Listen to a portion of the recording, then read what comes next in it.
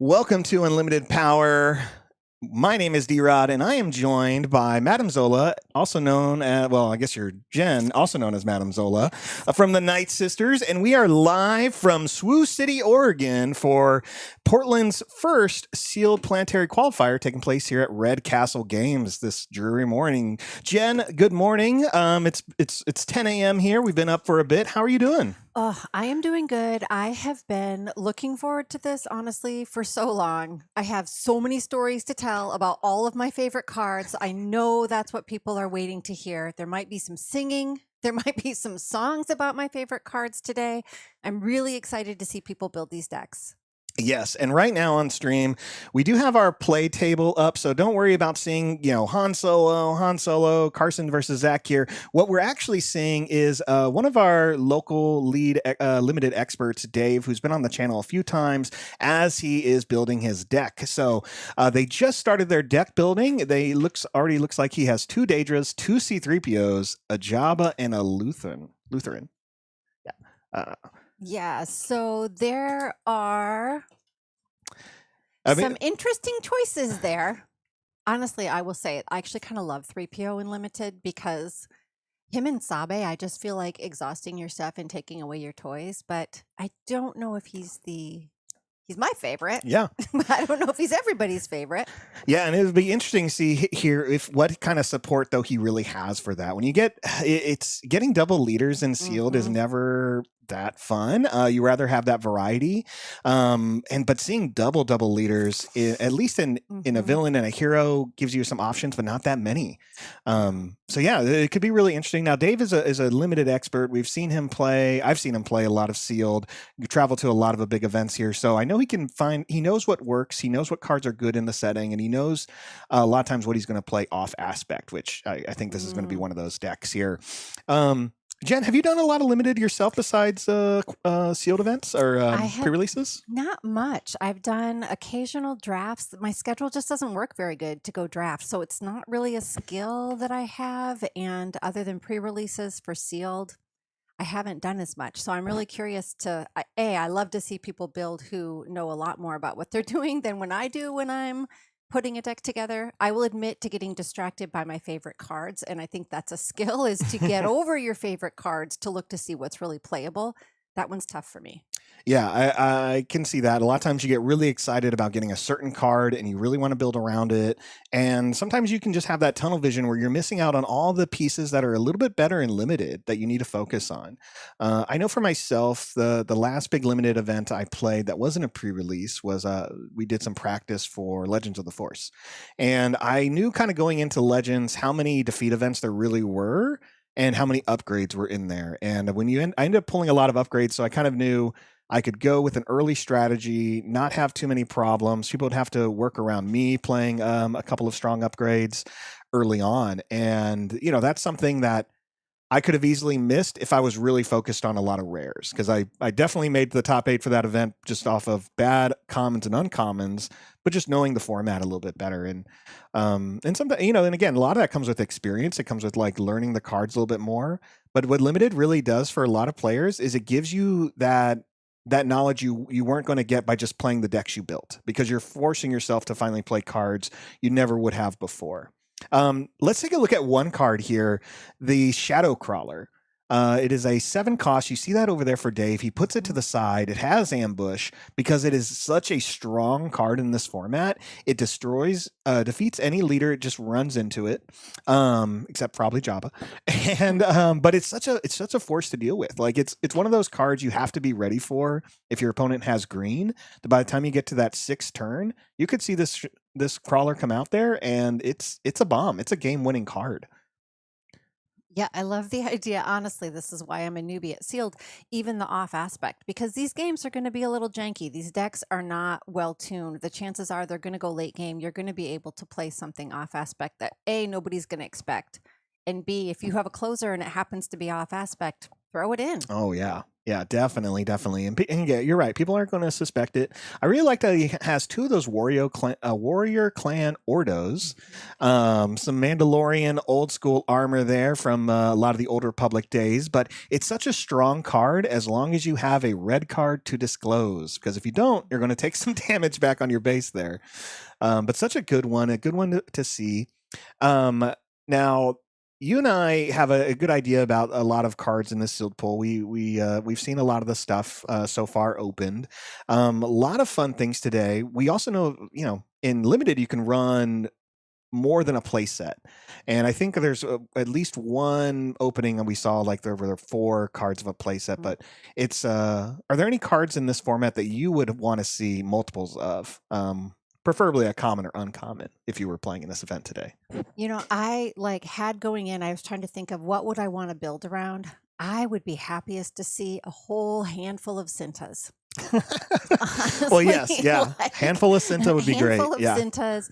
I wouldn't be sad to have more than one Gonk droid.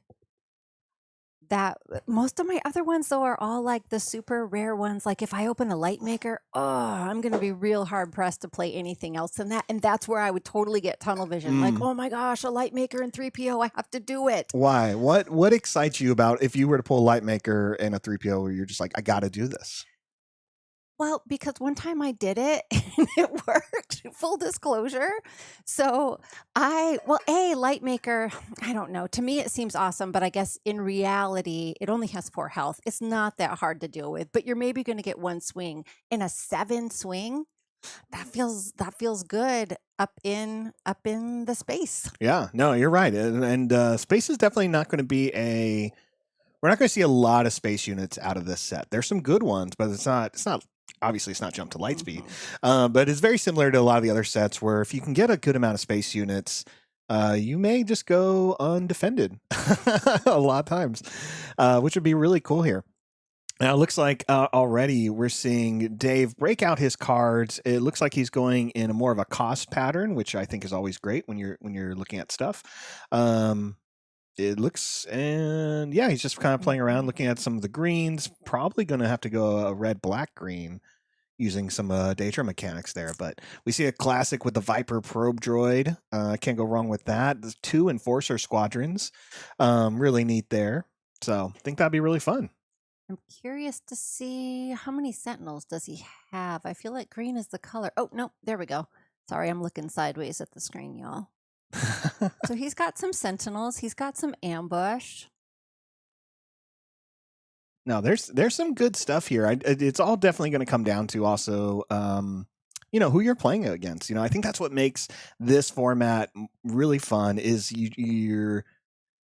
yes, you may know a lot of the cards in the pool, but it's going to be different for every player. It's not like going to a Planetary Qualifier like some of the last ones we went to, where if you saw Han 2 on the board or Han 1, looking at the leaders we saw last time, these two, you could kind of guess what's in those deck lists. Not the same in a sealed event. Yeah, I feel like there's a lot more skill with knowing the set. And then obviously everyone only opens what they open. And so you can't really guess. You might know what someone would hope they'd play with that leader, but you don't know if they have it. Right. So lots of good stuff there. And he got that Chancellor, which is really cool because I believe that's a starter deck exclusive. Yes. So being able to pull one of those in probably like a foil or whatever. But yeah, I think getting the Chancellor is really good. Sandcrawler is great there. Yeah, I think, this is definitely a deck that doesn't have a lot of power, but if you're drawing consistently a 2-drop on turn 1, a 3-drop on turn 2, and get some good plots, you can get set up there. And Chancellor Palpatine, he is a plot card, correct? Yes. So if he is doing Daedra, she's going to come out early. He can plot her out or plot Palp out and then get 2 Sentinels, correct? Yeah. You get 2 Spy Sentinels when he comes out. Is that him? As long as you play it as a plot. Yep. Yes. Yeah. Yep. Which for Daedra is going to be great. She doesn't have a whole lot of health. No, but Daedra comes out, I think, a turn. No, you have the resources. You should have the resources to play Palpatine there as I pull up the database here. So what's great is we're only focusing on Secrets of Power. And you and I have been talking a little bit about some of the leaders in here in Secrets of Power. I'll go ahead and say this. I think Secrets of Power was a great set. I was really excited when this got announced and we were at Galactics and they were talking about it because I feel like it did what their goal was as a design team, which was to have more power at deployment and to have a more hidden power happening with these plot cards. And I think you and I have seen that a lot with cards like Cinta or Palpatine, how much your deployment has changed when you can surprise your opponent with some of these great cards, like those two or Sudden Ferocity, things like that, that just immediately take one leader and make them even stronger, or, set up a great attack with Cinta. So that I've really enjoyed how this set has come out. I think it really does feel like Andor in episode 1 and episode 2 did really well at capturing a lot of that. What was your overall opinion of Secrets of Power? I loved it. I'm not the plot mechanism that took me a while to think like, why would I do that? But the action compression, I'm going to hide these things for later. I've actually really loved that. And as a total aside that has nothing to do with playability, this release has the best RBF among the leaders ever. I love I love all the female leaders. I know that's my bias, but there's just some great art. There's some great mechanics. I can't wait to see how these, even, some of the leaders that people don't think are great when they first come out, we start to see them get more tools the longer they are out with some of those rare leaders. So I'm really excited to see where they go next. Okay. For everyone at home, RBF. I can't say all of the words, but resting bee face, right? Yeah. Just like, so Daedra, we'll take Daedra. Daedra, okay. right? Yeah. Even Price, all of them. Look at Sly Moore. Oh, even Padme. You don't get to see that much on Padme there. Look at that picture. The first three you describe, it's more of like, well, yeah, that is Daedra, that is Price, and that is Sly Moore. But Padme, I'm with you. And you know what? When you're into politics that young, I imagine you got to have that as her. So, yeah, a lot of great characters this set. I think there's definitely some ones I know I want to continue playing as we go into a lawless time. But I was really excited, and from watching a lot of Rebels and other stories, I was excited for Daedra, Price. Horrible characters, but great characters. Yes, right. Yes, I mean they're nothing to like aspire to become, but. No, but fun to watch and fun to see them get their just desserts as they do in Star Wars, and as every villain does in Star Wars. That is true. I don't think many of them get away forever. No, looks like Dave is getting closer to his count. The one thing about like being an expert or someone who plays a lot of limited is it doesn't take you too long to deck build, even with a rough card pool. You kind of know what's good. You know what you're looking for as far as your resource slot. So what do you want to play on certain turns here? The plot mechanic is really good as well for him, but it looks like he has a decent early match from what we're seeing. A lot of 2-drops, a lot of 3-drops, what you want to see, have good variety. But as he goes further, he's going to have less options. So it's not horrible. It's because it is going to allow him on some turns to play 2 units. Like if he doesn't have his strong cruel commandos when he has 5 resources, he could play that crab and a viper droid. And 2 units in limited is better than 1 on a turn sometimes. So yes, and if he's playing Daedra, that's 2 cards out of his hand instead of 1. Yeah. So then that's going to weaken her deployment. Yes, for a little bit. People unfamiliar with Daedra. So Daedra is going to take 1. She needs an action. She's going to use 1 resource to exhaust herself, and she chooses an enemy unit. Its controller can deal 2 damage to their own unit, and if they do, you'll be able to draw a card as the Daedra player. Sorry, if they don't take the damage. Yeah, if they don't take the damage, you draw a card. So they have to choose what they're doing there. And then as an epic action, if you control 4 or more resources, you'll deploy her, but when she's on the field, which is as early as turn 3, then as long as you have more cards in your hand than an opponent, you gain raid 2. So a lot of times with Daedra, if he does have more cards, he was going to want to swing first and then drop the units, so he doesn't lose that extra attacking bonus. But Daedra doesn't do too much damage herself with just that 2, so attacking into her is a smart strategy for your opponents. And most of the time, I mean, your opponents, if they have 2 units, they should spend them defeating Daedra as soon as she hits the field. So I would expect her only to get 1 attack unless the players focus on clearing the board. Yeah, and the other thing for her that is going to be helpful is the plot mechanism because you're not taking cards from my hand. Yeah. I've already resourced those. Those are just freebies at this point. I don't lose anything out of my hand for her. Yeah, exactly. So let me work on just clearing the leaders here, just to have less confusion for everyone here from the last match. I apologize we didn't have a sealed pool doing that. But Jen, what do you think of the other leaders here? We have Luthen, C-3PO, and Jabba. So yeah, what are your opinions on these? So, I mean, we all know how I feel about 3PO because I've already said that part. So my main experience with most of these leaders really is with the Escalation League that they have here at Red Castle, where you start with a pre-release kit and every week you can add on and make your deck slightly bigger. You get a new pack each week. And that's been my main experience with this because I admit that this is the last season before rotation and I've really been super focused on all of my favorite leaders that I'm going to lose. So I haven't played a whole lot of the new ones. I'm not a control player. So Jabba is a little bit of a mystery to me about, I got to say, he's not my favorite because I just don't know how to play that. So 3PO is really the one, honestly, I have the most experience with. I like Dedra, but she's a weird combination of me for you're kind of control, but you're really not. You're also a bit of aggro, and that balance, I think in Limited is actually really good because you're either going to kill one of their things or you're going to hit harder and draw a card. Who doesn't want to draw a card out of a limited card pool? As many cards as you can see seems amazing. And full disclosure, I've never played Luthen because I don't get him either. I mean, again, it's these I think that my mind is locked into red is aggro, but he's not aggro. You can when your dude dies, so when a friendly unit is defeated while attacking, you can deal 2 damage to a unit or base on his deployment side.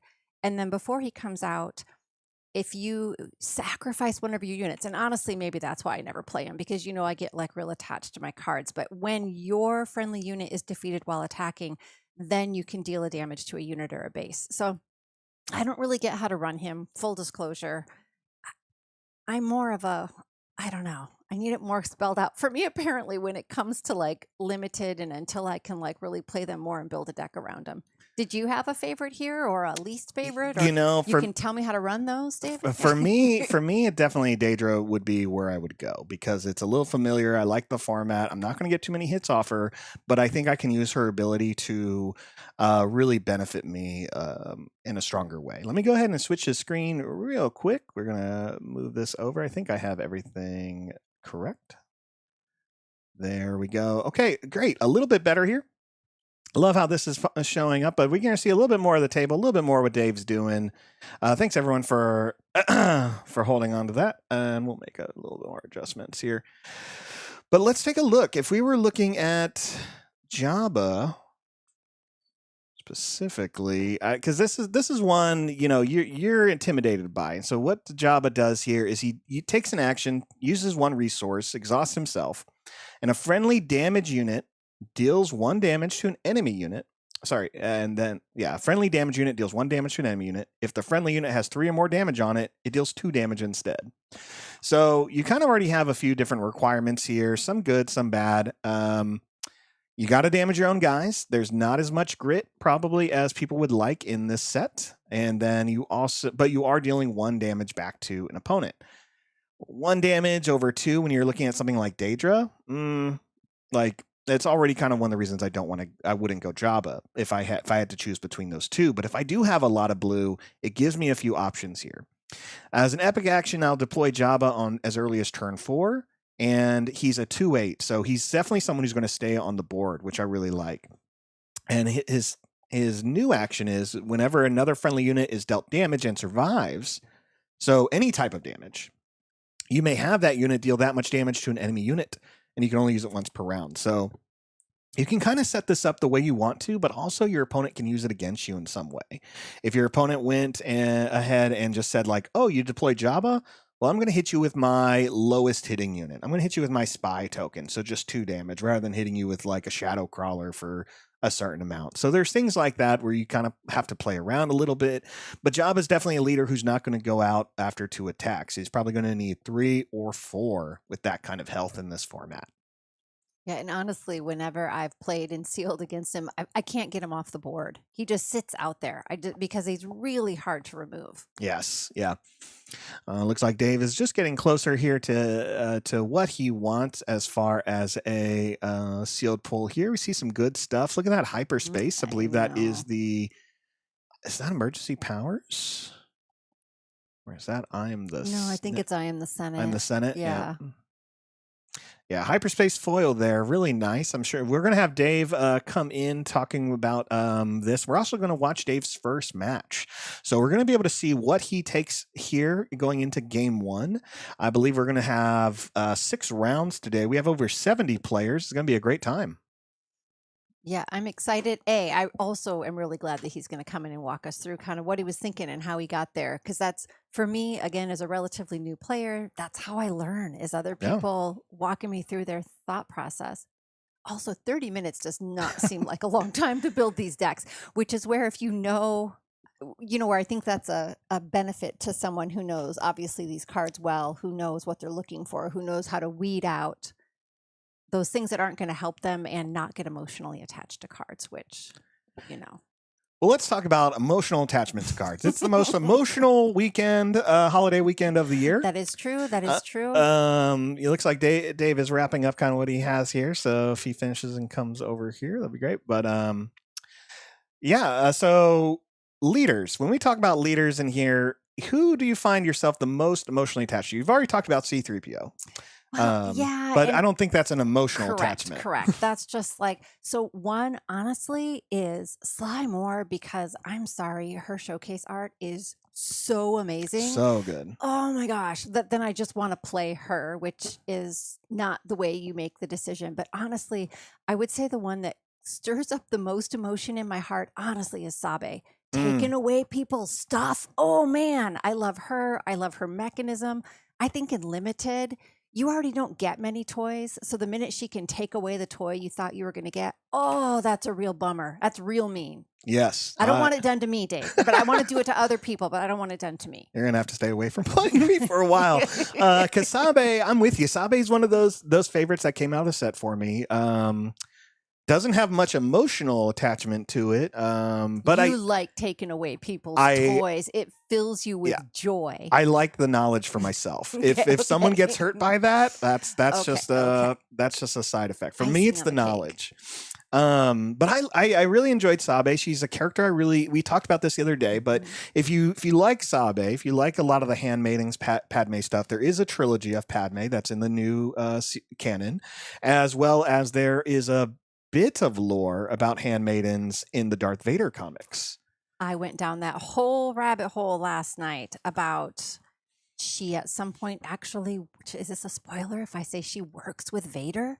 She's like on his team for a while, y'all. Yeah, yep.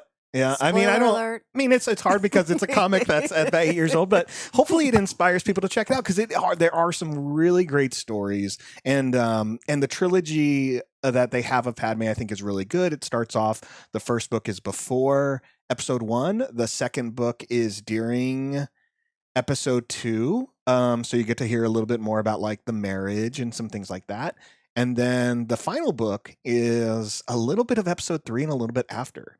So if you really enjoyed Padme as a character, the romance of the story, Nabooian politics, and how the handmaidens were formed, there's a lot of great stuff in there. And it's fun too, because the first book, it is just about a bunch of teenage girls who are brought together for this specific reason of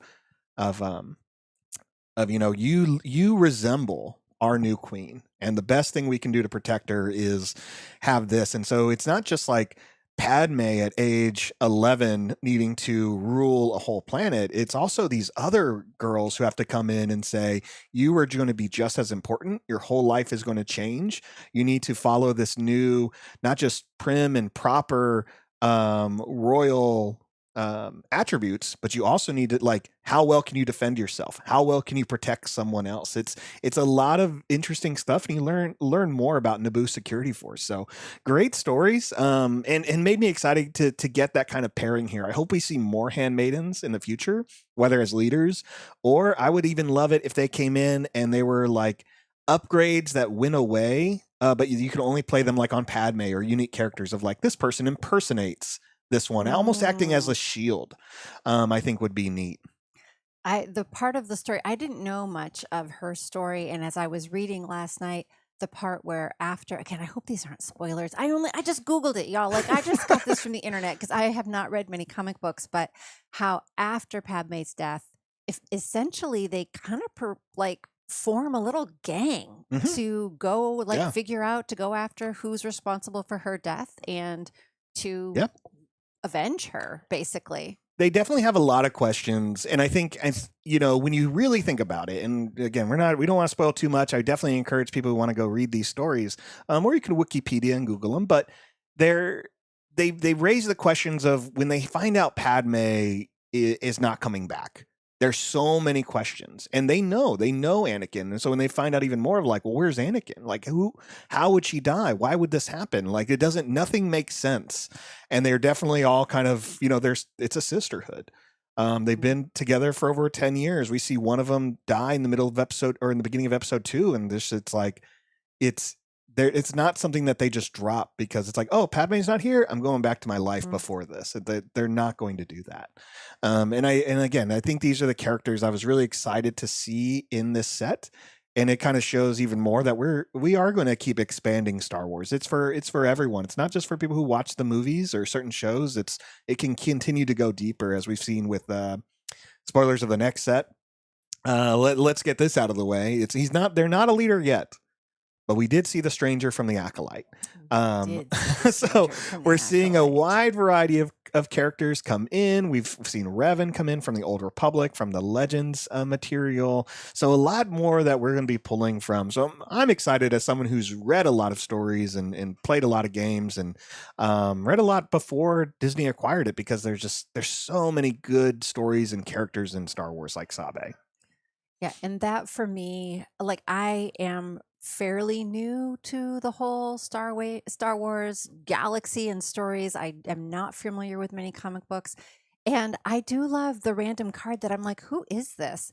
That's opened up this whole new storyline of people I didn't know and events that I didn't know, that just has widened this universe, which I think is great because there's only so many times you can watch the movies. And I love that there are all of these other ways, whether it's books or comics or whatever, to explore these characters.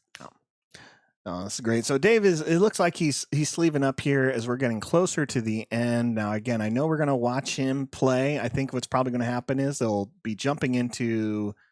They do want to start round 1 before 11 o'clock, so it's possible that we'll be starting here in the next 4 to 5 minutes. So we'll probably just have to talk to Dave after his game a little bit more on his deck building here.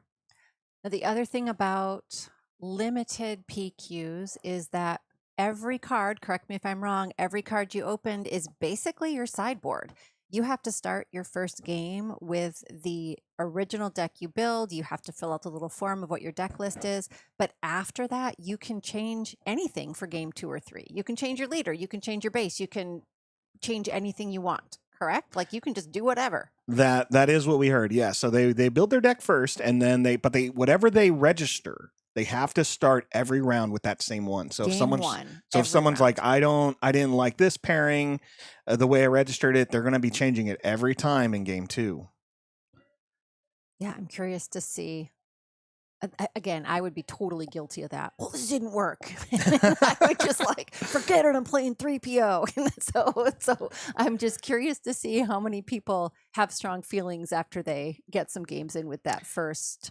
Some people do. It's the nice part about a limited format. Depending on how you're treating your day or this event, if you're a casual player, a lot of times you're just like, listen, I didn't open up what I needed. I'm going to go home and enjoy the rest of the Sunday afternoon in some peace and quiet, or doing something else a little bit more fun rather than taking a deck that just doesn't have the tools it needs to be successful. But so I imagine there could be some drops throughout the day. But here at Red Castle, one of the things I really love is that they've been a very inviting store. They really want to make sure players are having a great time. So there's a couple of fun things happening throughout the day. I know they have some raffles midday. So there's a lot of a lot of things to intentionally retain the players throughout the day. So maybe we won't see as many drops as I expect in some limiteds. But, again, Red Castle's always been great here in Southeast Portland, one of the oldest stores in the area, just as old as Guardian Games. Great place. Jen, you play here twice a week, I think. Yeah, well, Monday nights are Marvel Champions night, which me and my kid have been And doing Twin for Sons. years. And Twin Sons happens here every Monday night, and they're great. There's the Twin Sons players that come, honestly, are like chill and lovely, welcoming people. There's always extra decks. People just come by. I tell people all the time, like if you want to play, just show up on a Monday night. Somebody's going to have a deck for you. They will walk you through everything. It's a really welcoming group. Yeah, I can't say more good thing. Can't say not enough good things, honestly, about Red Castle Games. So great store, great managers, staff, owners. They have an amazing cafe here. They do a lot for the community. I don't think there's a quarter of the year that goes by where they're not trying to raise money for a great charity, or if something happens in their community. I know anytime there's something that happens to another business, they're the first ones to help. So really glad we can be here at the store. Glad we have over 70 players supporting this event. And I know the store went out of their way to even give more cool product to everyone who attended. So there was a nice bag. I should have just put that picture up, but we made over 70 bags. Everyone got a soft crate box, Star Wars sleeves, some stickers from Swoop PDX, Nightsisters, and from Unlimited Power here, and some other special tokens. So really great. Just to see how much they really give back to the community here, and everyone walks away with a lot of great and fun stuff. So. Yeah, I do love also that they really focus on being here for fun, to participate. Like most of their prizing is raffles rather than placement, which if you're a new player and you just want to show up and have fun, you're not going to always be prized out and walk out with nothing. It's about showing up and participating a lot more than who is on the very top. I mean, obviously somebody's going to win and that's great, but the reward is being here and playing. No. All right, looks like their time is up as far as deck building goes. That went real fast, yo. It does. It does. It felt like Dave only had like a few minutes as an expert there. Yes. So we'll see how it goes. Luckily, none of the players had to spend too much time here dealing with a lot of the logistics of today. The store really went out of their way to make sure players were going to have a good experience with a sealed pool. So looks like Dave's going to get settled here because he'll be playing at this table. But yeah. All packs were opened. I think there was some controversy about not controversy, but I think some people had stronger feelings about, do I want to open my own packs because that's fun? But also that's a lot of time, where this way everything was pre-opened, everything was registered, everything was ordered. Yeah. And so it was much easier in 30 minutes to lay everything out and make decisions. That's right. All right. Looks like the judges are working on the rounds from what I can see on the back end here of Melee, which is going to be great. Let me just go out there and check on the table here. But Jen, talk about I'll give you my opinion before I go check on this real quick. But what leaders do you think are going to make the top 8? In my head, I think we're going to see a Sabe, and I think we're going to see a Daedra. As far as a later game leader, part of me wants to say Jabba, but I don't. I think it's just because I know there's going to be a lot of them. I think we're probably going to see a Leia out there. I have not seen. So actually, I have not played much of her, and I will say that the last store showdown we did was a sealed event, and everyone was running Jabba. By the end, it was just like you're sitting down in front of another Jabba, and I think a Jabba actually won it, mainly because if you get Zam Wessel and then you just put upgrades on her, am I getting her name right? She you couldn't deal with her, and so I think that was a build around for some people. And the other I think is Colonel Yularen. Just from the action compression, you're going to get to swing twice in a limited pool. If you can get some good sentinels in green villainy and a couple of quick swings that you're going to be ahead of your opponent, I just feel like in limited that's really good. So I do think we'll see a Dedra. I'm going to go Colonel Yularen. I should be writing these down. And I do think there's going to be a Jabba there. I think there's going to be a Sabe there. I mean, I would love to see a 3PO because we all know how I feel about that. And I actually think if you get the right yellow events that also help you exhaust as a tempo leader, just be able to kind of leapfrog over someone else and take away their swing. I actually think he's not bad in limited, so I'm not going to be sad to see him in the top 8. Some of the others I have not played much Mon Mothma. If you open a bunch of officials, and I mean that's a great way to pick across colors. Leia giving out experience is great, so maybe I better write these down, y'all. I'm going to write them down right now. What I'm going to make my top 8 predictions for. I'm definitely going to say there's going to be a Sabe. Let's just put 3PO in there and let me live the dream. We obviously don't have access today to Padme and Chancellor Palpatine because those are only in those pre-release kits or the pre-constructed decks that you can buy. Okay, D-Rod said he thought there'd be a Leia. I will say Lama Su. So if you get enough upgrades and you can recycle those, I mean, I don't think we're going to see him, and I don't think anybody's going to play him, but I don't think he's terrible. Satine, I don't see people going that long on these games. I think you'd have to have a pretty specific amount. I think you'd have to have the really right pulls to build a longer Satine deck as a control and then getting out there and restore. I feel like those games are going to be long. So I'm writing down my list, D-Rod. I've got Sabe. I put 3PO in there. Yo, just let me have my dreams. You can have your said dream. Dedra. I think Dedra is reasonable. Sabe for sure is going to be. I was saying you missed this part. I do think Jabba's going to be in there. I think that if you, I don't know, people at the last pre-release, the sealed pre-release just played a ton. Or I'm sorry, Star Showdown. I keep saying the wrong words. He won. Like I was talking about, you get an upgrade on Zam Wessel, game's over. You can't. People just keep stacking stuff on her. So I think he's going to be in there. I think somebody's going to have him at the top. It can be rough.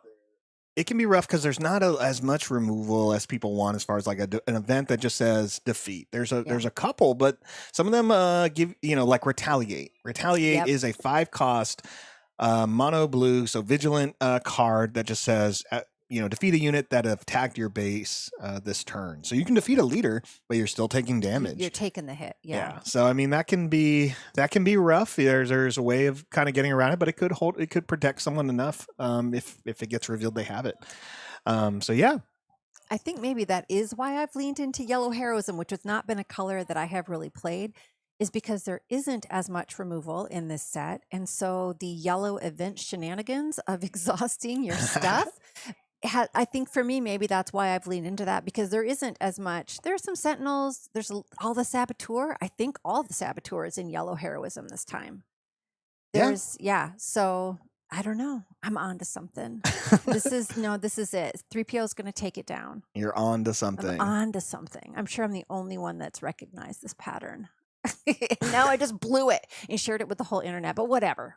Y'all can keep my secret. I think they may have figured it out by now. All right. Looks like the players are getting ready. We're gonna wait for the opponent to get here. Unfortunately, without knowing their this isn't like other events where we know kind of what they're playing beforehand. So we got to actually see what they're going to put out here. Down. Yeah. Get this up. I'm glad that he chose the hyperspace Dedra as his leader. I'm just going to say, not the regular Dedra, the hyperspace. I like pretty things. Oh, here's his person. We will see that person soon. Let's make sure we get these bases in here, so we have all that ready to go. I'm excited now that I think about how often you sit down across from somebody, you don't really know their deck list. You don't really know what they're running. You might have some ideas. I actually love that I got to see him build it. And now I'm like, oh, I know what he's got. I'm curious just to see how that is to watch.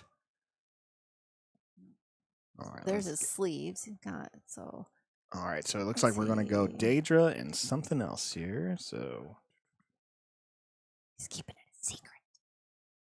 Some people do. Wait till the very end.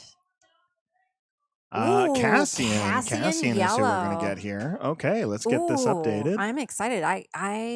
I'm curious to see how this goes. So he's a rare leader, correct? So we may not see as much of him today. On his leader side, friendly units that have damaged an opponent's base this phase can't be attacked unless they have Sentinel. Well, that's a real good way to keep your stuff alive. If you can get a swing in. And then when he is deployed, you'll have to wait for my internet connection. All right, he's going to come out on turn 5. He's a 6-cost deploy. He has a 6/2 with the Rebel trait with Overwhelm. And while you have the initiative, this unit isn't defeated by having no remaining HP and can't be defeated by enemy card abilities. So that's like Turret, only better. There's no takedown. I mean, there's no takedown in this set anyway, but you don't have to worry about, you don't have to get the force to make it happen this time. So that's always great. Yep. And if he can he's going to at least get a swing if you have the initiative. If you don't have the initiative, he has two hit points, and that's going to be real sad. All right, well, let's see here. So we got the overlay update. We're going to move back into the game board here.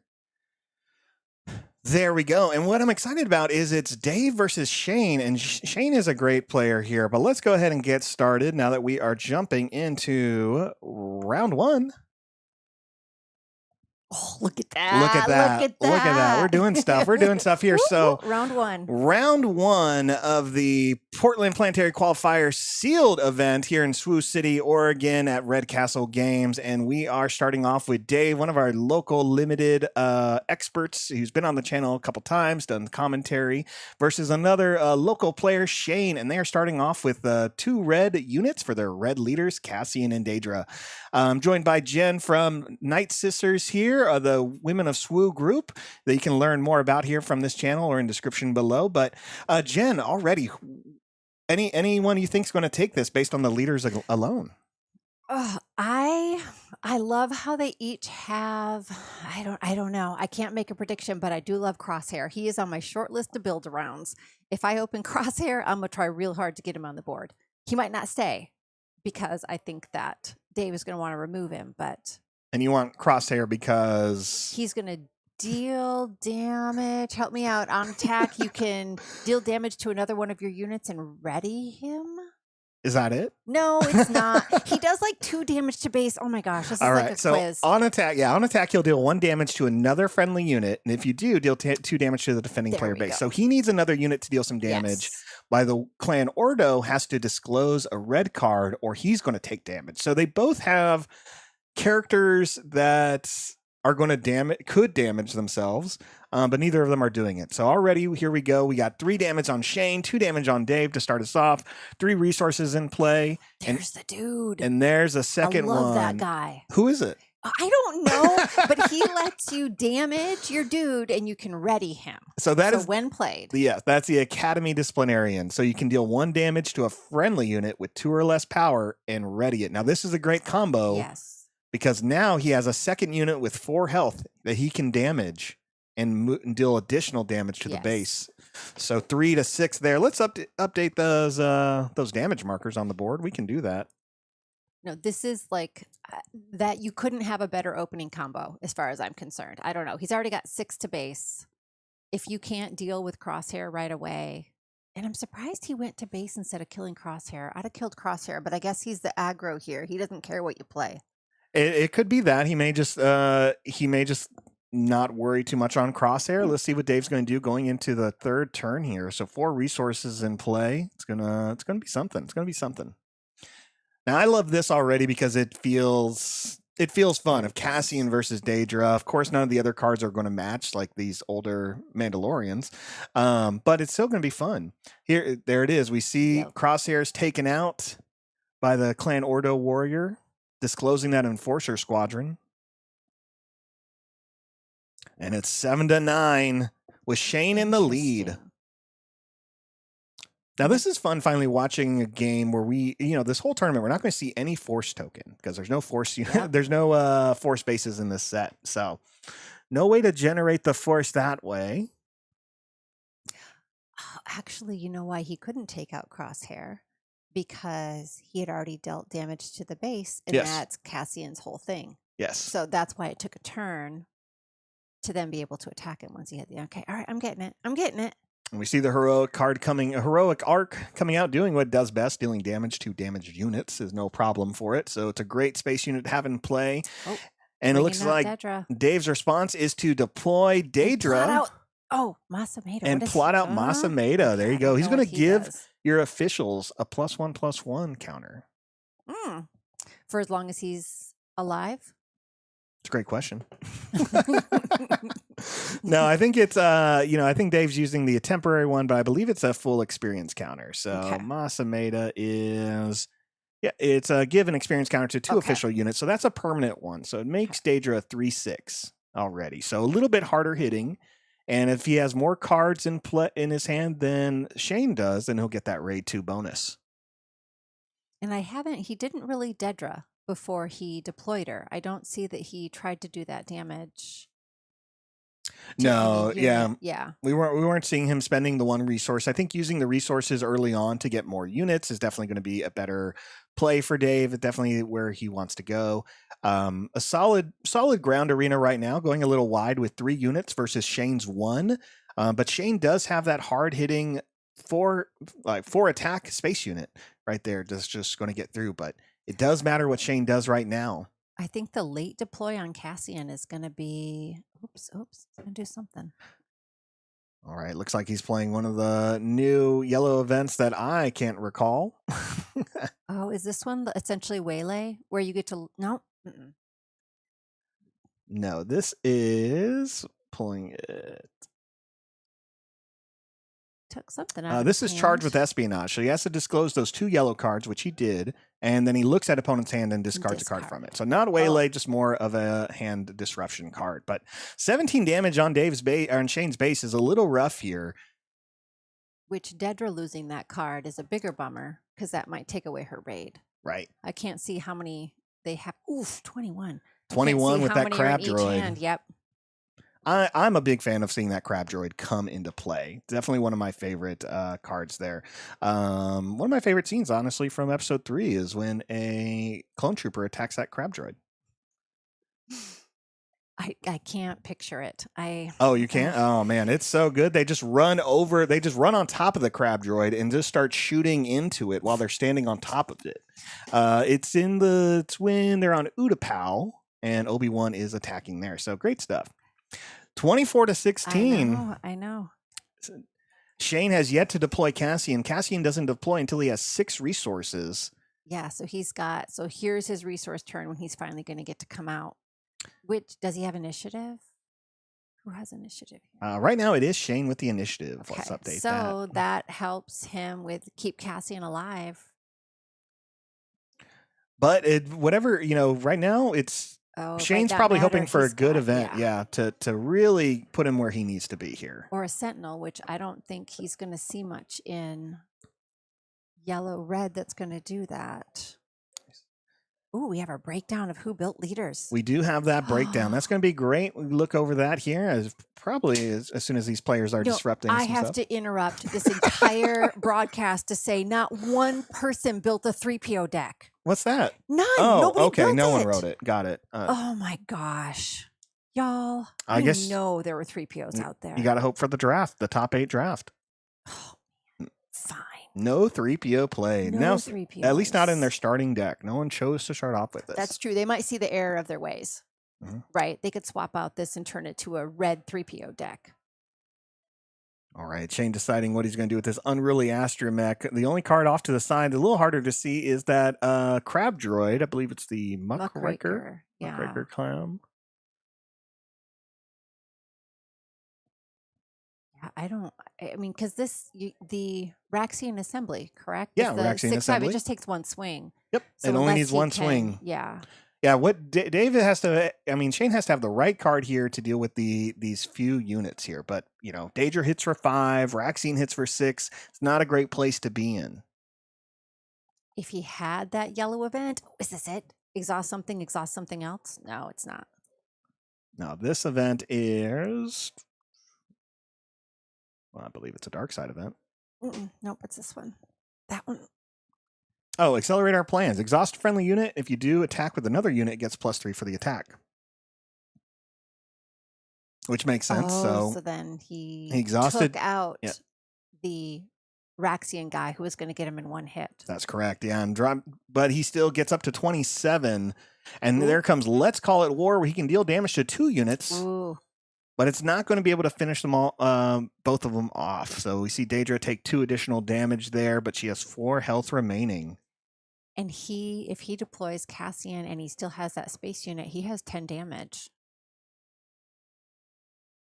Oh, but there is Daedra as a unit with the ambush mechanic, taking out the unit he had in play and getting that spy token. So yes, Shane can still deploy, but if he can't do 14 points of damage right now, Dave has it with that opening turn.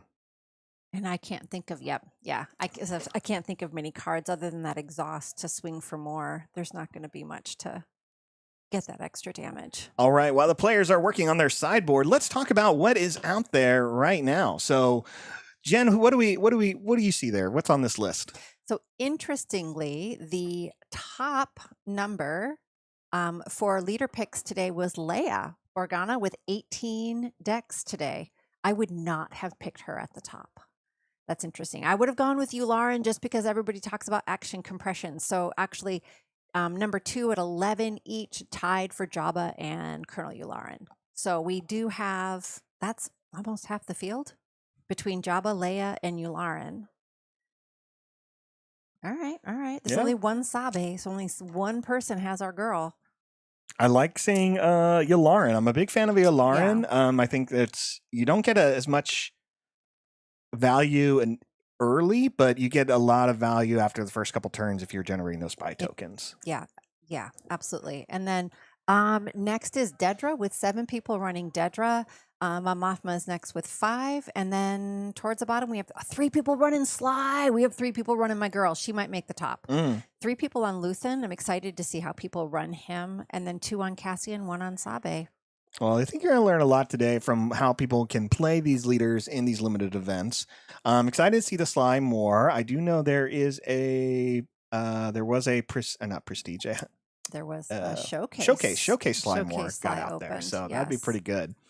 A couple things from the chat. We can look at that. Appreciate everyone chatting along in there.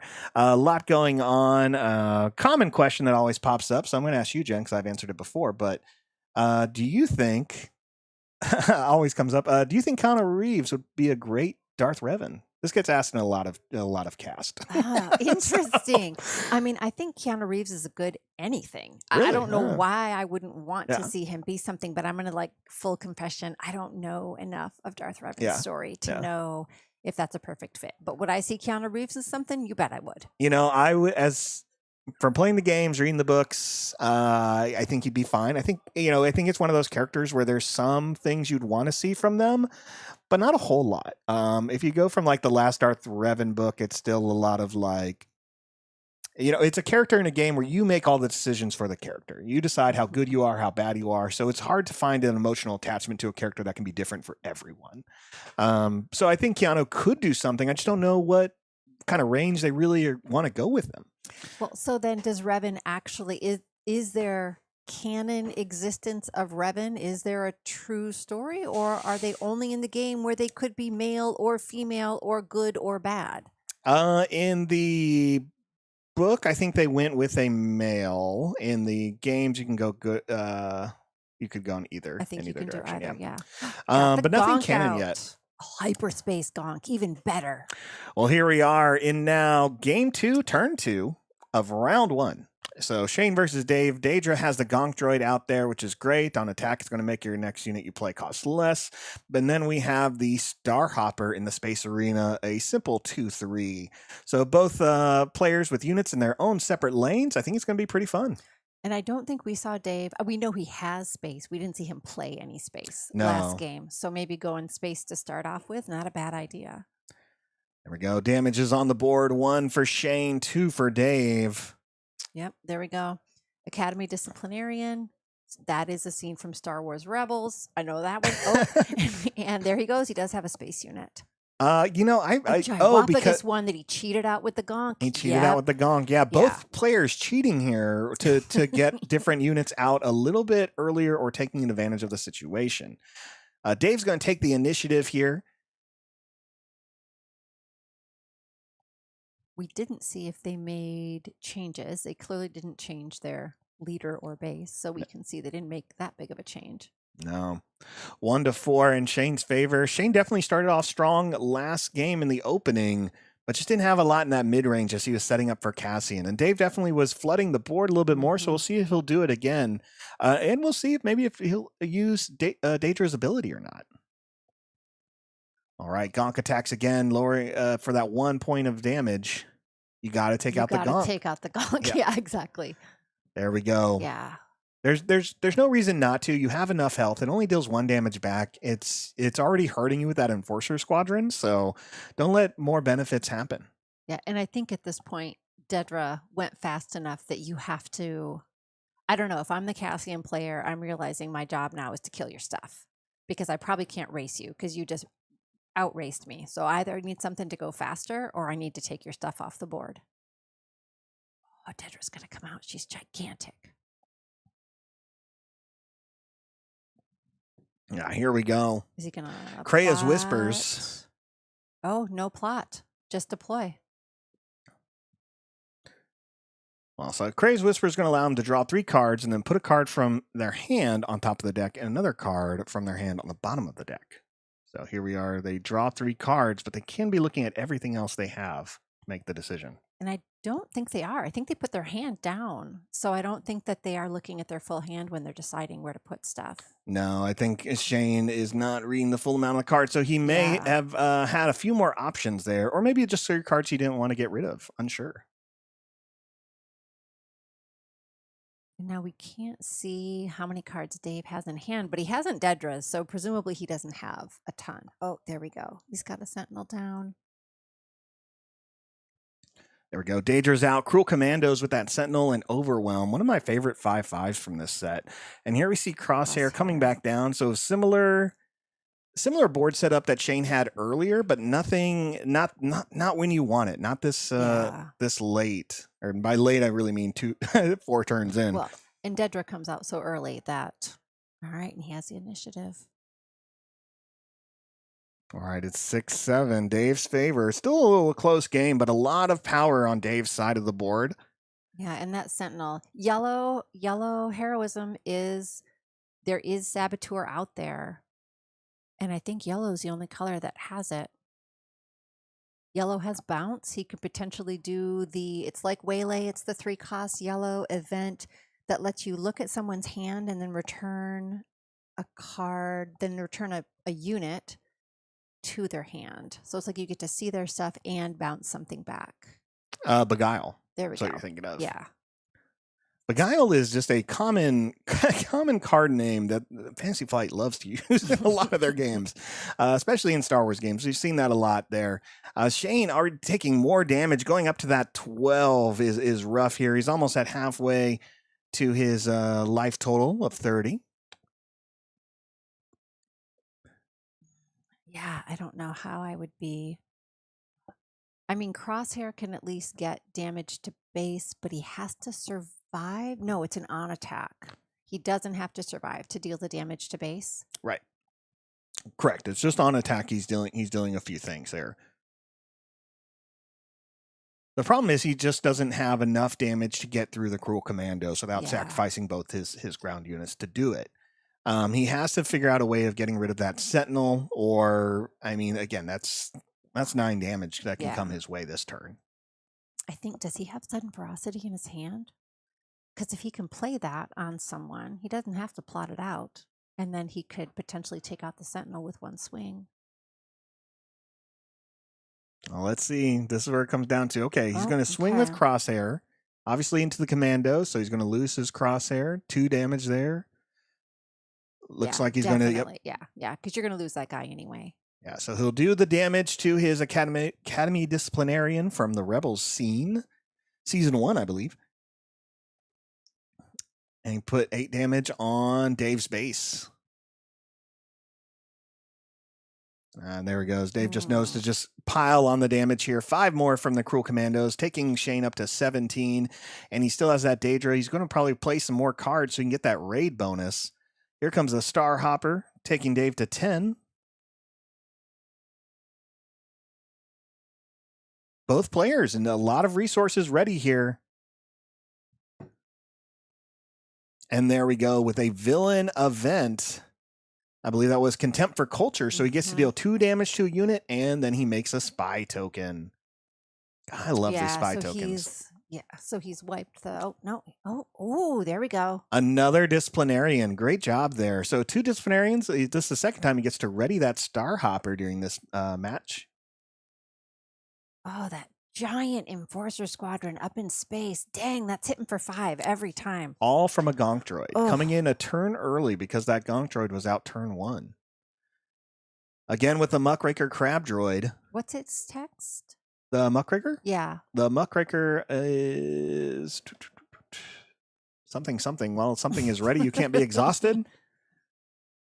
Oh, there he finally got a Saboteur out, but it's too late. While it's ready, it can't be attacked, is what it is. Okay. It's because it has so many claws and pincers, right? When it's up, you're not going to get at it. All right, 19 to 10. 19 to 10. Does Shane have it? It's getting a little harder for Shane here. Still hasn't been able to deploy his leader, but we're getting to that turn. He does have the initiative. He's checking his resource pile. We see that Sudden Ferocity as a plot card, which on Cassian is real gross because you have the initiative. Cassian's not going to die. You can put the upgrade on him and not worry about it. Right. The problem is Dave is showing in the ground arena alone, he has 11 damage plus 2 with the spy, so 13, and then space arena 5, so 18 damage on the board. So Shane has to remove some of these units, some of these threats, and there goes the Cassian deploy. And he's going to plot out the wrong ride. I love that card. So that exhausts 2 resources? Yeah, exhaust 2 enemy resources. Only cost him 3. And then he has another 3 to play the Sudden Ferocity. So Sudden Ferocity is going to give him +3 to put on any units. We'll see which one he throws it on here. Sudden Ferocity would be great if you just continue to have more Disciplinarians. Oh, no kidding, right? Just keep ready and stuff. There goes Cassian getting that +3, and the Cruel Commandos hit Shane for 5. So he has 9. Yeah, there's 9 with that Cassian, but he still has to get through the Sentinel unless he has Saboteur. There we goes. And he does have a Saboteur. Oh, it'd be great if he saved that Academy Disciplinarian to ready Cassian again. Would be awesome. I mean, I think he needed it before. He couldn't wait, but... 16 damage. It looks like the Overwhelm is what's going to get Dave up to that 16. Cruel Commandos is off the board, but Dave just knows he just needs to keep the pressure going. So he hits for 5 with that Enforcer Squadron and gets Shane to 29. That is it. Wow, what a fun opening match. I really enjoy watching these players. You know, Shane is a local I see almost every other week. Fun guy. He's played a lot of these events, went to Galactics and did decently well there. So great players here.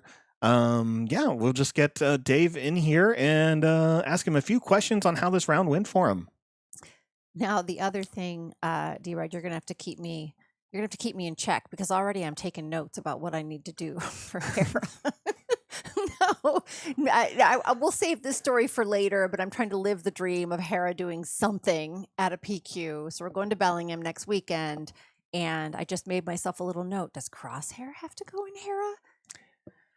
I mean, I'm trying real hard to stay on theme. I don't want to go off Spectre, but that is direct damage to base, which has been real hard for me against Control. Now, I'm way off the base. Y'all don't have to troubleshoot my Hera deck with me, but... You do have a Spectre with grid. So you do have a low cost character you can impact with Crosshair to get a little bit more of an advantage, but maybe not the worst thing. But you also know just dealing damage to your units can put you at risk of a couple of other issues. Yeah. All right. Just let me live the dream. Also, oh, hey, I did see somebody in stream that was talking about building 3PO and having Kazuda, having those lower cost units. Kazuda is great, and especially with an early 3PO deploy. Apparently, maybe nobody had enough Kazuda today to be brave enough to go 3PO. So I agree that having those wider units. Also, I found that when you can get some either events or units that help you make a spy, then that helps 3PO because you already have an exhausted unit, and then you're less concerned about making sure you get a swing in first.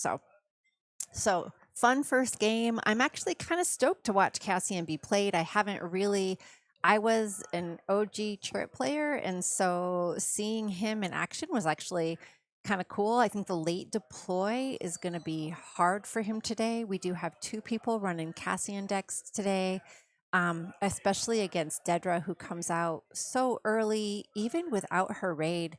Dave did a great job of keeping the field nice and wide. That was hard to deal with. I had a hard time tracking how many cards he had in hand to see if raid really was happening there, if that got turned on for the swings. He'll come in and be able to tell us more about how that game went and kind of also some of his thoughts about deck building. And he had kind of a weird little pool of leaders, and I'm curious to hear more from him about if there was anybody when he saw that. Maybe he just crossed off 3PO from the get-go.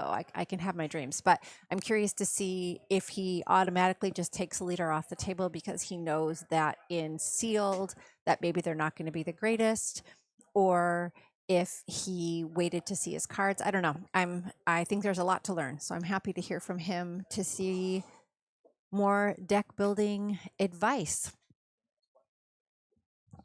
Nope, I'm going to change over, so D-Rod's going to help us out here.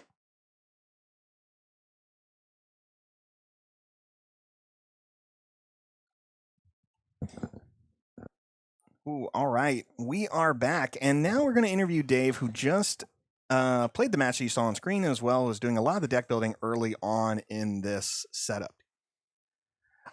Dave, welcome to the channel. Congrats on your first win. I know you probably don't feel like congratulations are in line with what you opened, but let's talk about that from your perspective. So, how did you feel about getting your card pool today?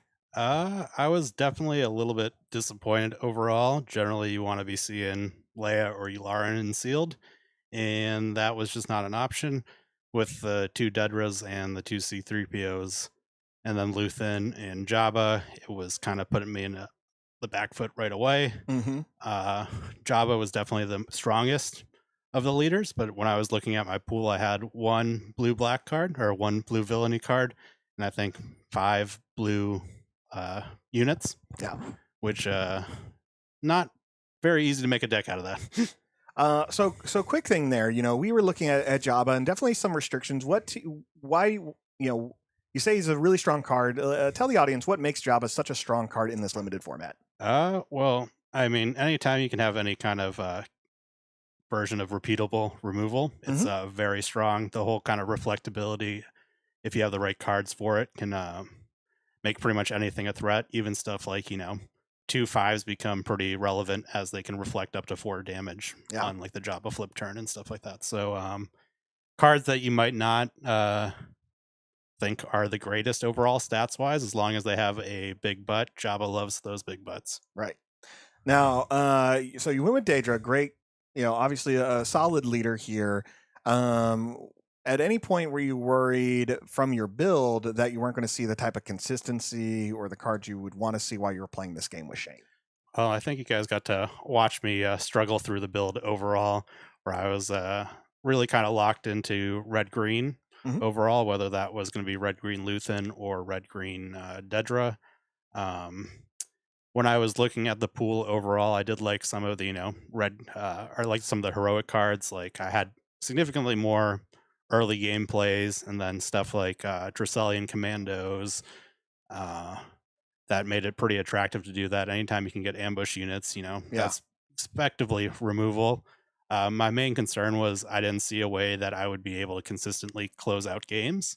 Just having kind of only a couple options. I think I had basically the Raxian assembly, Dracelian commandos, the tank, and then one shadow crawler as my end game kind of options. Felt a little bit limiting, so that's why I kind of ended up going with Dedra. Uh, she had a couple more space units. Having two of the Enforcer Squadron, the 5-3 in Yeah. space, definitely helps you close out the games quickly. And that's kind of what I wanted to be doing at that point. How excited were you to get that Gonk droid out turn 1 and the Enforcer Squadron out a turn early? Overall, anytime you can play or anytime you're on like or as I say, on the draw from Magic terms as you're going second off the initiative, if your opponent's not really contesting the ground arena, that makes it generally a pretty bad day for your opponent. Yeah. Being able to go kind of Enforcer Squadron a turn early and then also the Cruel Commandos a turn early really kind of put the tempo or the screws to them. And I was just lucky that my opponent didn't have the card to punish me on the 4 resource turn, whether it was Let's Call It War or Grassroots Resistance to kind of kill my 5-3 in space. Yeah. Yeah, definitely. It looked good. It seemed like you were in the right position there. Again, that Cruel Commandos out is just solid. There weren't many answers for that Shane was going to have there. How did you feel in that opening game when Shane did get out the combo of Academy Disciplinarian and Crosshair? I was definitely a little bit worried that it was going to be a quick game on his part. I mean, you're looking at early 6 damage there pretty quickly. I think it's hard to say if he would have been able to kind of race what I was doing overall, but that's always kind of a risk. Also, the casting ability came in handy, whereas he was doing damage to the base, so I couldn't like take out his units. Whereas like, oh, I wanted to get that trade off originally with the Clan Ordo, but he said, Now playing the Clan Ordo, I really like that warrior. The only issue is you're disclosing a little bit of information. Does that bother you in any format when you're playing the warrior, or was it bothering you having to show Shane what you had in your hand? I mean, definitely not really in limited unless you're showing kind of big tricks like cards like Let's Call It War, or some of the cards that you find are going to be kind of game changing. Having this 3/3 for 2 resources is the premium stat line, especially if you're an aggressive deck. I mean, you're gonna quickly start shearing off health, and then mainly I was disclosing the card that I was going to play on that turn, so there wasn't a whole lot of surprises coming. Yeah, and I think that's a great way to play that. You mentioned you don't want to disclose some of those big game changing cards like Let's Call It War. If that was the only red card in your hand, do you think it's something that you show, or do you just take the penalty of taking the 2 damage? Do you I think it probably depends on the matchup. I mean, if your opponent's playing an aggressive deck, you definitely don't want to be taking any extra damage where you don't have to. Yeah. Also, it might lead your opponent to maybe making some suboptimal plays to make sure that you're not on the initiative. So that might be some sort of mind games that you can play overall. But I feel like generally you're okay with revealing the card. So now you've played this deck at least, a couple turn games with it right now. Do you kind of feel like you already understand your strategy going into the next additional 5 rounds today? Yeah, faces the place. If I can't get there, I can't get there. I don't really have a whole lot of options. I shouldn't be trading most likely unless I have to, and then hopefully getting that early flip with a kind of a strong either sudden ferocity, or in game 1 I decided to go with like the Masameda flip because my opponent was potentially contesting space, so I didn't want to. I figure I'd be able to race on the ground faster than he would be able to kind of do damage in space. Awesome. Well, before you go, you've already done a PQ that's been sealed. This set. I think. This is the 3rd one I've done. Third one. Okay, so tell us about where you placed in those last 2. When I went up to Enum Claw, I had a pretty insane Leia Green pool. It had some of the greatest hits. Got lucky enough to open up a Queen Amidala, but I think the biggest kind of hit of the day was the Renowned Dignitaries, the 6 mana or 6 resource 5 drop, or no, 6 resource 5/6 that gains you 2 life for each Oh yeah. official in play. There was a game where I think I gained almost 20 life off of that on back-to-back turns, and it made things a lot easier overall. Today I'm definitely facing more of an uphill battle. With that kind of green Leia deck, I actually had a pretty solid run. I ended up 5-0-1 in Swiss, only dropping 1 game, and then made top 8 and drafted a pretty sweet looking blue-black villainy Sly Moore deck. Or no, why is blue-black cunning? Blue black cunning with Sly Moore, Blue black yellow Sly Moore deck that was pretty sweet, but unfortunately ran into a Jabba green where we were both doing emergency power shenanigans that made it a little bit tough to kind of do it. I think we went to pretty much time, so we used all 115 minutes, or Wow. no, not 115 minutes, hour and 15 minutes. Wow, and that was at the more closer to the start of the set, right? It was about a month and a half ago, I think, at this point. So it was definitely close to the start. I dropped 3 games all day to the eventual champion. That was about it. And the second event, how'd you do? Zulu. We went up to Zulu 2 weekends ago for another one. I'd done everything to prepare. The funny thing about going to Enumclaw was I woke up with about 2 minutes before my friend arrived to drive up there, and didn't get to shower, didn't get to eat breakfast, had all these grand plans of being ready. Instead, just kind of slummed it and had like a great day. And then when we went to Zulu, we rented a hotel. We had a great breakfast, and I think all me and the 2 other people in the car, we all started off pretty much 0-2 or 2-2 kind of thing, and our days ended pretty quickly. Awesome. Well, I wish you luck in the rest of the event today. I'm hoping we'll see as you get closer to that top 8, because I know you have the skill. We'll see if the deck can get you there the rest of the day. Anything else you want to shout out before we head back? No, I just want to shout out the channel. Love being on Talking Limited with you, D-Rod. So hopefully day goes long, but if not, I'll probably be back in the booth with you at some point. Awesome. All right. Well, thank you so much, Dave, for just having the interview after round 1 here at Red Castle Games. Let's go ahead and bring Jen back on, and we'll just chat a little bit for the next match. Oh, Jen asking a question. Here. All right, Jen just asked Dave, what are some of the techniques that he used to get prepped for limited events with her curiosity here? So great question, Dave. What do you think? I mean, I think just kind of practice and having kind of a group of friends that you can open sealed pools with overall is definitely helpful. Some of the things that we did is we'd open a pool, make a deck, take a picture of it, and then pass the pool to the next person, and then see kind of what people were coming up with. That being said, I probably over prepared for this. I think between the pre-releases and just opening packs and stuff like that, I've done probably close to 30 sealed pools, and then also did 20 plus drafts in the meantime. Overall, I'm pretty much a limited specialist. I don't play a whole lot of constructed. I don't like to necessarily put in all the reps of playing the matchups and learning the kind of learning the cards of what to play. But I've been at it for a while. I think I've played Magic since 1998 and been drafting since then. Took me about 10 or 12 years to actually be good at drafting, where instead of wondering why I kept on losing, I started converting wins.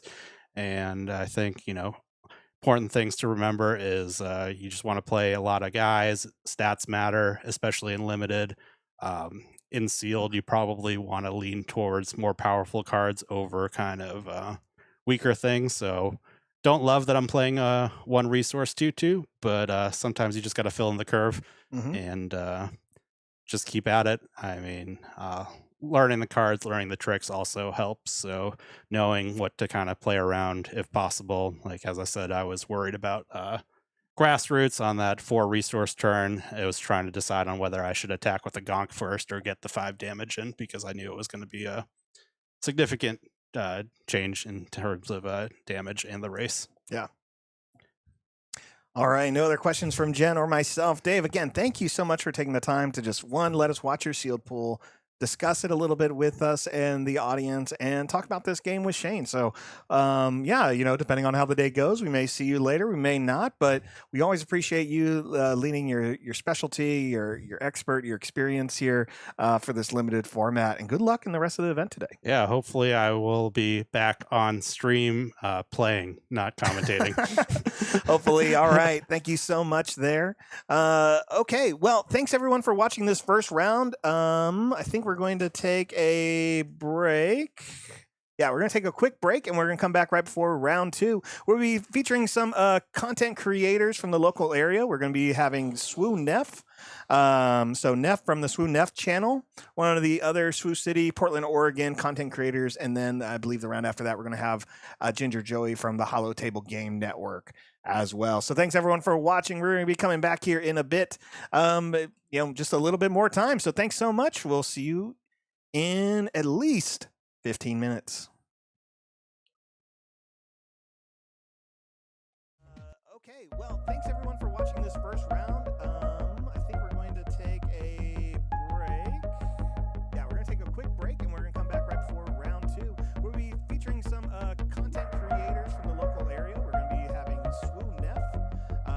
So Neff from the Swoo Neff channel, one of the other Swoo City, Portland, Oregon content creators. And then I believe the round after that, we're going to have Ginger Joey from the Hollow Table Game Network as well. So thanks everyone for watching. We're going to be coming back here in a bit. Just a little bit more time. So thanks so much. We'll see you in at least 15 minutes.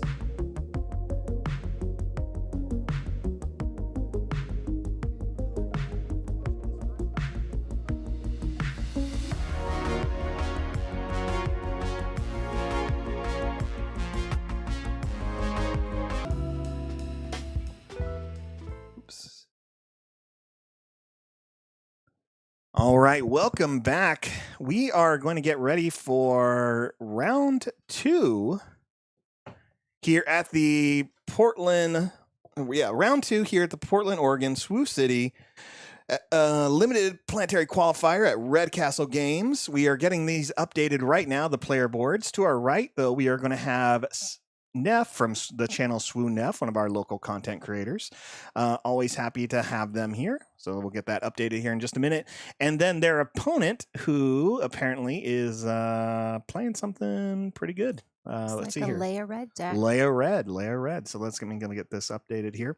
But yeah, my name is D-Rod of Unlimited Power, and I'm joined by Jen, aka Madamezola from Nightsisters.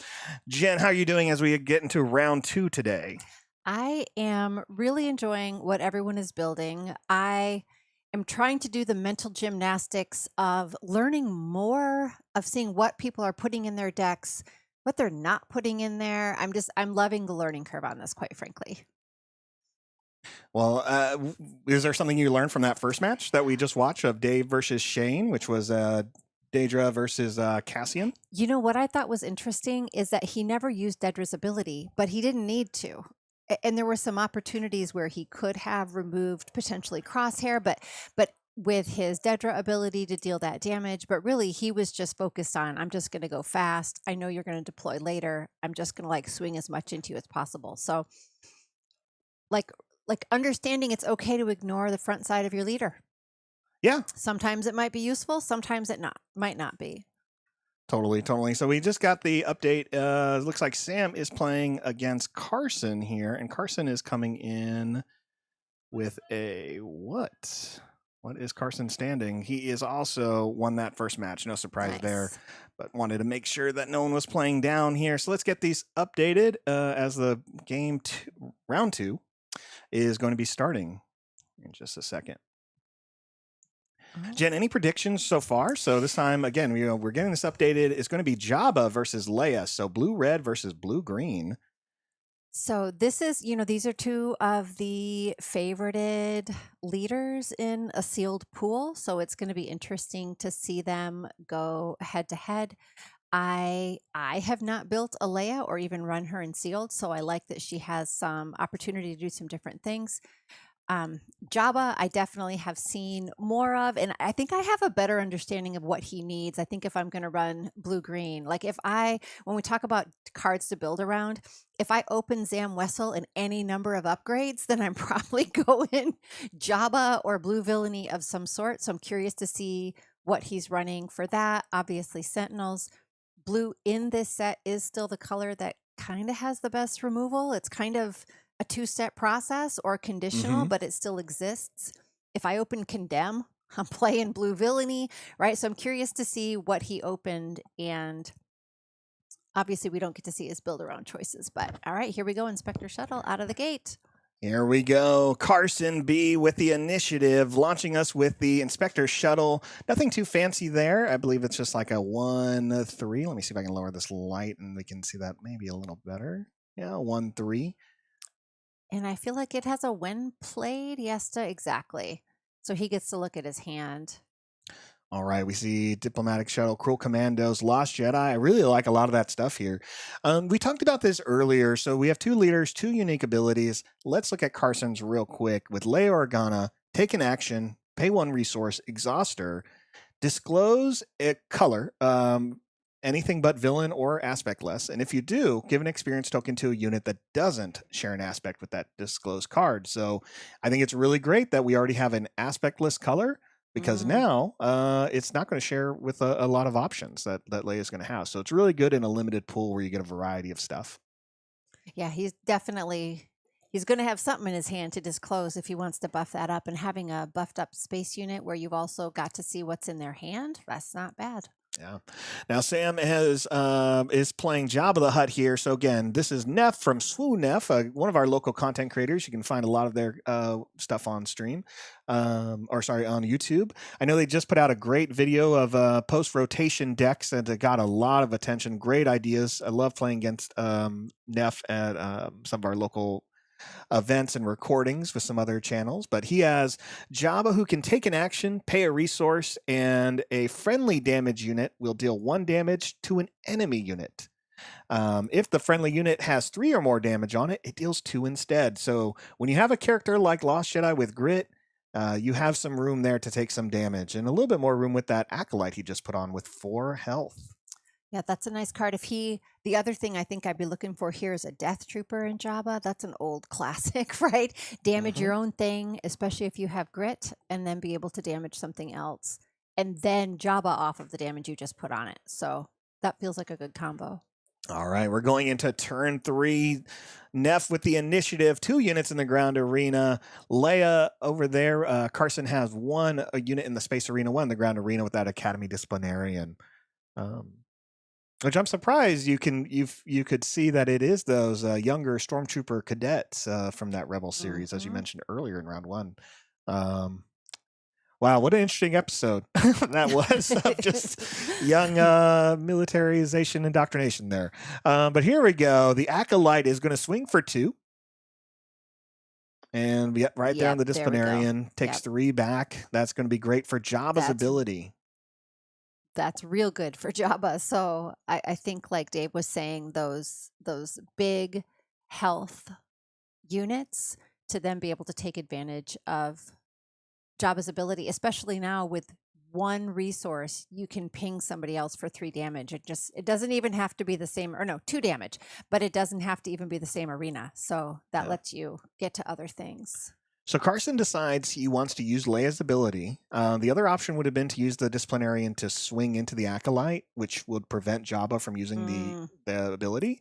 So instead, he uses Leia, makes the Disciplinarian stronger, and looks like Neff uses all 4 resources for that Ando Commissioner, I believe. Yep.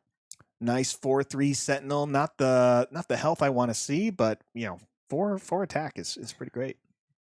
And on a Sentinel, you're probably going to take out whatever they're running into you at that point. All right, 1 damage down to Carson's base, and out comes the Crate Veteran, just a 4/3 generic unit there, and then he finishes up with the shuttle there. So nice. It's a 2-1 match, and we're going into turn 3. No, turn 4. Turn 4. So I wonder what else was in his hand if he didn't have the Sentinel using Jabba. Oh my gosh, how is Jabba out already? Dang. Jabba flips. Oh my gosh. Yeah, Jabba is and he out plots now out that we're Palp. at 5 resources. Yeah, plots Ooh, out the Palp, plops out the and a Jar Jar Jar. Jar. This is an ideal plot deployment for me. When plot came out, and a lot of the decks I play with, if they usually they're villain, surprise. But if they have green, I do want to see Jar Jar. I want to see Palpatine. I want these 2 units because they change that deployment turn so much and make it feel really epic. Or real gross, depending on what side you're sitting on. Because if I'm sitting on the other side of this, it's suddenly this wall, this buffed wall with 2 sentinels. Yeah, 2 sentinels. Jar Jar's going to give a bonus there to one of those units. Looks like Sam is picking the Lost Jedi. Yeah, and you have again, you'd have 2 more units in play for the next turn to swing. All right, the Crate Veteran gets Nimble Prowess. Exhaust the Lost Jedi. And exhaust the Lost Jedi. Yep. All right, saves himself a little bit of damage there. Yeah, and that buff is only for the phase off of Jar Jar. Yes. Yeah. So he just neutralized that with the Nimble Prowess. That's correct. So 2 more damage to Carson's base. And 1 more damage to Neff's base. It's 3v3, but I think Neff's going to climb up the damage board here just a little bit more. So maybe not a lot with that slow job, but Kazuda. some. I would not be sad to open Kazuda. All right. Next turn. Okay, so Neff with a strong board presence, but has no more Sentinel units. But it's sitting there with 6 units on the board when Carson only has 2. And in a limited format, the more units you can get out, it's just puts you so far ahead of your opponent. That feels like a big wall. If I'm sitting on the other side of the table from that doesn't feel good. No, and there's not much removal that can take care of a lot of units besides let's call it war. Now Carson, if you have red, you're playing it. So if Carson does have it, they'll be able to take out 2 units. It doesn't hurt to take out that spy token early as well. Oh, but here we go. We get the Naboo security force, which I believe he can disclose green and make something Sentinel for the phase. There it is. So that Sentinel, super strong, 7 health Sentinel. That hits for 5. So better than Jabba because it's going to at least defeat some of those units. And at this point, Kazuda probably doesn't have, I think they probably both went to 6 resources, so he's not going to get the buff from Kazuda, who requires, if you have fewer resources than your opponent, he has +2 attack. Oof. Yeah, that raid 2, right? Yeah. No, he gets raid 2 +2. Oh, okay, great. So he can hit for 6. That's ridiculous for a 2-season protagonist. Of an animated series. Come on, let him have his card. I didn't hate Resistance. I didn't mind it. I liked it. I also feel like we've got some cool characters from there that have made it onto cards. Sonara San. I mean, she's not on the board probably at all today, but we've talked about this before, cool. So I want to see if you remember which Resistance character was I excited about in there that hasn't made it to the game because it actually has the same last name as one of my favorite actors. Because it's played by this actor. Jeez, this feels like a trick. You did tell me, and I've already forgotten. I know our friendship is in the balance. Just think of any. So it is one of the main pilot racers. So you can just guess out of those, depending on your Resistance knowledge. Yeah, that's the thing is once I'm not watching the show anymore, the knowledge just goes from my brain unless it gets a card and then it gets a refresher. Got it. Well, I'll tell you who it was. It's Kip Fabian. Kip Faison, who is played by Donald Faison, who is a actor a lot of people know from the series and movies Clueless, as well as the series Scrubs. Yes, there we go. So definitely, one of my favorite people who loves Star Wars. He was super happy to finally be able to voice a character, and so they were like, you know what? Yeah, this Kip Faison can have your last name. It can be him. So a Rhodian pilot. So I'd love to see that pilot come in. That's definitely something I'd get Donald to sign at a future convention. That would be amazing. Oh my gosh, that'd be amazing. So I would be tempted if I'm Jabba right now to just be like, look at all the cards I have. I'm just going to go straight to base. But it's early game. So is my job still as the control player to just take out your units? Or do I care at this point? I have Sentinels. think I've made it a you problem. Well, I agree with you. You made it a you problem, which is why we saw Carson take a lot of time to decide what is the right play next. He immediately goes for the deploy of Leia Organa. Not immediately, sorry. After some thinking, he goes to deploy Leia, and then he plots out that remote tank with Sentinel, which I think is great. So now they both have Sentinel. That tank is not as strong as a security force, apparently. I don't know what they're feeding people on Naboo, but it's tougher than whatever Republic's building. Right, yeah. So, and then we got Leia out with who is a 4/7. So, just as good as Jabba. If not, I'd honestly say better. So, and with her on attack, she can disclose and do the same. It's the same ability, correct? But just now it's free. You get it once, and it's on attack. Correct. Yeah. All right. Looks like that Lost Jedi. It's gridded up. Oh, it looks like we're using Jabba's ability to exhaust the Jedi to deal some damage to Kaz there. All right, finally some damage is back on hitting the board here in the bases. 4 damage to Nefs. And I love that, as we promote local content creators and teams and those types of things, I love when they bring in their own fan group. So a lot of people in here are excited to see Swoo's build here. A lot of people get to see him build the constructed stuff. So now you get to see Nef play something a little different. So. Yeah, and if you've ever just played against Sam or just chatted with him at a game store, he's just great. He's really fun to sit down and play with a game with. Just a friendly, just a nice guy. Just a nice game. Yeah, no, exactly. Yeah, I really look forward to almost every other Friday. Him and I get together for some Twin Suns, and it's always a good time. I'm excited for some future stuff with him as well, and we should have him post interview if time allows. All right, Carson making some tougher decisions here. Yep, discloses the Star Hopper. It puts the counter on Leia. That's a smart move because it can ensure you can continue doing that effect every turn. So now this game is a lot different from that previous game. Oh my gosh. Right? Definitely, yes. And a slower game, leaders coming out a little bit later compared to Dedra. Yep. Much slower game. There it is. Kazian hitting for a bit with let's see here. Going back. Yep. So I think maybe they forgot that there's Sentinel on the board. So it has to go into the Sentinel. There it is. Yep. And that Sentinel 5/7. Man, again, this Naboo security force. Right time. Great play by Sam here. Little Jabba hit. A little Jabba hit there for 2. Good to take that damage. Yep. Back. Yep. It's a smart move there, not worrying about the raid. The security force does your job for you, but you still have that tank that hits for 5. Oh, and now when defeated, he just closes green again to set another Sentinel. Wow. That is a strong card. Strong card. I like Cruel Commandos a lot, but obviously a 6 cost 5/7 can do a lot of work, a lot of staying power.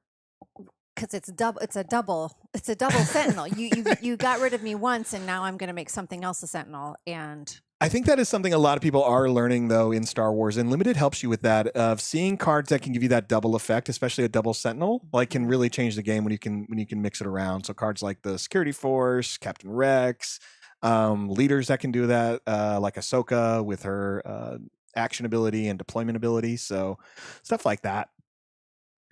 And again, here we are in a game that's going a little bit longer than our other ones. 2 leaders that are a little bit slower, and the life total here reflects it. It is 7-4 in Sam's favor here. So, but we'll see. We'll see what kind of late game packages these two have. With Carson, they have a lot of options with those colors. For Sam, Shadowcrawler wouldn't hurt. Shadowcrawler, even Dedra to ambush out before that Sentinel. No, actually, that only has Sentinel for the phase. Correct? The remote tank, the escort tank. When it comes into play, I believe so. Yeah, it says when played. Yeah. Great. Oh, yep, another Sentinel. Wow, Dogmatic Shock Troopers, Shock Squad is out. Great Sentinel card, a 4/6 plot. I guess it's an okay one, but it's nice that it's the plot, and I actually really like the art. That's like one. I get it. I mean, they're not showing up to have fun, but I like this this card art right here. Put that on a mat, please. Oh, there's so much art that I would love to see on a mat. Oh, I So know. much. Well, every Spectre. Obviously. So now as Jabba, you can just Jabba and do the rest of the damage there. Yeah, I believe so. You can exhaust your unit, but it looks like we're gonna do Just gonna run him into it. Valorum. I mean, not Valorum, Palpatine here. Again, clear board. Jabba's still in play. You have your Lost Jedi with the grit, so it actually hits for 3. Jabba hits for 2, and now we just got the Umbarian something cannon. Yep, this is the one that doesn't take damage on its first swing. Is that the one that the first time you hit it, it doesn't take any damage? I think. Are you So not it familiar with takes your 2 hits. Umbarian? No, I don't gear? know who the Umbarians are. You need to rewatch some Clone Wars. It is a first time this unit would take damage each phase, prevent that damage. Now, if you have Jabba, that is a great way of just doing some damage. But again, the hard part is that tank hits for 7. Right? So, and here we go. It is a 10-5. It is in Neff's favor here. I think we're going now to 8 resources. So turn 7. They don't have to play 8, but we'll see. So I guess he just kind of ignored it. I mean, maybe he has enough damage on Carson's base that I would have been tempted to use Jabba as that first ping of damage, just so that I could then take it out with my Lost Jedi. A Lost Jedi wouldn't. Well, he has to exhaust a unit, I believe, to do the Jabba ability, right? Jabba ability. So. Oh, maybe he wasn't worried about it because he had initiative and a cruel commando. That's also it's also something also valid. Yeah. And it's when another friendly unit is dealt damage and survives, you can do Jabba's ability. Okay. That's the correct text. So, all right, with Leia defeated, she just sits back in the leader zone. So we're gonna see that Starhopper come back out, making that tank a strong 8-4. Interesting. And now's the time where you're just going to probably want to swing into it now. If you can do some damage to the cannon, so that way when it does swing into the clone commandos, it would die. That'd be great. But you are going to risk losing a unit. Yeah, that's an interesting... Because again, Jabba has to... It's not just that you have a damaged unit. It has to be that it was just damaged the space. It had to be survive the attack. It has to be... When another friendly unit is dealt damage and survive. Sorry. Okay. So, all right. So he doesn't have, other than Jabba himself. But here we go. This is what we just did. So you played the Starhopper, the villainous Starhopper, the Hutt Cartel, deals damage to itself. Now you can respond using Jabba's ability, which is what Neff did here, to essentially take off this shield from the cannon. So now the cannon will take damage. Smart move. Use that Lost Jedi who's been wandering around since like turn 2. Interesting. He just claimed. It's just because he knew he wasn't going to swing into that commando. So Carson was smart here to take the initiative. He's not going to swing into the cruel commandos and lose his cannon. He'd rather have Neff deal with it himself or make Neff find another way of damaging his units. And here we go. He takes the initiative. Carson swings in the commando, takes no damage back, and clears the board from a Sentinel. Now, I think we've already seen 4 Sentinels in a row from Neff here. Yep. So if he can play a 5th one, I'd be a little irritated. Yeah, that's why blue-green villainy is a little gross. It's a little gross. A little good. And I actually haven't seen, there's a little bit of red saboteur. There's yellow heroism saboteur, which probably we're not going to see in this deck, but I haven't seen any yet. Well, there we go. Diplomatic shuttle, or envoy, sorry. Disclose a green. And then the next unit you play this phase will have ambush. There we go. This is still game 1 of their match. And I'm not surprised. You know, there definitely going to be some limited matchups like this. It can be just based on the decks, or sometimes some players learning the format. But you know, if you watched the round 1, we went really quick. I think we had almost 30 minutes left in the round there with 2 aggressive leaders, both of them red. But here 2, I think they're the highest health leaders. Yeah, both of them on opposite sides of the color wheel here. Of villain and heroes, and there is the Rotunda. Mm-hmm. I must have read this card 100 times yesterday. Yeah, the Rotunda something. Yeah, Rotunda Senate Guard. So while it's undamaged, it has Sentinel. So it's a 4/5 Sentinel right now. All right. So maybe I'm all obsessed with the fact that he hasn't. Well, I guess we don't know if he's Jabba because if he put it on the Embar, no, because he would have died. He has to take damage first. So that's how we'll know if he does the Jabba. So the Star Hopper, potentially the Hutt Cartel. Yeah. Oh, Darth Scion, legendary alert. Pretty.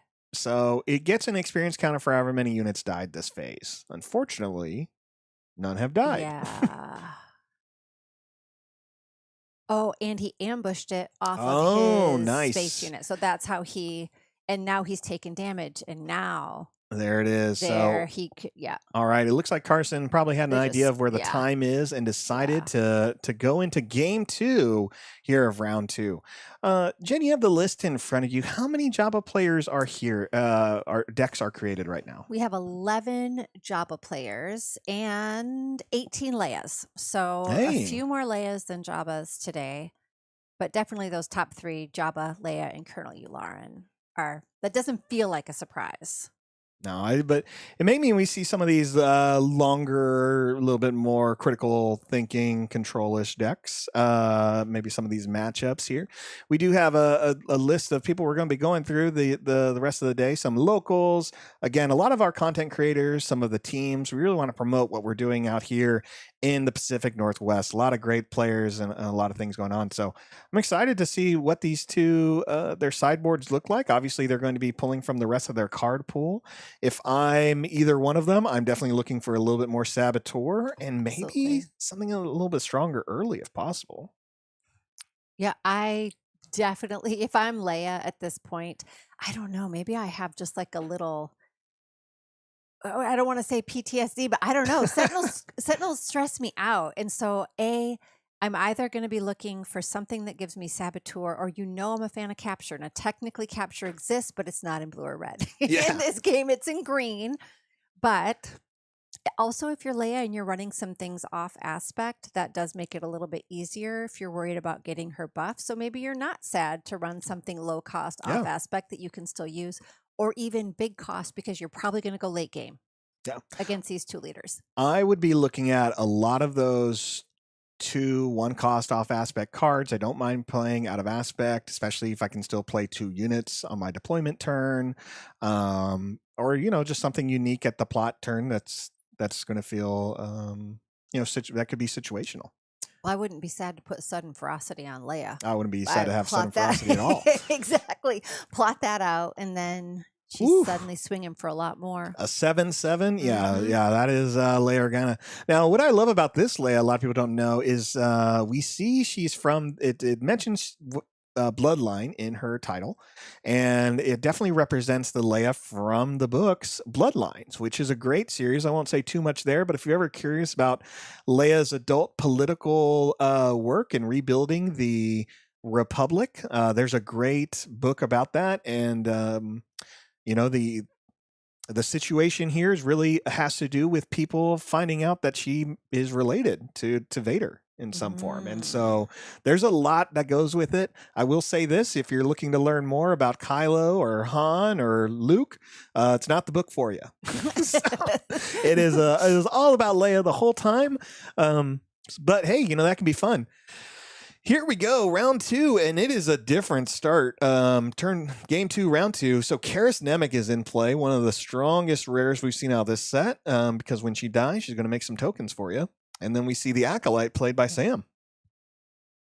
Nice. High health unit, take little damage, survive. Nemec does not have much health. No, not at all. You want the Nemec to die, and you need to deal with it. Hitting for 3 is pretty rough. I know I'd be swinging with that 3, and if the Acolyte swings into the Nemec, well, that's just going to give me a spy token that can swing for another 2 here soon, as long as I disclose the right colors. Oh. Okay, knowledge and defense. He's going to lower the Acolyte.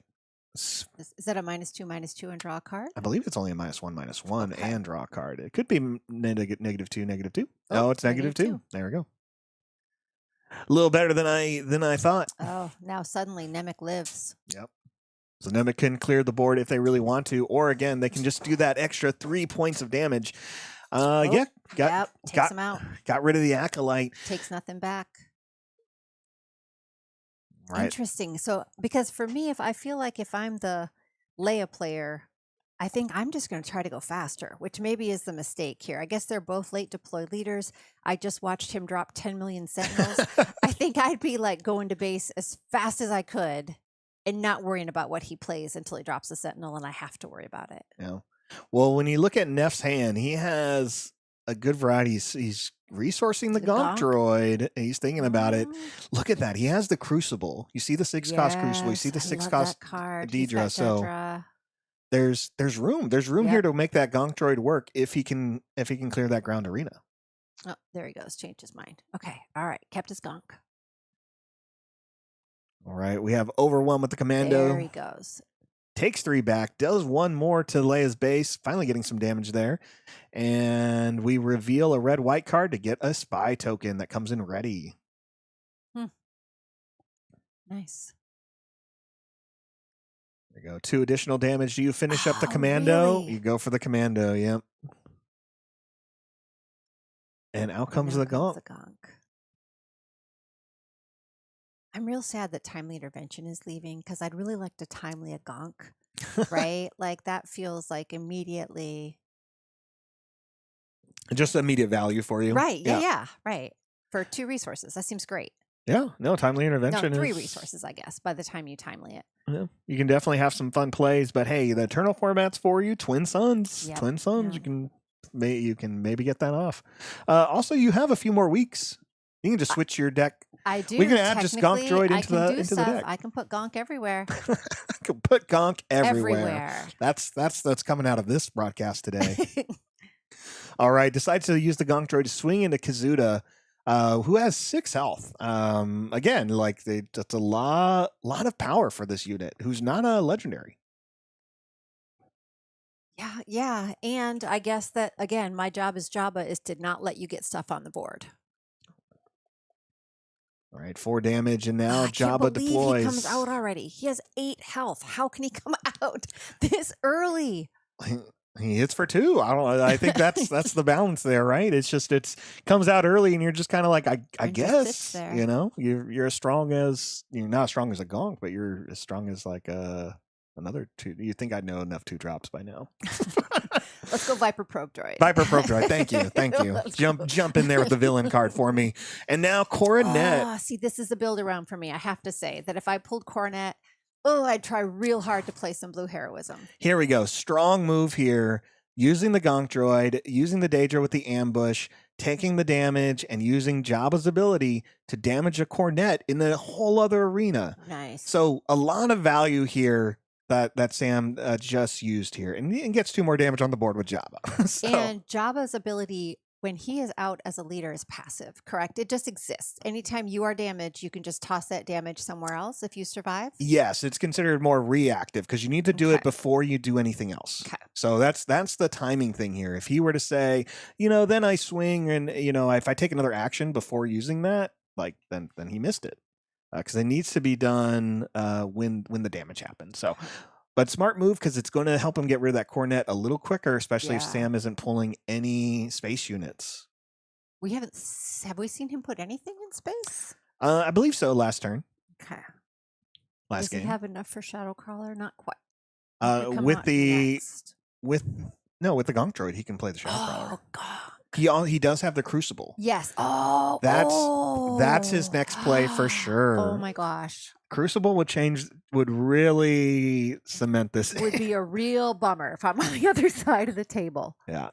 So the hard part is Carson hasn't. Well, here we go. Carson's deploying. Carson has a lot of resources, so it is going to come down to: is this the right turn for the Crucible or not? All right. Remote tank comes into play, so it's going to have Sentinel.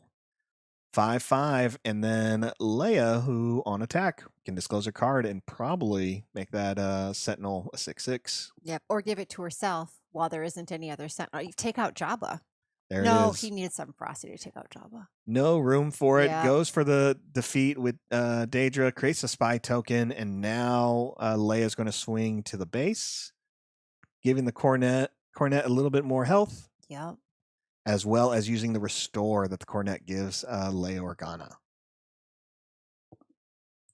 All right, 312, Carson's favor. Carson's definitely holding his own here. Doesn't look like it on the board presence, but I mean, life-wise. Retaliate takes out the leader. Wow, we talked about this card before the day. It's one of the only defeat events. There we go, 6. The problem with retaliate is you got to take damage. Yeah, so then he didn't. He didn't do He Crucible. didn't Crucible. He had to either get rid of her or buff his things. Yeah, because I believe he kept their Crucible. But we'll find out. The Crucible, again, will give him an experience counter on all 4 units. I believe it's all units. 17-5. Sam has put out some type of option here pretty quick. Just to keep this pressure. So he has 7 resources, so he could. All right, 17-4, because it's restore 2.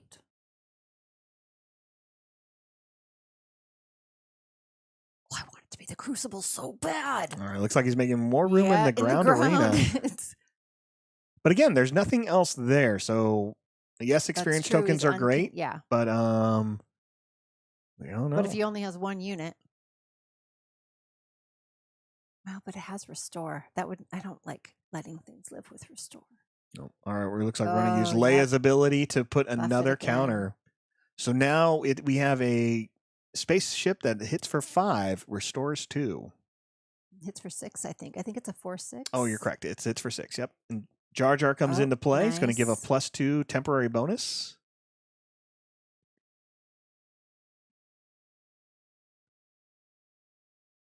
Six from Carson to play the battle tank that can ignore the first points of damage. There's the Crucible. Great job there. So Crucible's going to give him an experience token on all the units. There we go. Sam's figured out that white is temporary. Yes. And then green is a permanent. And that Gonk let him Jar Jar and Crucible on the same turn. Correct, yeah. 7 resources. That's sweet. Made the Jar Jar cost 1, and then he could use the additional 6. And there we go. So now he can hit for a total of, what is this, 8 damage this turn. So not going to catch him up, but puts him in a much better spot. No, these guys have raid 2. So this is going to be 2, 3, 4, 5, 6, 7, 8, 9, 10, 11. 11. For anyone at home, Jen was literally touching the screen. I like to finger count everything. I got to point with my finger to do the math. Yeah. All right, there we go. Oh, yeah. Damage is raising on Carson's base now. It is 9-17. Carson's favor, 13 points away from going into game 3 here. But I mean, he still has restore. He has the initiative. Yep. What Carson really needs is some ambush just to remove some units and get that restore bonus, which he could be playing because with playing a lot of off aspect here. Oh, there we go. Nimble prowess, exhaust a space unit. So that protects his. I don't think this Cornet's going to be removed this game unless Sam has another retaliate. He could Jabba, but he wouldn't have enough because now that has 2 experience tokens on it. Correct. And Nimble Prowess doesn't cost a lot, so it's a really great upgrade to get in your format. Slimore. All right, Miss Slimore. She's going to debuff something, which I think he can do it. I think he can do it to the. It's each enemy unit gets -2, so dang. It negates those experience tokens. Yep, and Jabba is defeated with a knowledge and defense. Just so he took too much damage, so he's not going to survive that. Carson gets to draw another card because of it. And then Sam follows up with a little bit more damage. So 12-17, Carson's favor. Carson has plenty of resources left. Oh, I love that card. Suddenly I'll just heal and then take out your guy. And which card was it? Droid. It's the plain heroism grassroots something, cost 4. Grassroots resistance? Yeah. 3 damage to unit, deal 3, heal 3. Yeah, definitely a solid removal piece if you get the villain. make up there. 22. He's close. Oh, I know. I think this game's going to go to game 3. This round's going to go to game 3 if Sam cannot take care of that I know. chip. Sam has a big... Well, I think the Crucible... Can the Crucible take it out? No. It hits for 5. They're at 8, and they've only taken 2 points of damage. Sorry, they have more because of nimble prowess. And So he can get damage on the Crucible, which will die, so he can't Jabba. right. But he can give more counters to his units. The problem is the Crucible still hits for 8. And Sly just debuffs for the phase. So it doesn't leave that -2. Correct. It's just for the phase. Oh, that cornet. That's real pretty. Oh my gosh. Oh, because it's a +1 from Nimble. Yes. I got it. So he's hanging in there. 29 to 8. Out comes a Rotunda Senate Guard. Which only is Sentinel while not damaged. So when he gets some damage on it. And then we're going to Lobot to for Leia Organa's ability here. Play the chopper. Oh, he's just putting out stuff after Sam claimed. I see. Okay. Yeah, Sam claimed. So we're going to see. Oh, nope. There you go. No options. He didn't draw what he needed to see, which was something to remove the cornet, but there were a lot of units there. Yeah, he just dumped out too many things at the end for him to be able to get it. All right, we're gonna go to game 3 here at round 2, and that was great. I'd rather see Carson have a strong game than have 2 rough games. Yeah. Not that first one was that rough, but I mean, you feel better if you're gonna have three games. But 18 minutes left for these 2 players. Sam really didn't see as many Sentinels this last game. Did he drop any this last game? No, but there weren't any really ground units he needed to defend. To block anyway. So a lot of that came from space. Let's take a quick look at the chat. I really appreciate people chatting in here, cheering on these local players and content creators. Really appreciate people letting us know how they like the channel and the coverage that Jen and I bring. We know we bring a different outlook to this game, and it's definitely what makes it fun for us sitting here for 10 hours. I agree. I mean, I haven't sung a song yet, but y'all, it will happen eventually. I am worried about you and Sam. After this match, because I feel like it's going to get musical. Yeah, well, I can see the 2 of us being a bit more creative than the typical commenting on games. So there he has some Sentinels. Oh, but that space answer. Not a lot of sideboarding this time. These 2 are ready to go. They just kind of went at it. You're right. They didn't. I really, really, really hope we see somebody today who just tosses the whole thing and brings in 3PO as their backup deck. That's really what I want to see happen. That's it. There will be a song about that. Let me tell you what. I'm just curious to see if that happens at all. Like, just to see if somebody sees a matchup that like, I cannot beat you with what I have, but I kind of have this janky thing put together on the side. How about I bring that in instead? Sometimes it has to do with, your card pool. Like there's been some pools where I'll sit there and be like, wow, I can go either or. Like I have enough cards to really go either or real quick and have a good time. Because that's the other thing. Like switching out a leader may mean switching out a lot more of your cards, which may mean cutting into your playtime. Also true, because that's how much time you get. You don't get any extra time, and these games definitely have gone longer. Oh, it's down to the wire. It's 1-1. It's 1-1. 1-1. Blue leader versus blue leader. Hero versus villain. We know how this turns out in the movies. We do. Actually, we know very clearly who comes out on top in this matchup of these 2. That's literally. That's how. Yes, I know, right? That's how it happens. Great scene. Leia gets her vengeance. I'm for it. Way better than her mom. Her mom saw slavery and was just like, "Let's fine. We'll walk away." But she's like, "Slavers? No way. Not on my watch." He just resourced the gonk. He resourced the gonk droid. Sam, we love the gonk. He has the slime more. This is rough. So we see a couple of events. We see the probe droid and ASB, which has restore, and that slime more is going to be good going forward. So probe droid. All right, we see shuttle, Okay. diplomatic immunity, the ornithopter, and the disciplinarian. So some fun techniques from Carson here, starting off with the shuttle in the Which space he then arena. also gets to see. Yes. He'll get to see his hand, right? So they should just play open hand. What are they even hiding anything for? Right. Well, let's see. So, yep, Sam has Yep. to show what he ended up keeping. Retaliate, slime more, and I didn't catch that last one. Well, I think if Sam sees that cornet, he's going to hold on to that retaliate. Yeah. There it is. Okay, checking one more time. Knowledge and defense was that last card. Yep. Unfortunately, knowledge and defense will not take out that Not shuttle. enough, yep. All right, Sam with the initiative. 3 damage on the board. Is he going to swing with it or is he going to play something else? We see Jar Jar. We see... I'm not familiar with that Dooku card that got resourced, so we'll just assume it's not important. It's not a plot card. It's not a green plot card. I know my green plot. We don't need it. It's fine. It's fine. We don't know what he's doing. We don't know. Oh, my mind is like, I can't believe you resourced the gunk. You got to ask him about that when no, he comes I'm going to in. have, you're going to ask him the I question need this to next time. know, You're- like, what? Tell me what you were thinking. I think you should just write down your question. I'm going to write it down right now. I You- do have a notebook right here, ladies and gentlemen.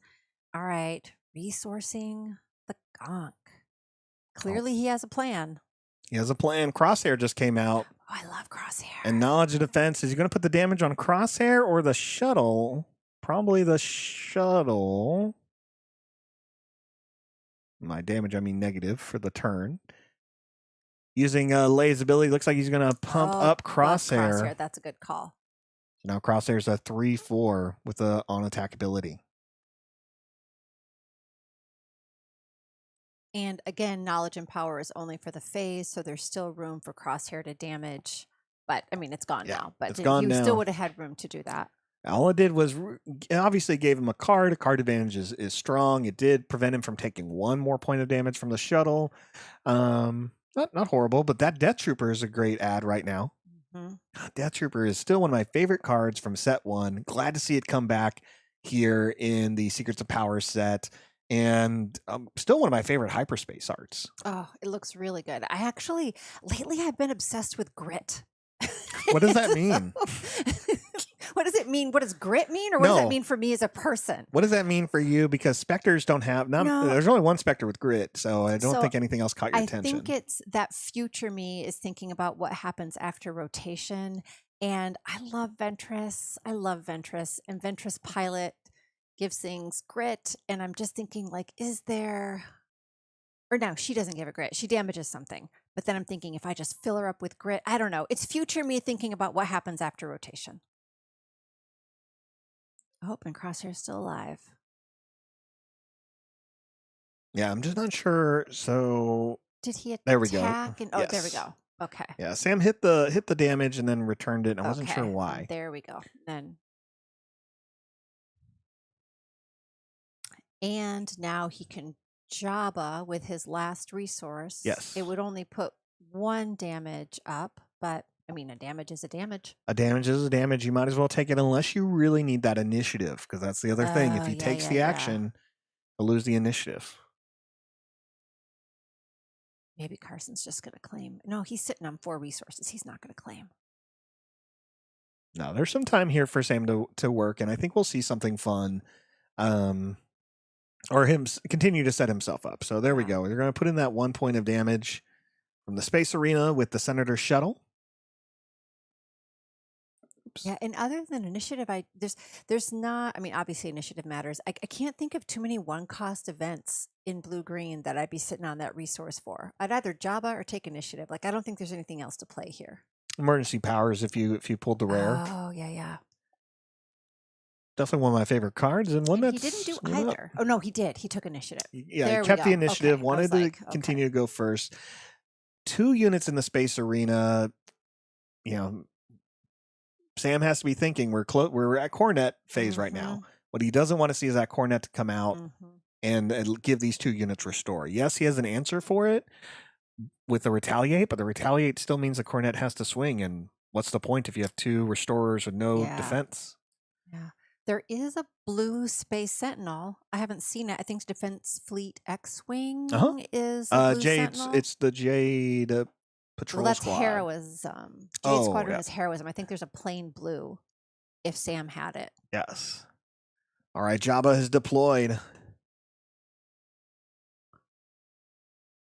And he's got nothing to run him into to damage anything. No plot mechanics played Carson's this turn. Lane dodging. Oh, he had a Jar Jar in there, I think.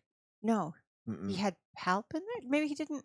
I don't think he. Maybe he didn't put anybody down. And there's his first There's Sentinel. our Sentinels are back, but he doesn't have anything in space.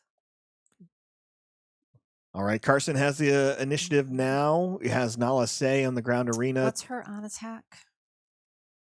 We also have this is the Leia deployment turn as well. So the ground arena can get a little busier than it has been. It looks like we're going straight for it. Carson, I think, is going to go for that deployment as he picks up the Leia. Yep. And there she is. And he picks up the resource pile. So I think we're going to see some plot cards. And there it is, the remote tank. That'll be all of his resources. A remote saber tank, I believe. Sabre.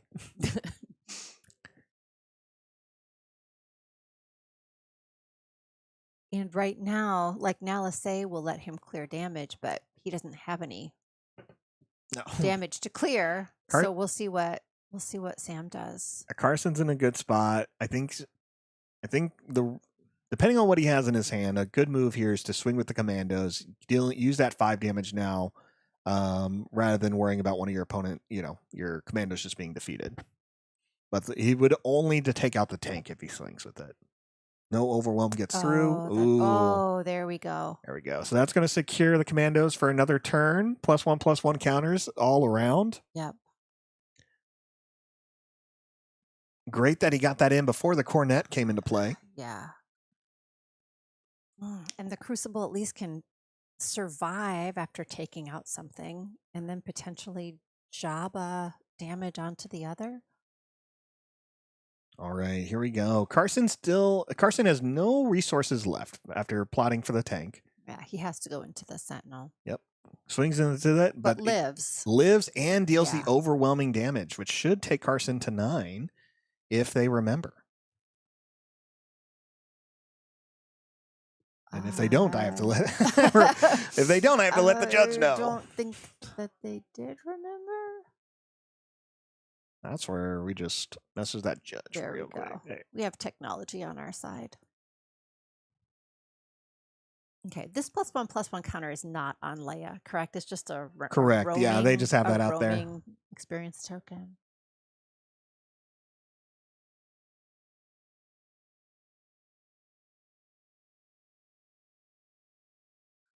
All right, there finishes off the Cruel Commandos with Leia, which means she's going to die. Yeah, I got it here. And then with the on attack there is going to buff Nala Se. He still doesn't have any damage units when he attacks with her, but... All right, and then take her to base. So both leaders have been deployed. Leia has been out and back. Jabba is still out with no damage. Looks like they are figuring out the overwhelm. 1 point of damage now to base. It's interesting, like when I'm playing, I feel like I don't make many mistakes, but I'm sure we all are, because now that we see him on stream, I'm sure we're all doing the same thing. These aren't new players, so it's just interesting that we get to see it on our end and then call it out compared to if it's not on stream and nobody's watching your game. Right, yeah. So easy fix there. They remembered that that there was overwhelm. That was the keywords they forgot there. So yeah, it just raises Carson up to 13 to 11. 6 minutes left. Oh my gosh. It's a tight game. Oh my gosh. It's a tight game. That's the other thing about honestly, in sealed and constructed, long games and late deploy leaders, it's a whole different problem you have to solve, right? Your brain has to work longer. You just have less of a break between games. And then there's this pressure of, I need to play faster or we're going to draw, which used to be double loss, right? But now at least is something else. But Yeah, I'm really glad we got rid of the double loss. And, Yeah. I didn't mind it, but it is a feel bad. So I'm glad it got fixed. But as someone who plays a lot of control, I didn't mind it. I always had to go with the mindset of someone else is playing control. This could happen. This Yeah. could go at a time. Yeah. And Yeah. some players were sometimes surprised that would happen. But then I'd be like, what then are why you do we doing playing control? that- Like that's you how I had to felt. know. You had to know this was. It's like, why did we both bring Bosk Blue Yeah. then? Here we there go. we go. Sentinel out again. Review- Naboo Security Force. Reveals that green. Closes green. Which he's not going to have enough resources to do the ambush with that guy then. But all right, he gets a Sentinel. He still has space to deal with. Yeah, and that Crucible hits for 5, and that's a good amount. Oh, there's the Beguile. Bounces the Crucible. He can't play it again this phase, and now they get to see the hand. Oh, there's the retaliation. Still held. But he doesn't have the resources. So this is like a free swing. Oh, no, there's still a Sentinel, I guess, that he has There's to still a deal with. Sentinel. But there's nothing in space at this point. I wonder if he can buff. Yep. I wonder if he can buff a space unit. Yeah, he held on to that diplomatic immunity, and here it is, 17 to 16, Oh my or 20 to gosh. 16 now after that last attack. It is a close game. This is the part where I forget I'm supposed to be talking. I'm just like watching the game, like, oh my gosh, what's going to happen? I'm like, oh yeah, I'm supposed to be talking through this part. I think it just means it just shows again how exciting these matches can get, and how again it's tense. It's so tight here, and great players. Yeah. I've seen Carson be at a couple of PQs. He's a very great player. Sam obviously talks a lot about the game, plays a lot of the game. If you follow his channel, Swoo Neff channel, especially, again, shout out that recent video of his about the post rotation decks. A lot of attention there. Very creative guy. Yeah, he's built some cool stuff. I love his take on cards. I will say that sometimes maybe it's just because I also like him, but I like his style online. I like he's easy to listen to. I can follow what he's saying. He's just, I don't know. He's a good guy. He's a great guy. Yeah.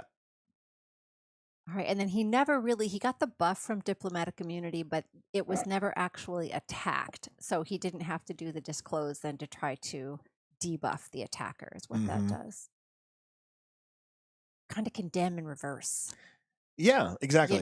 Just now here it definitely comes down to my sequencing right gosh. now. Yeah, Like this, absolutely. this game can end right here. There's 2.5 minutes left. Oh my gosh. So Yeah. he gets a Sentinel down, but if he does anything up in space. Yeah, any extra buff in space, and it is over. We're already sitting there with 5 damage, and there's sudden ferocity for another 3. Dang. That is exactly the amount of damage that's necessary there. So unless he can do something, mhm. if he has the space Sentinel, there's nothing else that Knowledge and defense could buy him 1 damage, so that's helpful. But without any ambush, without any sentinel, or and any even the 1 damage is going to come off of his true. little baby Inspector Shuttle that's been up there doing some heavy lifting all game. Yeah. Good job, little Inspector Shuttle. All right, I think Sam has recognized he's not going to have it here. Swings in with the security. Oh. Yeah, just uses the damage but not enough to kill it. Goes to Carson. Dang. Great game. Those were good games. Yeah, solid stuff there. Wow. Carson really pulled it together. We are bringing Sam on, who lost, but again, we want to shout out some of our local content creators. Plus, we got to find out about that Gonk Droid resources situation. Well, I got fair. questions. Yeah. Oh, Good stuff wow, there. that was a great game. And really, very little time to spare. So it's also one of those things we may not have enough time for a because quick he's going to interview. have to move on. Yeah. Maybe I'm still going to write down my sentence. I write my questions. I am going to ask about resourcing the Gonk when I talk to him eventually. I kind of want to ask him about the mind crunch at the end when the clock is ticking. Yeah, that's a big thing. All right, I know next round we're going to have Ginger Joey of the Hollow Table Games Network. If you followed him, you may have seen also Sam and I play a lot of Twin Suns there. Let's check. So it looks like Joey is currently 2-0. Great for him. So we'll be seeing Nice. I him. wonder what he built. I'm excited to see what he put together. Yeah. I think Joey always comes in with really creative decks, so it'll be interesting to see. I'm going to see if I can find that out, and if I can send Sam this way, I will. All right. Sweet. Yeah, I love how I feel like Joey sees good combinations. I feel like he knows the cards. Even he has helped. He's been a great helper. He will help deck tech. I mean, if you see him at casual play at any point and you want any help with your deck, he is a great deck tech buddy. He will look over what you have, and he just seems to really know the card pool off the top of his head, that he can make suggestions and see lines of play. He just, it's great to sit down with him. He's such a good resource. All right, so they are coming at the end. We're officially out of time. Sam, sit down, dude. You got a quick minute. Yeah. Put this on you. Okay. Can you go ahead and say something? Hey, what's up? Nope, you're not. Hold on. Now try. Hello, There hello. you are. You're on. Okay, I got one Perfect. question quick. Yeah. Dude, you resourced the gonk. I know. Tell me. I was like, I know. don't do it. But I mean, like, I know. those were great games. But like, tell me, you had good stuff in your hand that had to have been hard to let go of. Yeah. Well, the game that I did play Gonk, I played it on 4, and that was all I played. But it kind of like worked out because I got the Dedra. Yes, you did. So, and still, yes. Yeah. No. I think I did make a misplay. I was super excited to play the Dedra. I should have played the Crucible there because I'm weak to space, and that's just what I needed to do. But I played the Dedra because I was like, oh, it's just so good with the Jabba.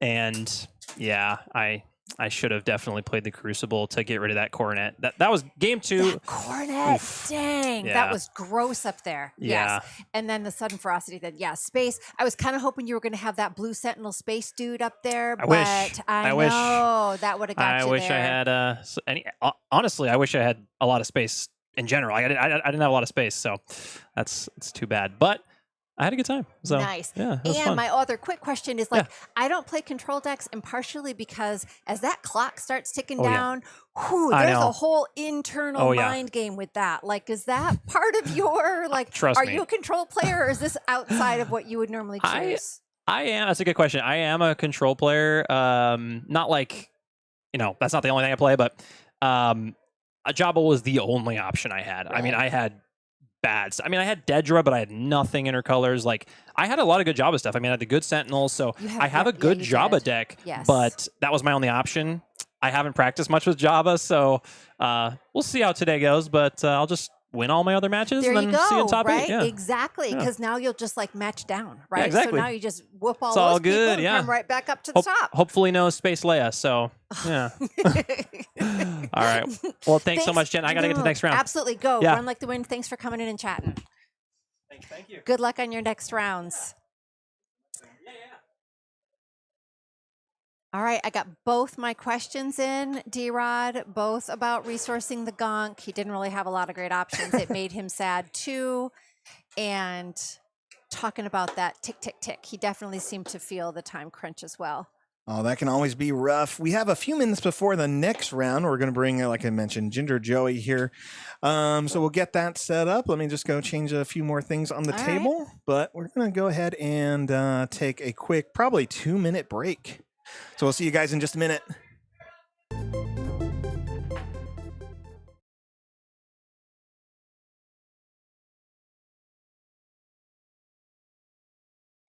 All right, we are back here in Swoo City for the round 3. I wrote round 2, fixing that. Round 3 here at the Sealed Planetary Qualifier here at Red Castle Games. It is me, D-Rod from Unlimited Power, and Madamezola, a.k.a. Jen, from the Nightsisters. Jen, here we are in round 3. How are you feeling? I am loving this. I have to say that I know it's a little bit late in this release to suddenly be getting more familiar with all the leaders, but I'd been so focused on the things I was about to lose rotating out that just getting to see this many games, I love this. I love this. The more I can learn about it, the better. Seeing how people are building, seeing what they're playing. I love it when they're nail biters down to the fire, like there's some suspense. This has just been great so far. Yes, and we definitely had a nail biter last match, round 2. And now we're going into, like I said, round 3 here. Let's get the timer going as well. But we have local content creator Joey from Hollow Tables Game Network. Does a lot of great stuff. We've seen him, had him on the channel before. He's done commentary with us. Always a fun time. And going up against a local player named Keith, who I'm less familiar with, but both players are running Leia Green. Leia Green today. I am curious about this mirror match. I am curious about off aspect plays with her, specifically because of the color reveal, right? There's some benefit to having some off aspect stuff. And I feel like that's going to be the sneaky part. If I'm in a mirror match, I feel like I'd want to keep my sneaky cards. Yeah. Well, I mean, I'm kind of with you, and I think here we're going to see a lot of colors. We're going to see a lot of experience tokens, and you know, again, we've talked about Joey before. He makes some interesting decks in Constructed.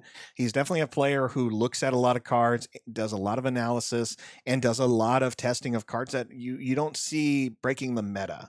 And I think that's what has led to a lot of his success at a lot of sectors. Galactics last year, and some PQs. And here we go, launching off with the best companion for Leia Organa, her protocol droid C-3PO. And no turn 1 play. No turn 1 that play. Doesn't feel good. No, and we see a Beguile being revealed using Leia's ability. Yep. So there we go. Great turn 1 drop. That's what you want to have, is a good variety of turn 1 drops in your opening hand, so you can get to this point, because now you have a 2/4, I believe, with 3PO. And his action will let you return him to hand to buff something else. I believe so. I think that's his thing, which for now, you don't have anything else to buff and be swing. You've already second experience on him. Which, dude, you could totally do again. Oh, Mina Bonteri. All right, Mina Bonteri comes into play, and it's different with 3PO. So he returns himself to give a temporary +2/+2 bonus. So it's hard, because yes, you'll probably do it when he's closer to death, but if you're putting the counters on him, it's probably not something you're going to use all the time. Where Mina is going to give him Restore, Keith Restore is really good, and when they're defeated, if they disclose 2 green and white, they'll draw a card. Oh, wow. Everyone's playing Beguile today. Just going to show you this one. So this would be the other, I think, hard for me thing here in a mirror match is I really, as a newer player, I feel like early on I need to figure out, am I control? Am I aggro? I don't even know what I am here, right? Like I have to wait to see what I get on the board, what they get on the board. And do I just make my run for their base? Do I get rid of their stuff? Like that would mess with my brain a little bit. If I have the right lower end cards, I am focusing a little bit more on aggro with Leia myself, because I'd rather do what Joey's doing here, is put out a unit. I don't have another 1 cost, but I can, ensure that my unit already in place stays probably another turn longer than it's usually expected. That's kind of value is going to add up in the late game, because it's one of those things. If you did 3 damage to 3PO and it's still alive with that 1 health, and it's hit that 2 extra damage it was dealing to you, I mean, it makes a difference. It really does. So I would definitely be going into more Joey's strategy here of trying to get as many low cost units and always using Leia's ability every phase. It may not mean I have the initiative a lot, but if my units aren't leaving the board because they're high health, I'll feel fine. Right, that doesn't matter quite as much. Interesting. Am I going to play her after rotation? D-Rod, is that what's going to happen? I think you're playing. I think you've said your goal is to play a little bit more competitive, so maybe you are going to play her. I have been real hard pressed to run a meta deck, but I feel like I'm ready to run a meta adjacent deck. Meta adjacent, right? That not the deck everyone is running. Although I have to say I'm ready to revisit Towson too. I know I'm not even talking about this game. I should focus on where I'm at right now and worry about tomorrow. Sure. Why not? There's a Crucible. There's the Coronet. Oh, he's got a... I do want to hear what leaders you're excited about going to the next set. Oh, dude. Agent friggin' Callus. I don't even know why you need to ask me that. I asked it mostly for the audience. For the audience who may not know me. Who may not know that how much you have a crush on every Spectre. But if a man has a well-chiseled jaw and some chops and their name is Agent Callus, they have your attention. Clearly my boyfriend. I think that's the title. Yeah, it is. That's his subtitle. Clearly my boyfriend. All right, we got the Ando Commissioner out there with the Sentinel of 4-3, nothing too strong. Joey still revealing that Beguile, strengthening up that C-3PO. Which now is enough to take out Ando Commission and survive. Right, so he now... Yeah, so we'll survive the attack, have 1 damage left, and again, it's that value of that's something 3PO shouldn't be able to do. Yeah. I'm seeing it. I'm seeing the genius. I know. I'm late to the set. I know. I don't think you're late to the set. I think you're always just really excited to play certain things. There's my Space Sentinel. Defense Fleet X-Wing. Defense Fleet X-Wing, a 1/4 Sentinel for 3, yeah. And then just start buffing it. I actually really like that art. It's a very older classic art style I've seen in previous Star Wars games. And I really like that we get a variance here. A great amount of artists and studios working, and Fantasy Flight has a plethora of Star Wars commissioned art over the almost definitely a decade, 15, 16 years of owning the property.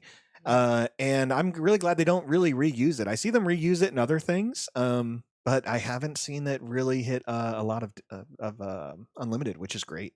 I'm actually also super excited. I think Axel Hutt is now artistic director. Is that his new I was thinking Axe Woves, and you were saying Axe Woves is the artistic director? Also, he could have been, but no, Axel Hutt. And oh, man, he just has some banger showcases, man. That's like, him and Itor Prado. They're just making stuff. Oh my gosh, the Restore Mechanic definitely doing its job really well here. 6-0, Keith's favor. But Joey has a really strong board presence. So I think, again, this game can go anywhere, just like we watched in the last one with Leia versus Jabba. A lot of the action isn't going to start until the 6 resources are on the field. Oh, there it is. Coronet, a game-winning card for Carson in the last round. We'll see if it's going to have the same effects here for Keith with it. It has Restore 2, and it gives all the other units you have Restore 1. It's one of my favorite Twin Suns cards right now. Oh, yeah. I love Twin Suns shenanigans. How much table talk is happening on those Twin Suns games for you all? Y'all don't seem real table talking, to be fair. I gotta say. It really depends on the matchups. I think sometimes when we're sitting in Ginger Joey for Hollow Table Games Network, when me and Swoon F will play some Twin Suns, it's maybe a little bit less talk than we want, but the shenanigans happen. But a lot of casual stuff, we do a little bit more political talks, and especially if who's going to get draws, who's going to get this. And once a seasoned Fleet Admiral hits the play, it's usually there's a lot to talk about. All right, so we have both in space. Got some Sentinels up on Joey's side. That makes me wonder if he was thinking he was going to be the control, or he was just ready to go both ways. I think Joey was probably ready for a lot of situations, and in this format, you're just going to get those cards where sometimes it is about reading the board and identifying what you could do next turn or this turn, or what's going to protect you going into the next turn. This space, I have to say, while the Coronet, his Sentinel is going to survive, the Coronet can't take it out, but it's going to keep restoring. Yep, and it's going to take a couple of hits before it goes if you can't do something else up in space or debuff it with it's not called Knowledge is Power, but you know what I'm saying. Knowledge and Defense. Thank you. Yeah, so here we see Minna's going to die. He's going to reveal 2 green and 1 white, or 1 heroic aspect, and draw a card off of it. He gets that Restore 2, which is really good. 1 from Cornet, 1 from Mina, and now it's 6-0. So still a low damage game. No surprise from how we saw round 2 going, but we'll see how this picks up now that they're both at 6 resources. They're at their deployment phase. Yeah. This is what I love about Star Wars. It gets wild right here, right at the deployment phase. Anything can happen. Now we have plots, so anything the board can just completely change right now. They all have all their resources. Literally anything could happen.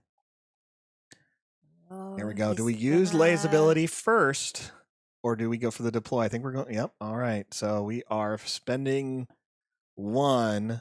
Which I don't think is bad. If you can keep that cornet alive as long as possible, that's gonna do some heavy lifting. A 5/7 is going to be tough. And you do know whose ship that is, correct? The cornet. All of my trivia today is about ships and random cards, and not about leaders. Okay. I'm going for the lesser known things. The Cornet, it's a Mandalorian ship. It so is a Mandalorian ship. I don't honestly want to say it's Bo-Katan's. I don't think it's her ship, right? It is not. It is her sister. Oh, Satine. And you Oh, might remember man. in Clone Wars, she is on this ship with Obi-Wan and Anakin. There's the other senator who smuggled the assassin droids on board to try to kill her on the way. She's on her way to Coruscant to like assert her neutrality. And then shenanigans ensue. And then we learn a little bit about her and Obi-Wan's backstory. So yes, that is Satine's ship. All right, Dresslian Commandos come out with the ambush Nice. mechanic and the plot.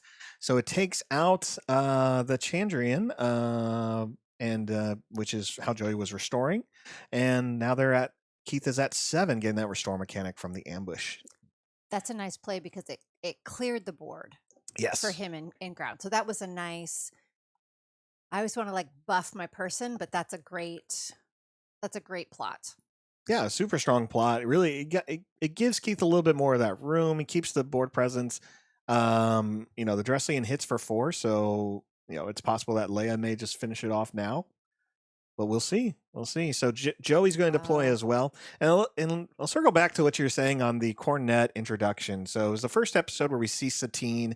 And what a shock this was. And I apologize if you haven't seen Clone Wars. You can mute us for the next minute. Leia here attacking, showing a beguile again. No surprise there. But, learning in that episode that there is someone that Obi-Wan loved so much that he even said it. He says it. He's like, I was willing to leave. I was considering to leave the knighthood for her. And obviously, what would Star Wars would have been, if he took that same kind of Ahsoka route, right? And just went away. But amazing story. I really loved that. I thought it brought a lot to who Obi-Wan is as a character. And I think it even shows a little bit more how much he understood what Anakin was wrestling with. And I think it even gives it even more. If people just had conversations with each other, maybe that would have been avoided. But Obi-Wan spending more of that time saying, like, I know what it's like to fall in love. I know what it's like to be tempted to do this, and maybe, who knows? Different conversations in a different world.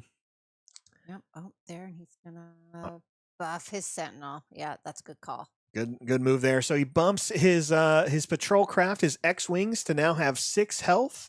So can survive a swing from the Cornet. Both players just continuing trading off this beguile showing all day.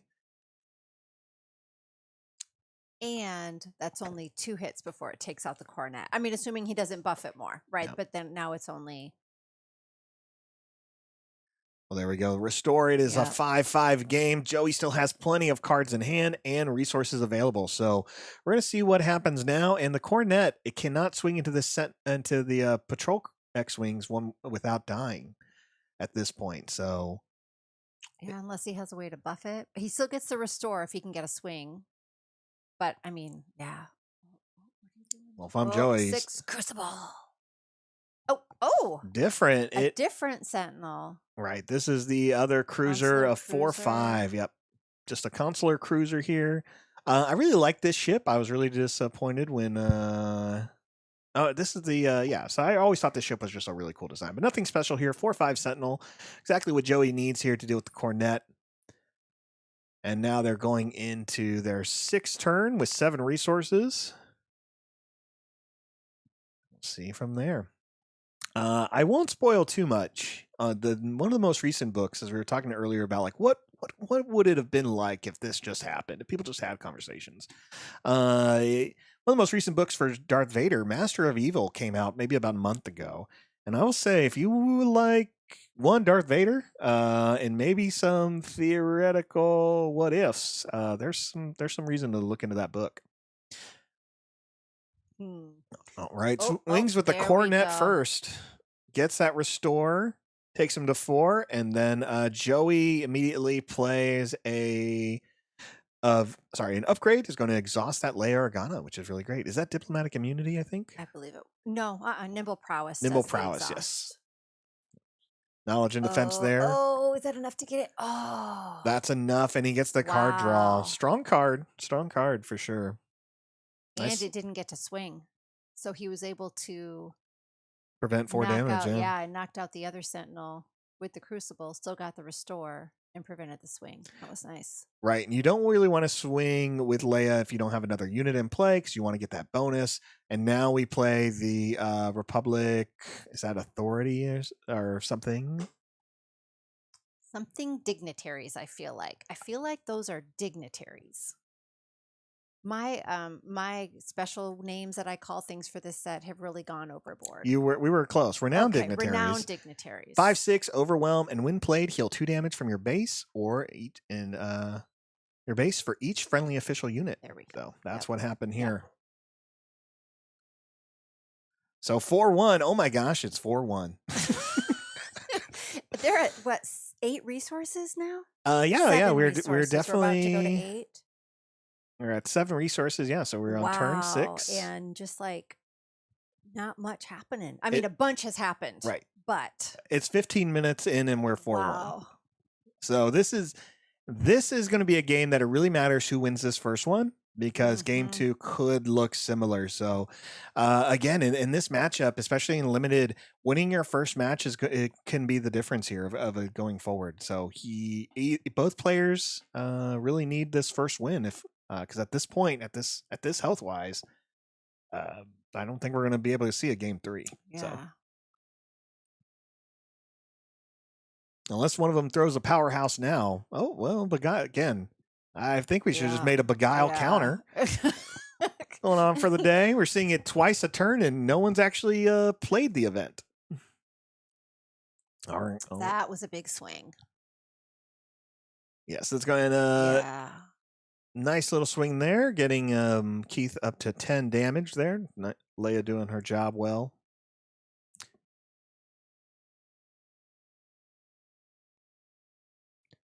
No, the upgrades, there are nice upgrades in blue in this set, and some of them just are a buff, but most of them have some kind of shenanigans that go with them, right? Exhausting something, defeating something when that unit is defeated. Whatever that one was. What's that one? Creditor's Claim, I think. Yeah, Creditor's Claim, that blue, one black. Yep. Oh, wait, that one's not just plain blue. Never mind. They can't use that one then. Right, blue, black would be that. Exiled from the Force wouldn't be bad for either of them. They're going to lose all their Force abilities, but don't need to worry about that. But we're not using it this set anyway, right? Like is there any Force specific shenanigans in this set? I don't think so. I think Exiled is probably the Yeah. one thing that has like a really Force interactive card. But that would make a big difference right now. It looks like Oh, Leia there. swinging into Leia. All right, no doppelgangers left on the board. There's only one Leia, and she's clearly the more powerful one. So And 11. She still has 5 health. Oh, interesting. Oh, yeah, I guess he's going to go to base at this point. He's finally got a lead. Just don't worry about Leia. exactly, yeah. You're Yeah, 1 to at this 15. point, You're still in just game swing. 1. You're about to hit 20 minutes into game 1, and here comes the Umbarian phase cannon or plasma cannon, something cannon. Still, Lobot. Lobot is one that's such a low cost sentinel that Oh yeah, I don't think I would build my entire deck around pulling a Lobot, but if I can make blue work, right? That's like I think you don't need to necessarily build the deck around Lobot. no, but it might yeah. make me. I guess any sentinel might make me lean toward a color, but also he just looks cool. Oh, he just beguiled. Wow, he just Oh, it's threw not in away his the hand beguile finally. anymore. Dang. All right, so Is he now gonna take away his beguile. beguile? Take away his cornet. What are you going to take away here? Oh wait, no, it's not a takeaway. It's a bounce. Oh my gosh. You got to use your phone, Jen. I know you probably have the faster internet. I would look like I just knew everything. Sorry, internet. Y'all know I don't know everything. They have to. Yeah, they just look at the hand. Okay. And they bounce a 6 cost. So they know, I mean, there's some threats in there. Both of them have some threats for sure.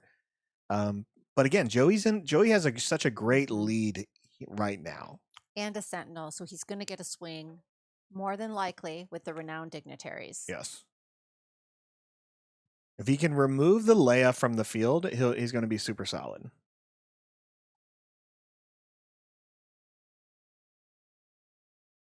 Oh, yeah.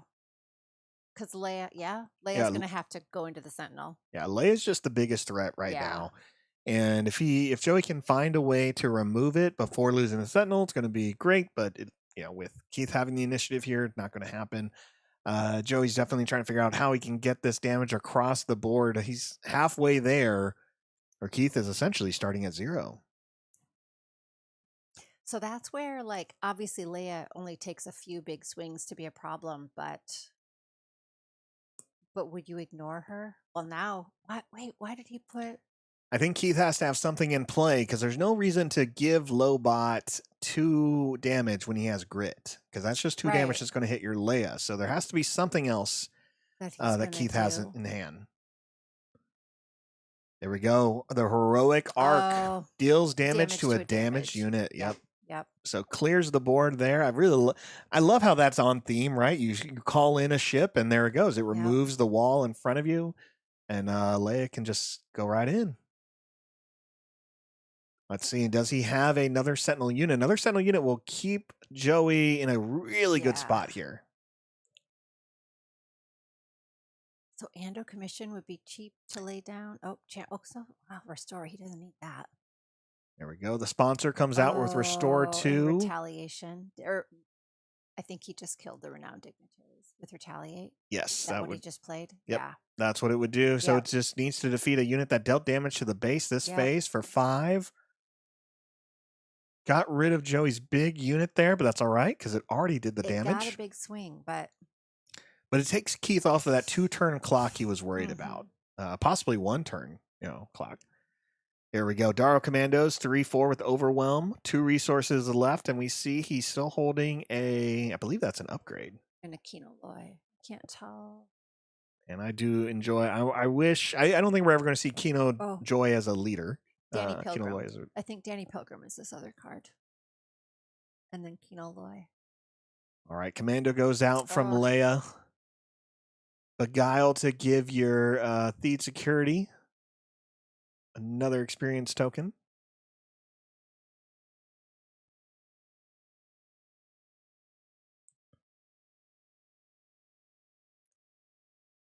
Yeah, and I think if Joey has the Pilgrim, he wants to play the Pilgrim. Takes the initiative instead. Going to give himself that extra Restore 1, put him back to 0, I think. Again, Joey's still in a good spot. He may not have the damage on the board, but if he can just remove this Leia, he's going to have a little bit of time to work with. Which 7, 8, 9, 10, 11, 8, 9, which he can do it. So his Chandrillin Pilgrim, is that what her name is? She can take out Leia. Yep. Does that, takes the Restore bonus. Yep, Joey's taking no damage, so the life puck has turned off. So boom, he's at 0. There. And he just lost that big, Good for him. 0 to 20. 25 minutes into this round. Oh, man. And we're still in game 1. Game 1. All right, no Leia shenanigans for Keith this turn. But he has 7 damage on the board. Joey has 0. He has to put out some units that can stick. Something. I think maybe he had a Crucible earlier. He's got nothing to buff with a Crucible, but we know he has Kino Loy in his hand. We believe he has a Pilgrim, and I think I see an Unveiled Might. So there's some potential of putting 2 units out and protecting at least one of them by giving them a higher health. See what it does. 3 damage back on Joey. Out comes the Consular's Cruiser, a 4-3 Sentinel. Great job there, or 4-5 Sentinel, so can get hit by the heroic ARC. And he can't Leia it this turn, so it either is going to die. Yes. So there we go. When played. And then Yep. there's the Pilgrim revealing, or the Pilgrim has been revealed to give the counter. Yep, and then play. And then it does it. Yeah, wow. Yep. So. All right, Keith has to decide, does he play another unit or does he worry about Joey taking the initiative? Like, he can play a unit, he can swing into this cruiser and die.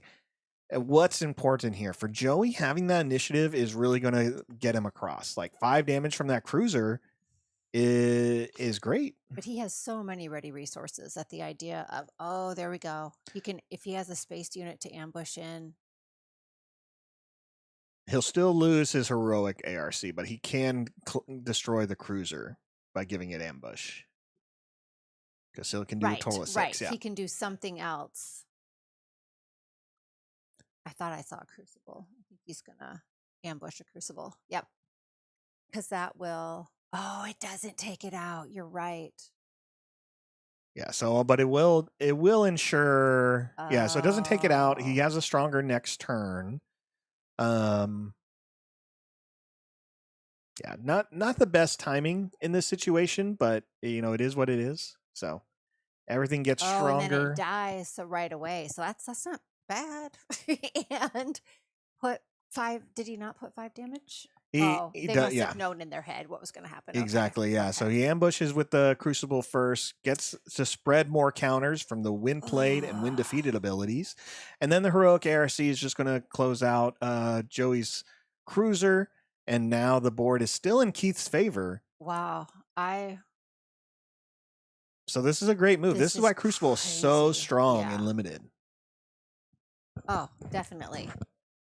And I mean, and that little diplomatic envoy essentially makes it, that's your free timely intervention you just played, right? Like, I mean, it's not free, but basically.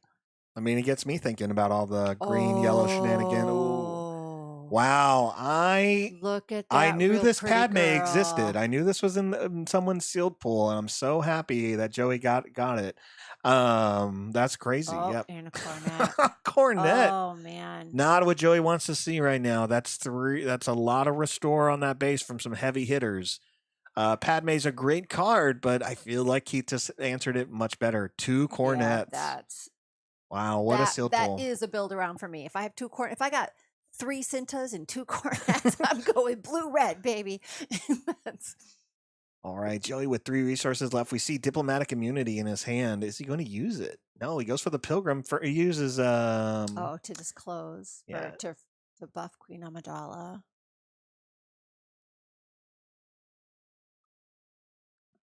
I can give one of his units +2/+2, but yeah, this restore that's about to happen is going to set Joey back a bit.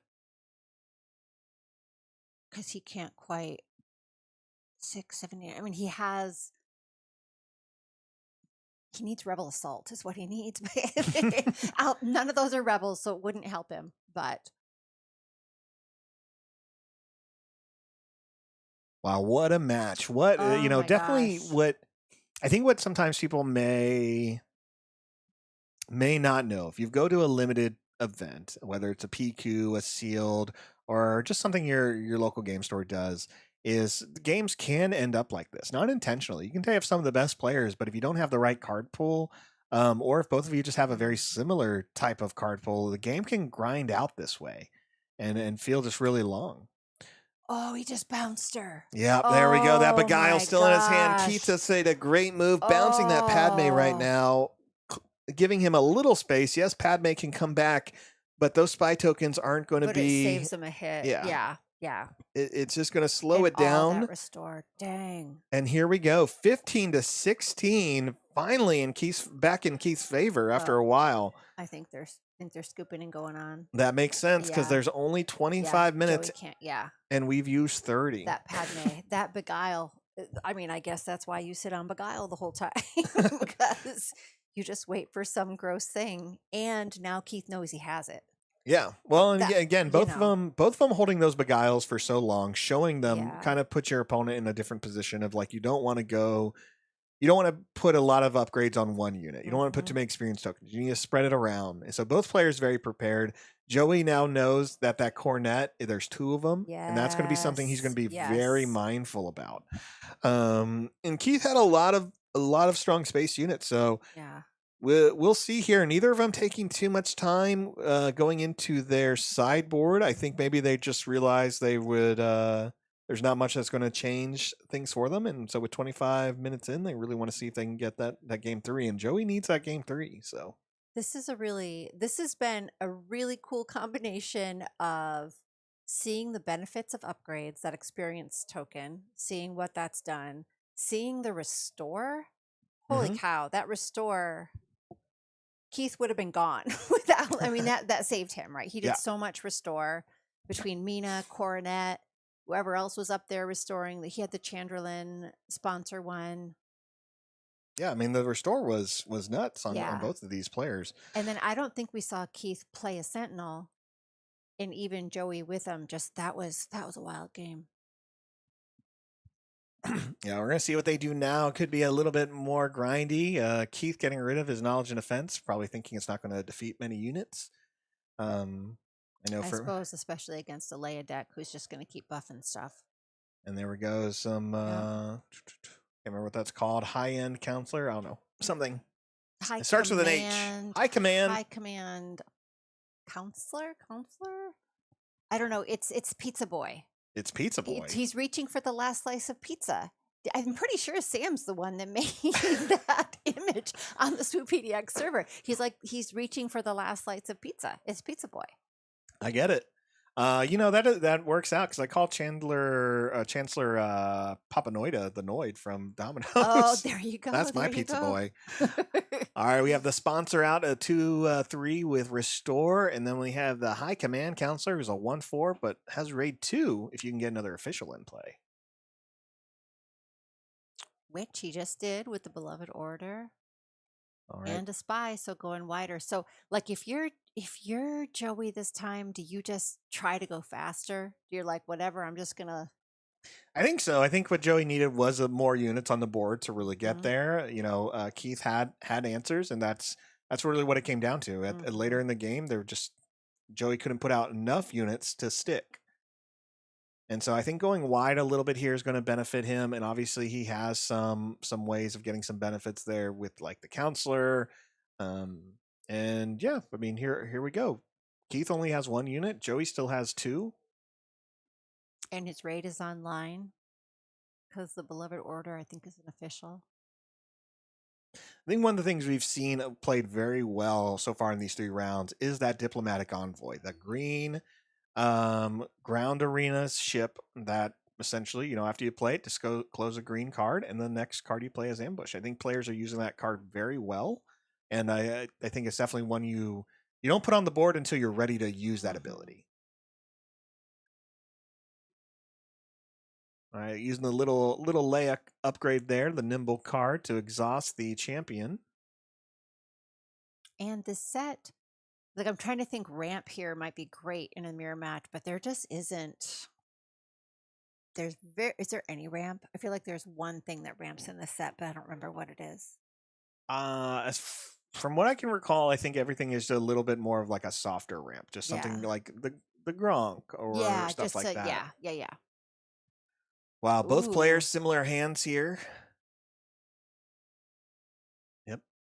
Another champion. That coronet is in the hand. Keith already has one, so next turn it's going to drop, and he has 2 restore. Not that he has any damage to heal, but then Joey has to deal with it. Joey has to deal with it. If he would have had the game if it wasn't for the restore. Like that's what made the difference.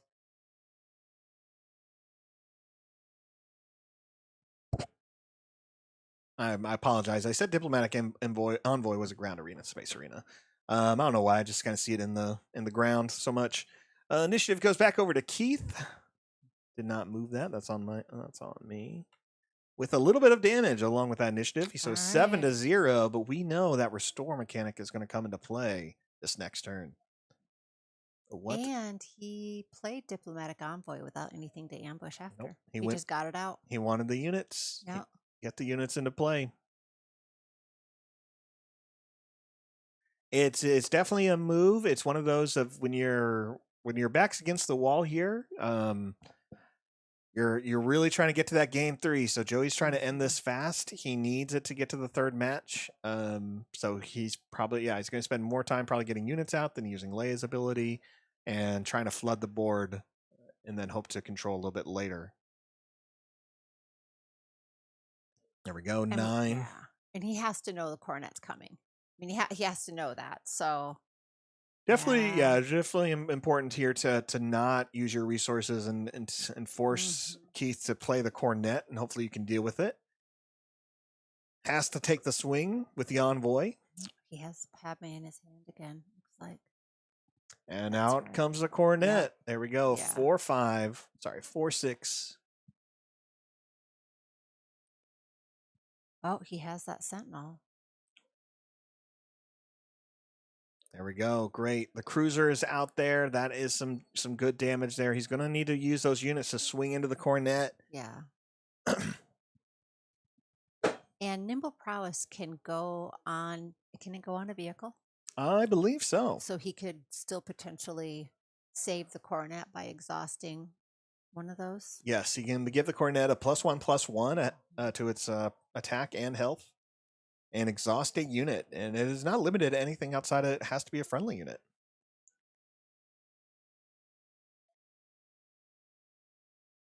Great little card. Didn't help her from hiding, though. I know that. She was, in fact. Well, I don't want to give any spoilers, but it didn't help her from hiding. We'll just leave it at that. I think it's one of those things, if people are watching, I feel like we just have to announce, like, watch this stream. But, we're talking about everything. Yeah. We're going to spoil the, 12 years, or if not more, of Star Wars content for you. Haven't seen Clone Wars? Don't worry. We'll walk you through all 4 seasons, or 8 seasons. 4 of Rebels. A, that's a real pretty hyperspace. And B, he just saved his coronet. Yes. Unless he beguiles it back. He has beguile. He has beguile, but does he have it in his just bounce hand it to take care of the back. Jade Squadron Sentinel? It can bounce units as long as they're 6 or less. Pays 1 for Armor of Fortune. Grief Karga on the card. Okay, Carl Weathers, RIP. Now he's got a stew going. Oh, wow. He has a lot of units. All right, Leia's deployed. Keith is owning the Dang. ground arena here. Joey, in response, does the same. Oh, And this time, he Oh, plots nice. out a Palpatine who Pays gives extra. him 2 spy tokens, and they Yep. both get Sentinel for the phase. that's a nice off aspect, especially for Leia, who's going to come out later anyway. Mm-hmm. That Great play. Really gives Joey some room here. 11-0. Joey has to push either on these units or on the cornet to prevent more restore from happening. Unfortunately, those spy tokens only have a raid bonus and have a 0 attack, so they're not going to do any damage back. But hey, they're gonna save your base a little bit here. which admittedly is maybe not Joey's biggest concern right now, but at least it's gonna keep something there. Interesting. He swings with Leia. Would you try to get damage onto the core? I mean, I guess it doesn't matter. It's gonna. I think he wants to possibly use Leia's ability to buff the cruiser just a because little the bit on more. attack. Yeah. It's her on attack. All right, still 0-10 thanks to that restore bonus of Keith. Even though the health is in Joey's favor, Keith has a very strong board Yeah. presence. And again, we mentioned this last time, right? The deployment phase is everything can change. Everything happens here. And look how wild this turn got. We've seen so many cards come out, Jeez. 3 to 4 different abilities on the board in play. It can get a little confusing on a board or overwhelming, but this is also what makes Star Wars so epic and iconic. Of just when a leader hits the board, it feels like something. If you've played Star Wars Battlefront, it's similar to that, where you get to unlock, you can be Lando or Han or Luke Skywalker and hit the battlefield and have an impact. Or it just feels like that moment in Mandalorian where all of a sudden Luke Skywalker shows up at the end. I'm like, this isn't a problem. And I like that. I like that this game really makes these leaders feel like they have an impact. All right, Leia's showing off Beguile, strengthening It's up. interesting that he buffed his Sentinel because I would have buffed the Coronet because then I'm going to, well, I guess I'm probably, because then I'm going to live an extra swing because I have a Sentinel. All right, Diplomatic Envoy into his Sentinel. I think he just, maybe just really wanted to make sure the damage wasn't going to come through because Joey still had that cruiser. All right, Joey's still debating here. Yeah, can hit for 6. And he's out of ways to buff it. Where's his Leia? Oh, there she is. She has a look. Okay.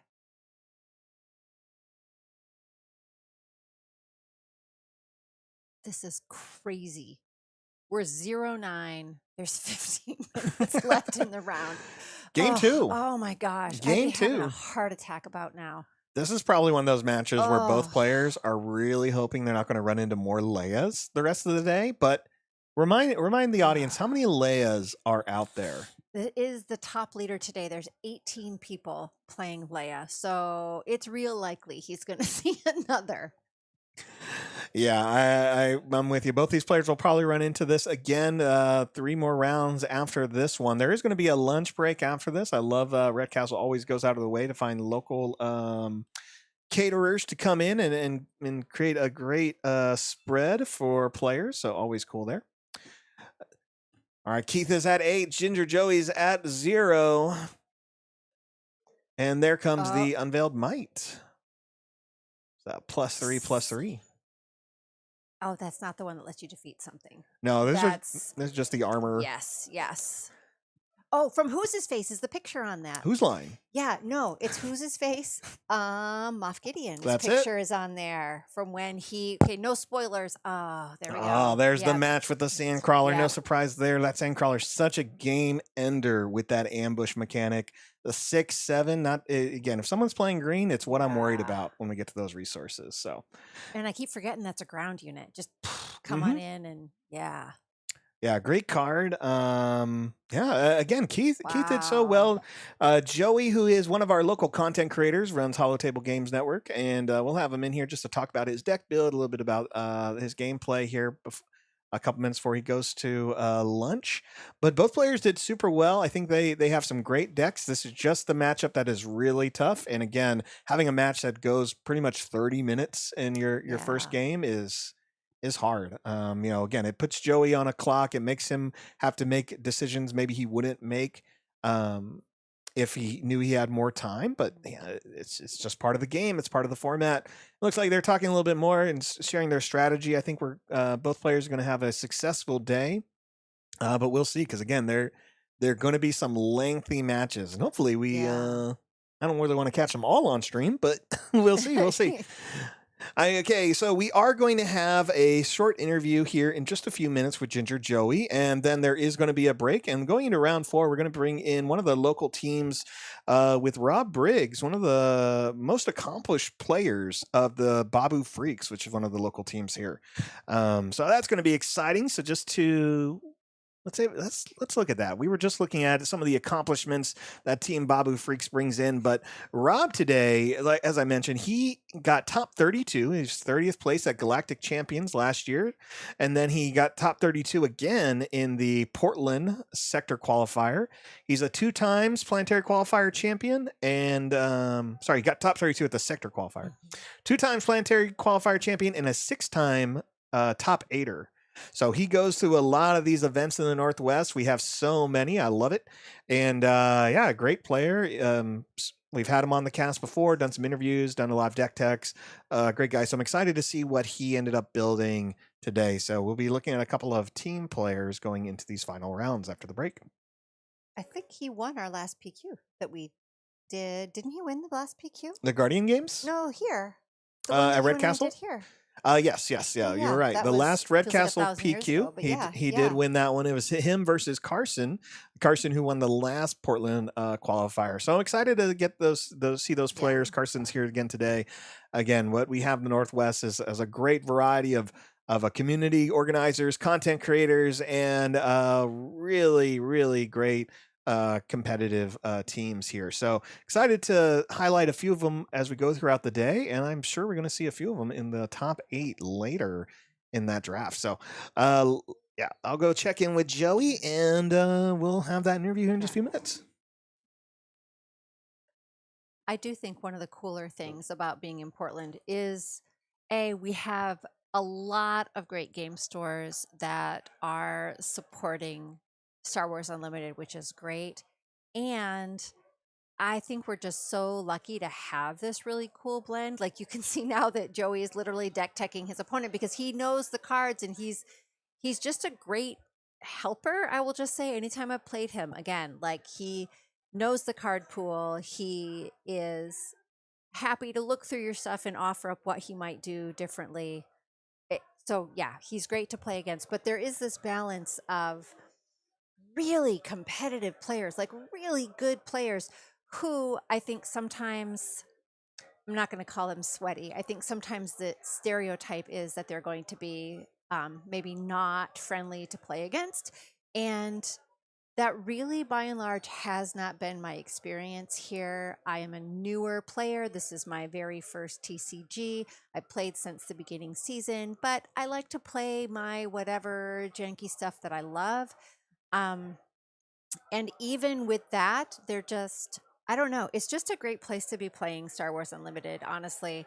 You can be as competitive as you want to be. You can be casual and chill. There's so many ways to just play casual tier, whether that's doing Premier, whether it's just playing Twin Suns. So I just feel like we're super lucky to have that mix here. And I'm going to hand it over here to talk to Ginger Joey.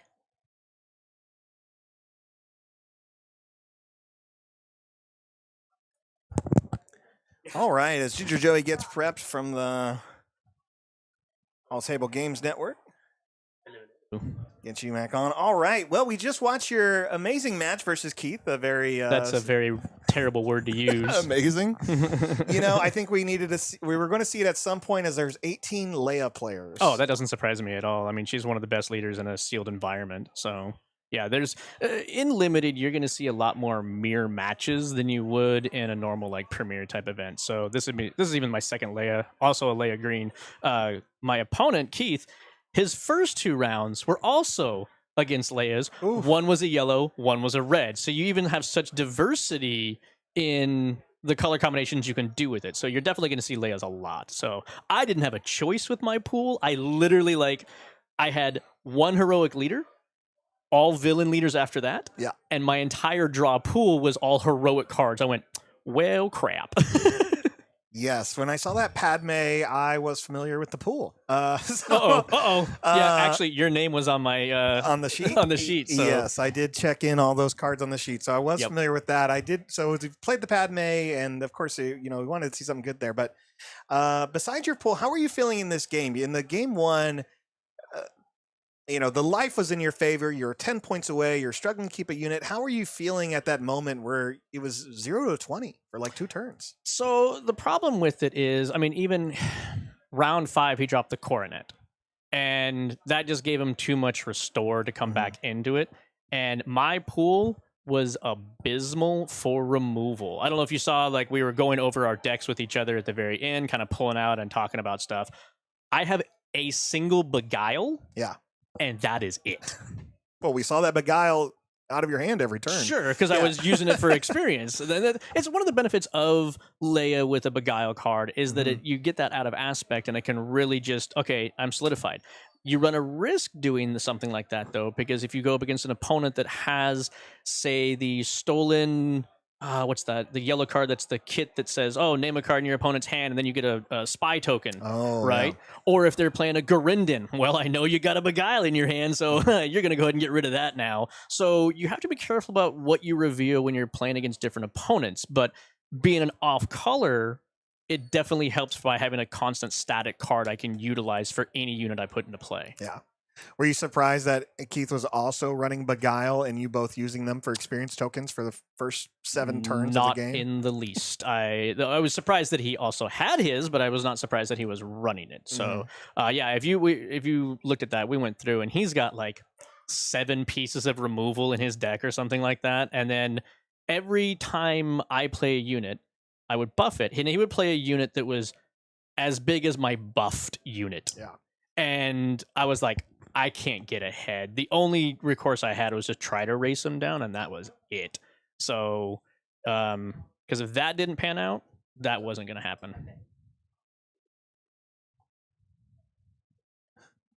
So, yeah, but so Leia mirror matches, that's what happens.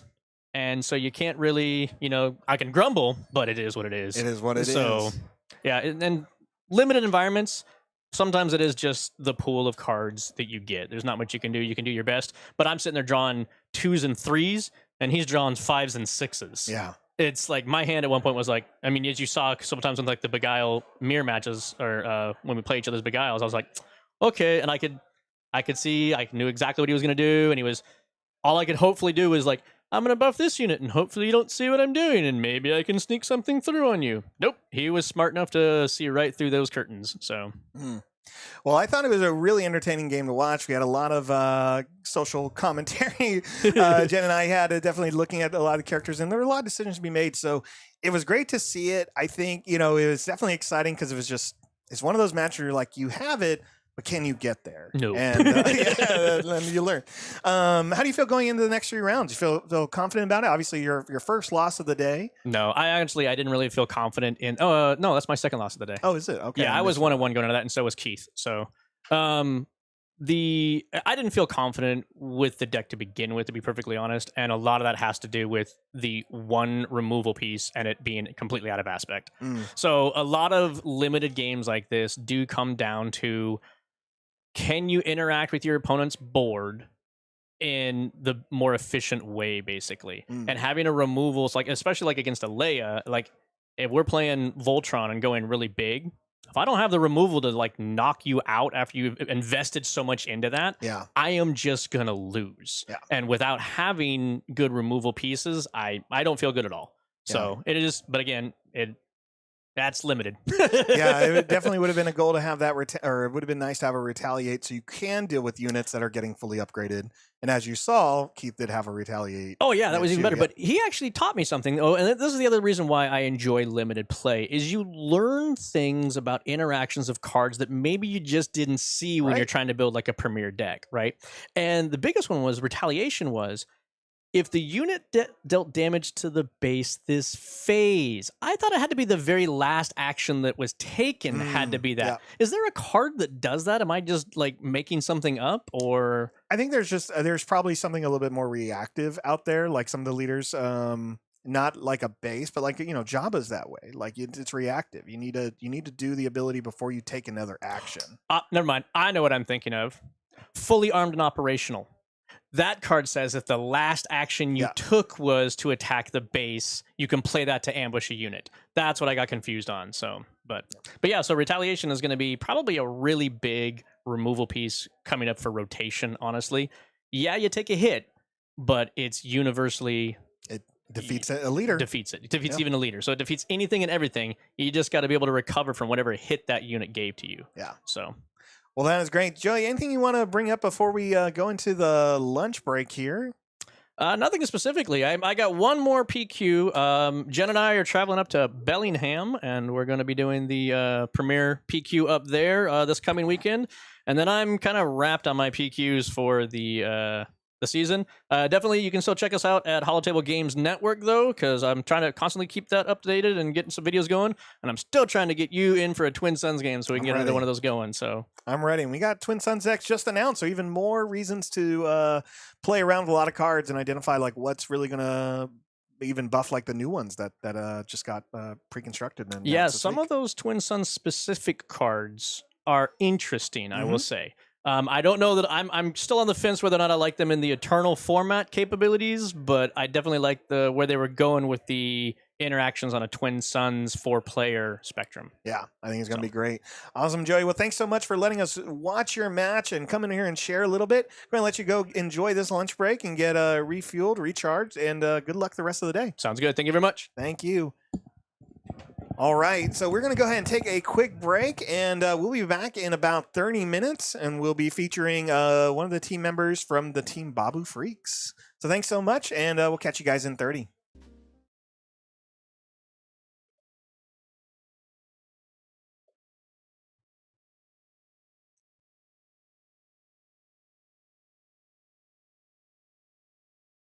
All right, we are back with round 4 here at Red Castle Games in Sioux City, USA. My name is D-Rod of Unlimited Power, and I'm joined by Madamezola, also known as Jen, from the Nightsisters playgroup. And we are here with watching the round 5 match. Jen, how are you doing? Real good. This has been some cool matchups. I will say the last one was a bit of a grind, and I am stoked to see Slymore on the board. That's the update for me.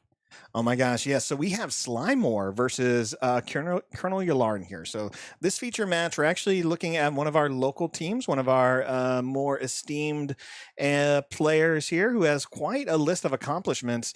Just reminding everyone, so if you're unfamiliar with Rob Briggs here, Rob B, who's the Colonel Yalarin player at this limited pool, he got 30th place at the Galactic Champions in last summer. He got top 32 here in the Portland sector qualifiers. He's a 2-time Planetary champion, winning the last qualifier here at Red Castle, and he's made it into the top 8 in PQs 6 times. That's crazy. He is definitely a very, very smart, critical thinking, excellent player. I can't say enough good things about Rob. Sitting and playing games with him, talking strategy. We've had him on here several times, so glad to feature one of his matches. But we're also seeing him versus one of his teammates. So Julian here is also from Team Babu Freaks. He has a small list of accomplishments as well. He got 32. Also, sorry, not 32. He got top 8 at the Mesa sector qualifier just about a month ago, and he's won 1 qualifier already. He's top 4 another qualifier and top 8 another one, and he made top 16 at the Battle at Atlanta, the second one that just took place. Yeah, it's a bummer when teammates get matched up against each other. I mean, it's a good game, but it's a bummer when you're on the same team and you want your team to do well.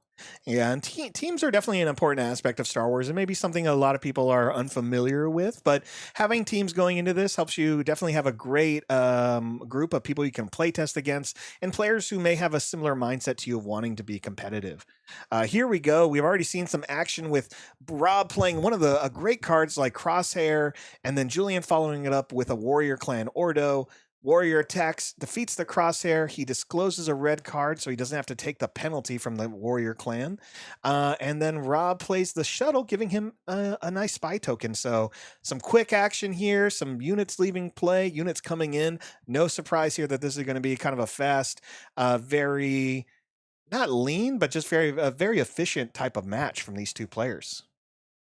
That was a surprise to me at Galactics, just to see how fast people played when their decisions had been pre-made with decks that they knew. They were just playing cards. So even it's interesting to see, even with the deck they just built today, that they know those lines, they know what they're doing, they just move quickly. Yes, and teams that are working, that have goals of making it to Galactics, they're practicing not just constructed play but limited play. Like, I know that they take the time to say we got to make sure we're getting boxes or saving packs and doing these things, because now with the change to Galactics, you really want to be good at both formats, constructed and limited.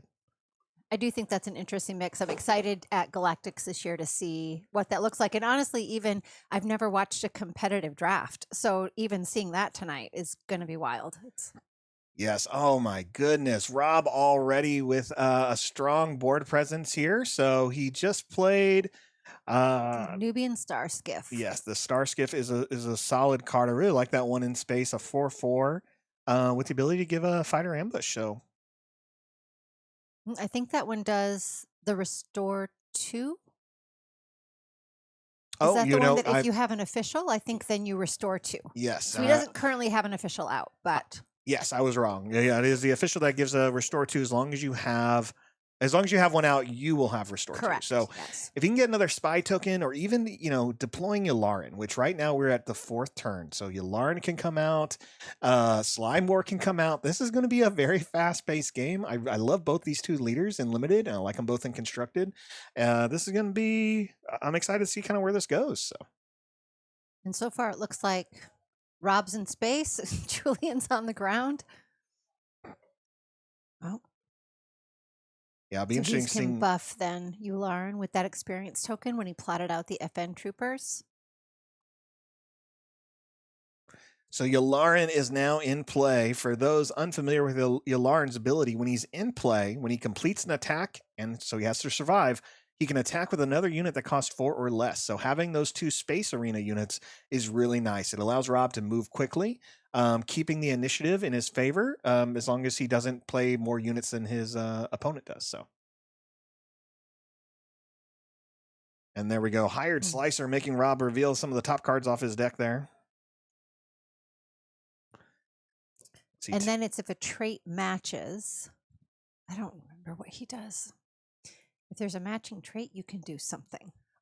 If you may exhaust a unit that shares a trait with one of the discarded cards. So, or sorry, with one of the cards that they see, but they go on the bottom of the deck in any order. So, and there we go. A little bit more damage there. 13, 14 to 4, Rob's favor. And then got the restore off the Nubian Starskiff now that Colonel Yularen is out. Yes. Yeah, there is a lot happening. For sure, but these games are definitely going to go fast as opposed to the last match we had, which was Leia Green versus Leia Green. Now, there are a lot of Leias here today, but Jen, how many Yularens are there? Yularen is still in the top 3, so there were 11 Colonel Yularens here today, same as Jabba. So he's still up there. Those are the big 3.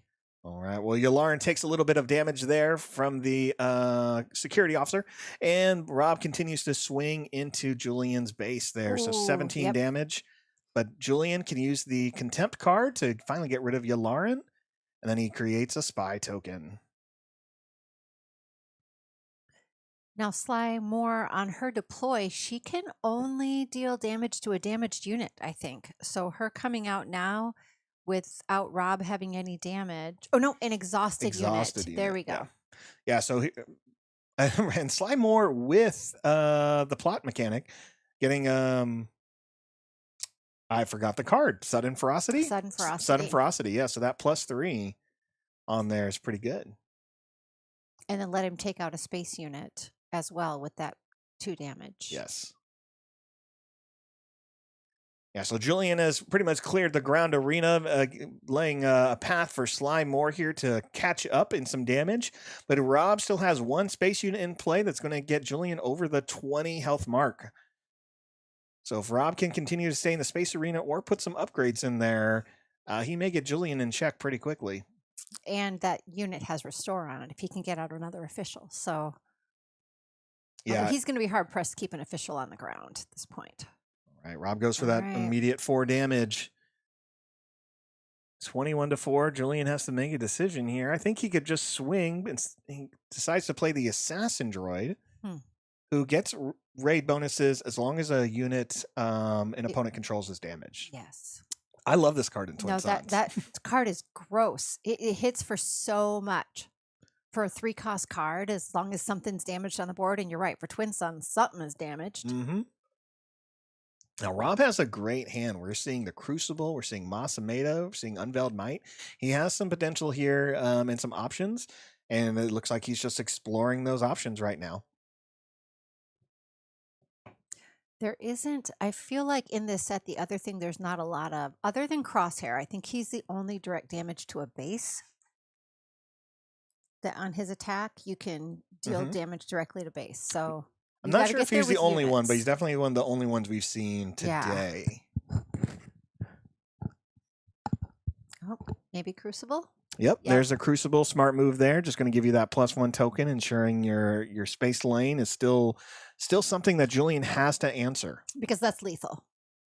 If he doesn't have an answer, that's 10. Correct, yep. But Julian has 3 resources left. He has 3 units left, and there's a Beguile. So we're going to return the ship to his hand, and Julian gets a little bit more information. Unveiled Might is in there, which isn't quite lethal if he puts that on the Crucible. Can that go on a vehicle? Unveiled Might? Why? Yeah. Why wouldn't a armor, an Imperial Mandalorian armor go on a vehicle? Because it can.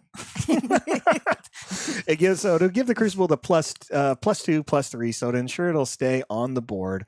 Rob's going to go ahead and move his damage up all the way to 15 because he has no blockers and he's taking the initiative. So Julian just knows to swing with everything. And I'm not going to say we didn't have a game before, but it's definitely a lot closer. Heck yeah, especially with this guy swinging for 5 with Raid now that he's done that damage on the Crucible. Mm-hmm. And Julian's done a pretty good job of keeping Rob's board clear. Yularen is awesome of doing 2 things at once, but if you only have 1 unit, you can't swing with 2. Yeah. Yep, and there, Rob gets Julian up to 26. Unfortunately, Rob doesn't have any other units in play, so unless he can ready something or have something with Ambush and Overwhelm, that base may not see any more damage this turn. All right, Sly Moore attacks, dealing some damage to Rob's base and using their ability to damage a damaged unit. And now it's 21 to 26. And now that's just 1 hit point away. So there's some of it. Oh, his Shadow Crawler took out that giant Raid dude. You know, as we talked about earlier, Shadow Crawler is such a strong card that Ambush can definitely keep Rob in the game a little bit more. But Julian has 5 damage still in play, but Rob can take the initiative. So it's really important here if for Julian to make a decision. Does he play a card with his resource? Which if he does, it should be one that removes cards in Rob's arenas, or does he take the initiative and try to go first? Now, Julian's is in a good spot. If he takes the initiative, yes, he doesn't play anything, but he could attack with Sly Moore into the Crawler and deal the 2 damage to the Crucible. So wipe them both out. Yes. Yep, there you go. Because hers isn't on attack. She doesn't have to survive. I believe so. We're going to double check real quick there. Yep, it's just on attack. So, it has to be an exhausted unit. So, no, it won't finish it off. Oh, yep. Dang, that was a good game. That went fast. Mm-hmm. Okay. I also like his sassy little spy token down there.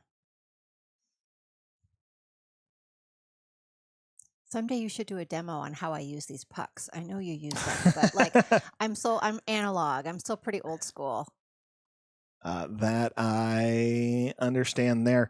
Yeah, I think I just need to get a written direction there on how to use them. But I really do like the life Google bucks. it, right? I could Google it, obviously, Yeah. but I like the hands-on. You're just one of those people that just needs the hands-on. Yeah, I get it. And for me, I definitely like manual on some stuff. The reason why I go for these life pucks made by Metal Fab tokens is I like having less I don't like moving things too much. So if I can have one thing that's stationary, that sounds really good. I like that it doesn't take up a lot of the card presence, and I like how this shows up on screen. Obviously, we want to keep the life visible. And this is just one of those ways. Everyone has their own preference. There's a reason why I don't recommend people using like 20-sided dice or 30-sided dice because it's just the table, and then you have no idea, right? Yep, one bump can do it. But yeah, ideally we just want something great that shows up on stream. But everyone has their own preference, and yeah. I like that you can just do it with one finger. You don't have to you don't have to pick a thing up. You don't have to do. You can just tap it and get the damage. So I don't think Sly made a single spy. No, she didn't really need it. She definitely was using more of the resources to keep the other units on board. Different threats that we're going to deal with Rob's stuff rather than a spy with the 0-2 ultimately. So, but yeah, it's so nice to have a quick match as we come back from our lunch break. It's really nice of Red Castle Games to be able to organize a longer day for such an event. Sealed events take some time, and we're here at a 70-person event, so there's a lot of rounds. There's still a draft before we get into that top 8 that has to happen, so a lot's happening. So I'm really glad they were able to provide a great lunch break for everyone and give everyone the rest and recharge that they need going into this next round. even for us. I know. We got a little break, got a little delicious food. I think it's always the thing that sometimes people, what makes this, tabletop gaming a little different from other commentary thing or even like, esports, that type of stuff is like these games are lengthy and they go long. And so I'm really glad that, you're able to spend a little bit more time. We've had a couple of other people who are going to step in to help us cast here throughout the day because this is a lengthy day. We're definitely, even the players, a lot of players can definitely plan on being here for over 12 hours. Yeah, that's the other part is I forget about there's some mental stamina that's required in it. That's like part of the battle you have to know your cards and know your deck, but you have to last all day.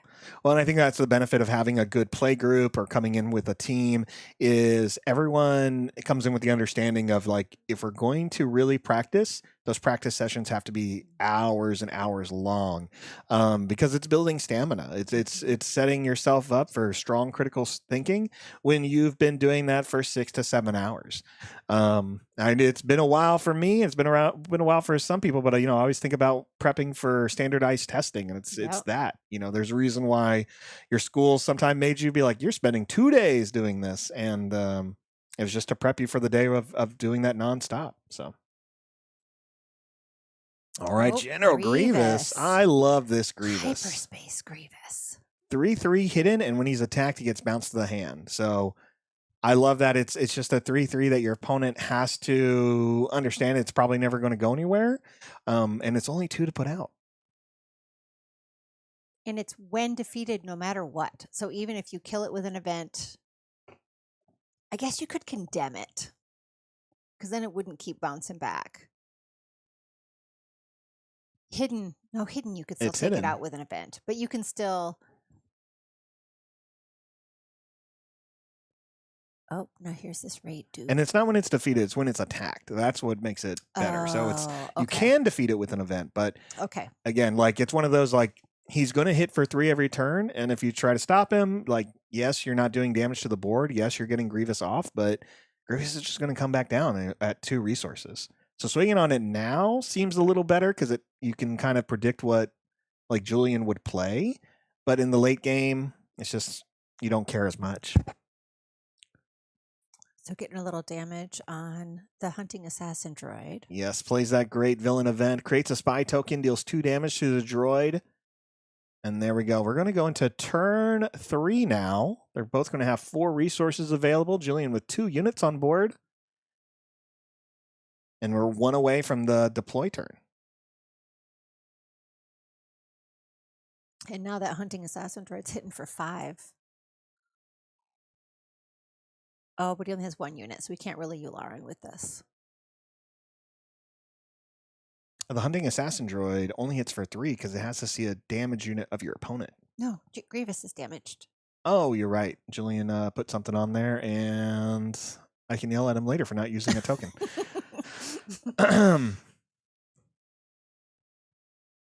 All right, let's see what he does with that droid. He takes out the spy token that's not going to deal any damage back because it only has raid 2 and 0 power. Out comes an assassin droid for 3. Both of them with assassin droids, both on online. Oh, Viper Probe droid. All right, let's see what Julian has. Wow, Rob is playing a very Imperial style deck here. Viper Probe Droid is going to show us Vela, Beguile, and Arrest. That is a great scene from Andor that they have her from. That is an amazing scene from season 1. I love how she has to talk herself up to it. Yeah, okay, we're doing it. They have to talk each other like Cinta has to basically talk her into it. You're fine. You got to do it. All right, Grievous takes out the droid, so now we're not going to see any Grievous shenanigans with the hand. Rob plays the constable. There's no upgrades for him to remove, and Julian takes the initiative back. It is 0-0 as we go into the deployment turn, and turn 4. I think, as you were talking earlier about the Andor season where Cinta has to talk her up, and, if I'm in that situation... I'm not a fan of heights. I think I'm reasonably afraid, as most people are. But if that's me, it's just I can't think about it. I just got to do it. Anytime there's just like a moment you got to jump, just do it. And The more you think about it, yeah, I'll talk the myself harder out it of it. is to go over the edge. Absolutely. Yeah, what a great scene. Two characters I really enjoyed in both seasons. Glad to see them in this game. Hopefully they'll eventually both become leaders. All right, Assassin Droid takes out the Viper Probe Droid. Leaving a Constable left. I really enjoy this Constable. He's essentially Fang Fighter on the ground. Yeah. Only 1 health, which is a bummer, but for 2 cost. For 2 cost and hitting for 3, I'm just like, you know what? It's your problem. I used it. I probably used it the way I wanted to. And if you want to kill it, kill it. Take 3 damage so now, back. If you're Rob, are you going to base here, or are you going to get rid of that hunting assassin droid? It's hard because you have a unit that hits for 3 and Sly Moore deploys this turn. So, but Rob does have the Cruel Commandos to give him some room. He has the Crucible next turn. It comes down to a little bit of sequencing, and he's going to go ahead and deploy Yularen.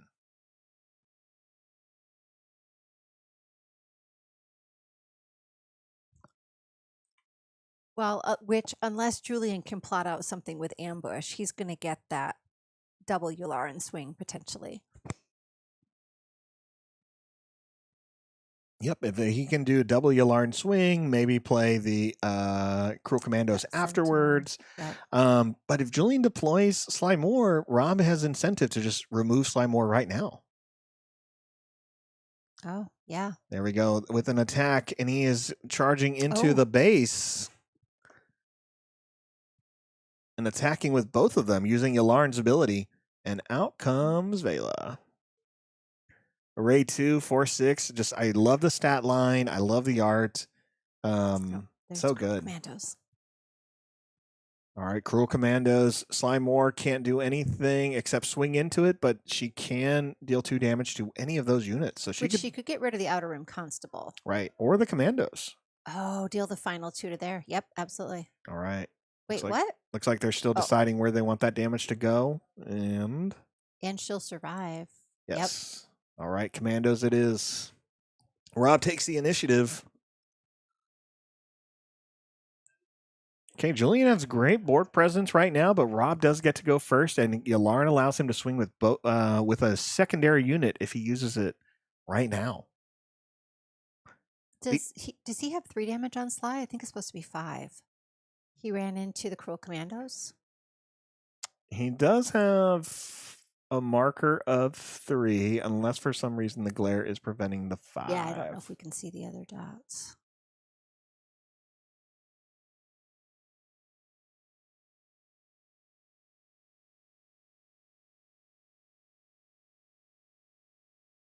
All right, here's where I'm not sure what is happening. Unfortunately, without having a...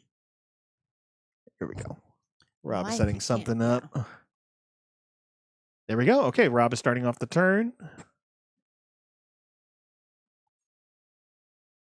It's like he's still deciding what to play here.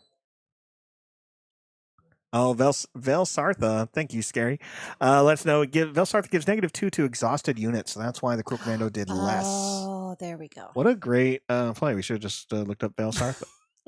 Whatever. It's fine. It's fine. That's what the internet's for. Well, what I love is it really captures most of the time what our commentary is. Like, what's the card do? Instead, let's talk about when we saw them on TV and how fun they were. So, man, when they revealed who she's related to, wow. Yep. I'm saving you the spoiler, internet. Oh. All right. Disciplinarian, though, doesn't have anyone to hit, unfortunately. So just has the Veil with the raid ability. So good hard hitting. I feel like Julian's doing a pretty good job of keeping Rob's board pretty clear. Yeah, it's a great job. Yeah. What you don't want with someone with the Yularen out is to have a lot of units. You don't want them to be using action cheating. Action cheating just wins games. We've seen that with characters like Han. Yularen is very similar to Leia, where they can just, you're doing 2 things in one action when the rules say don't do that. And that's always pretty strong. All right, Muckracker There we Crab, go. and then a Beguile. Yeah, I think at this point, Rob kind of knows Julian is going to get there really quickly. Well, it looks like Rob's probably going to be playing in the Space Arena the rest of the match. I don't think I've even played Vel. So now that I know she takes even less damage with her raid, that's real good. Oh, yeah, super solid. She's going to go in my 3PO deck. By the end of the day, a 3PO deck will be created. You know. Oh, I did hear, wait a minute. So I was talking to the judges at lunch, and nobody built 3PO, but someone did pivot to 3PO after a game loss, and then they lost with 3PO. But that's not the point. The point is that 3PO was played today. That someone is pivoting. Somebody pivoted to 3PO. Good job, little buddy. Speaking of little buddies, we see the Coruscant security force there. They hit for 5, Yep. right? That's not... He has a lot of damage on the board right now. 4, 5, 6, 7, 8, 9, 14 damage. I mean, this isn't small town Cobb Vanth, all right? This is big city, big planet. This is, you need people who know what they're doing, some muscle. And it's the undercity, not the overcity. Oh, not even the worse. top where they see the sky. This is the undercity police. Here I am just thinking the demographics in their city means more crime. That's not true. All right. Rob with 2 space units, and Julian just building up that board, and Rob finally taking some damage. It's 7-9 Julian's favor. This is a Team Babu Freaks versus Babu Freaks match, which is great. Again, you know, a great team coming out of Portland, Oregon. Love to see them. A great group of people. And after their Galactic Qualifier debut, with Rob getting 30th place. That blew my mind, honestly. Yeah. Like, I don't think I really realized the quality of players. Like, because I just, you know, I'm just here playing games.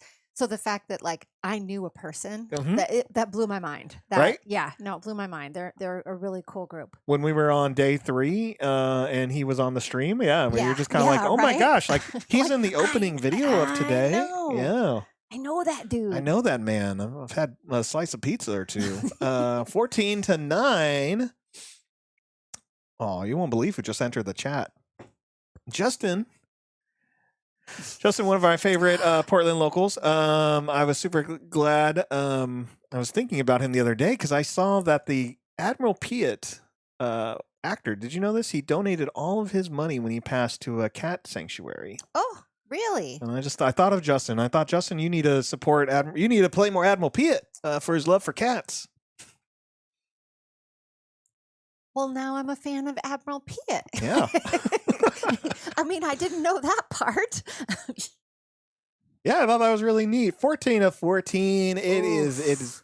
Julian is just going wide over here. Both leaders are done for. Both have been already used, so it is just about who's going to get more cards into play, or who's going to get a heavy bomb into play. So, And if Rob, well, I think Julian's in a good position that if Rob does get out an official to try to get that restore online, he's probably not going to keep that official. no, I think Julian. Because if he starts restoring. Yeah, I think Julian knows he has to just take it out when he sees it, and instead Rob doubles down in the space, strengthening all of his units. That nice +1/+1 counter. I think it is interesting in these games to see. Oh, nice. The Republic Walker. Yes, to see just some of the random single color cards get played, because a lot of times in Premiere, people are using the villainy green, not just plain green, right? Right. Here we go. Rob just takes the initiative, which means Julian has just a free pass to swing for a lot of damage.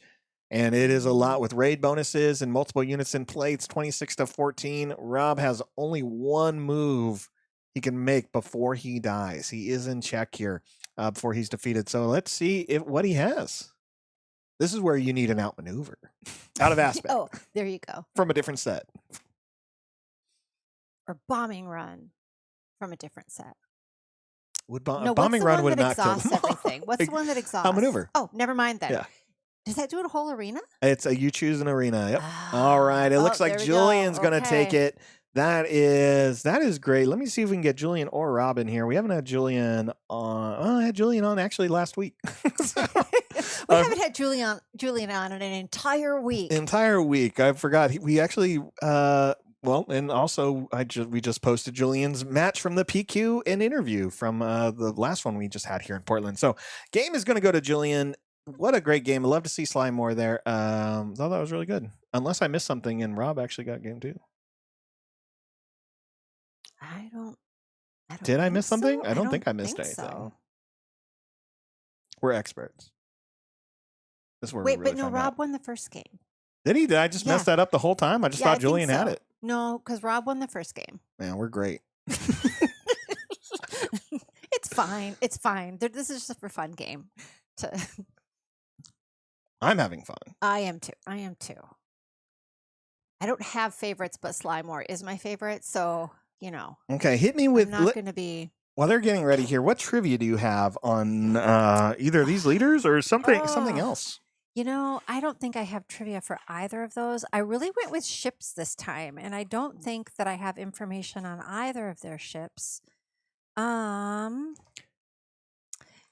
don't. I think I was telling you, Slime Wars is the hardest one for me to think of anything specific about. Like I've gone through just my brain and just try to think like who mentioned Slime War ever, and it's really really light. So when she got announced as a leader, I was very surprised when I saw her with Death Troopers. I was like, I don't know what's happening. I predicted Masameda before Slime War would make it because Masameda is such a... In a lot of the books, he's such a key piece to the Empire. He actually is the one that keeps the Empire running on Coruscant after the Emperor is defeated in Return of the Jedi, and he runs it for about 2 to 3 years. He's the one that making sure everything continues happening, and while the rebels are still fighting to get back to Coruscant. Yeah, and I don't know where Slymore is during all that time. I know she's force sensitive. Mm-hmm. I know she's one of the few people who knows Palp's identity. Mm-hmm. Yeah. Right. But other than that, I don't know what she's doing.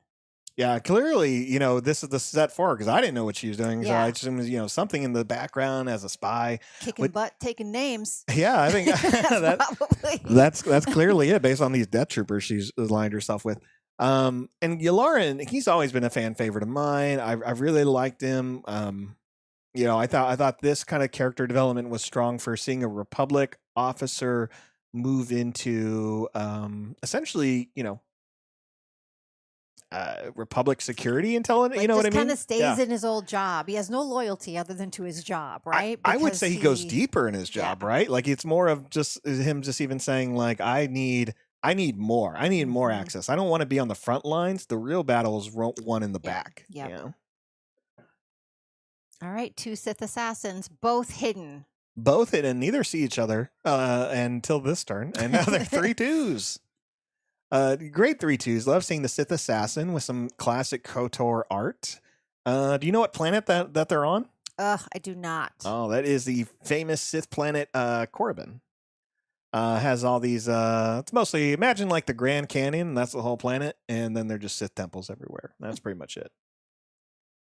Now I've got to read a Slymore book. There has to be a Slymore book. I don't think there's any Really? mention of her in any. I'm making myself a note. It may have Slymore book. skipped my maybe something I don't remember, but I am caught up in all the books now, Okay. canon books. So there's no mention. So you've of. read it and all the stuff, and you don't remember seeing her. At most, there's probably a meeting room where there's like Slymore was there, and that's kind of it. So I'm curious if I'm missing something from some of the comics, which I'm definitely more behind in. But as far as my Star Wars media, it's pretty up to date. Doesn't mean I won't get something wrong. Both Sith assassins trade with each other. No surprise there. 3-0, Julian's favor. So is there a reason why he didn't swing first with the Sith assassin before doing the when played for the Academy Disciplinarian? Because he could have re-readied it, Mm-hmm. but he played it before he swung. I just wanted to take less damage. Possibly.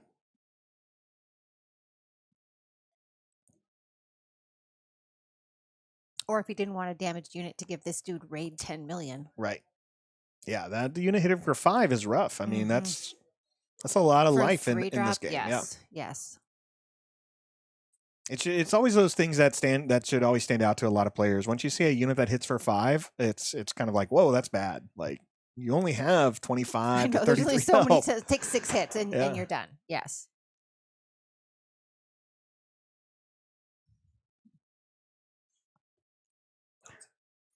Oh,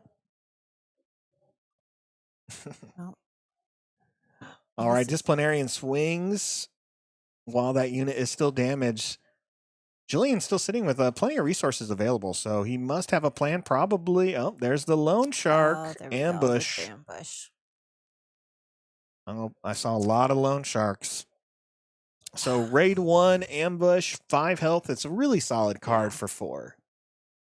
I have not seen Partagaz played yet, so I am stoked to see how many +2s he stacks up in one turn. Probably not many, but like I have the dream that it could happen. Scary reminded us the disciplinarian is good, but it only works for units that have 2 or less power. Oh, so he would have been too chunky to ready up Correct. That's anyway. why there was Okay. no trigger there. So not a bad sequencing. Just one of those things of we've seen it so much today that we forget the power is actually needs to be 2 or less. All right, here's the major. Definitely a new character from the Andor series. Really, I mean, a lot of those characters are great. But here we see Yularen with the plot mechanic. Madamezola comes into play. Really great. It's going to bump up your officials that are in play. And what a turn. And does Partagaz get buffed from the Yularen deploy, or does it have to be played? I'm going to pull him up right now. Well, you deploy the leader first, and then you play the unit. And it's just looking for your officials. But is it when played for Partagaz? Doesn't he hold on a minute. No, I can't even Partagaz say gets words. stronger the more officials you have exhausted or that attacked this phase. Okay. So it isn't that when they played, it's when they Correct. attack. Okay. So he has overwhelm, and when another friendly official unit attacks, Yes. then he gets +2/+2 for the phase. Okay. So it's not I will say I the was thinking it was a major when played. Yeah, the major would be a bigger threat in Star Wars if it was just having exhausted units or exhausted officials or anything like that. The amount of spy tokens you can create could really make him really strong. Oh my gosh, yes. Yeah, they definitely really worked on major because there's not many ways of cheating extra damage with them. They were one of the few cards I feel like were really worded well to avoid you taking advantage of it. Here we go. Yularen swinging using his ability to continue to swing with the major. So a good amount of damage there. Yeah, there he goes. And he cleared that took his unit off the board. Mm-hmm. Yeah, that overwhelm feels good with the major, and Rob is still at 0 life, which is why his life buck is off. All right, Assassin Droid comes up. Rob takes the initiative. Julian just puts Okay. out 2 units and then deploys Slime more, so now he can decide who he's going to swing with or swing on. My guess is you should probably you gotta take out one of these officials. There we go. Yularen it is.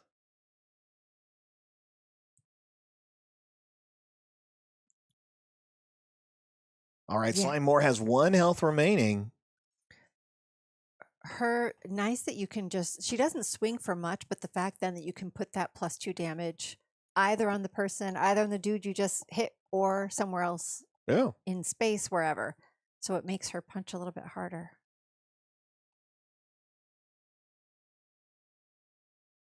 I'm digging seeing all these villainy cards. I don't play enough villainy, right? So it's like I haven't even read these cards. I mean, I have, but I don't even think I knew what Madamezola did. So I'm learning all kinds of things today on the villainy side. Yeah, and I think that's a reminder for players who don't do a lot of limited, whether it's going to a sealed event for release or doing like a local draft.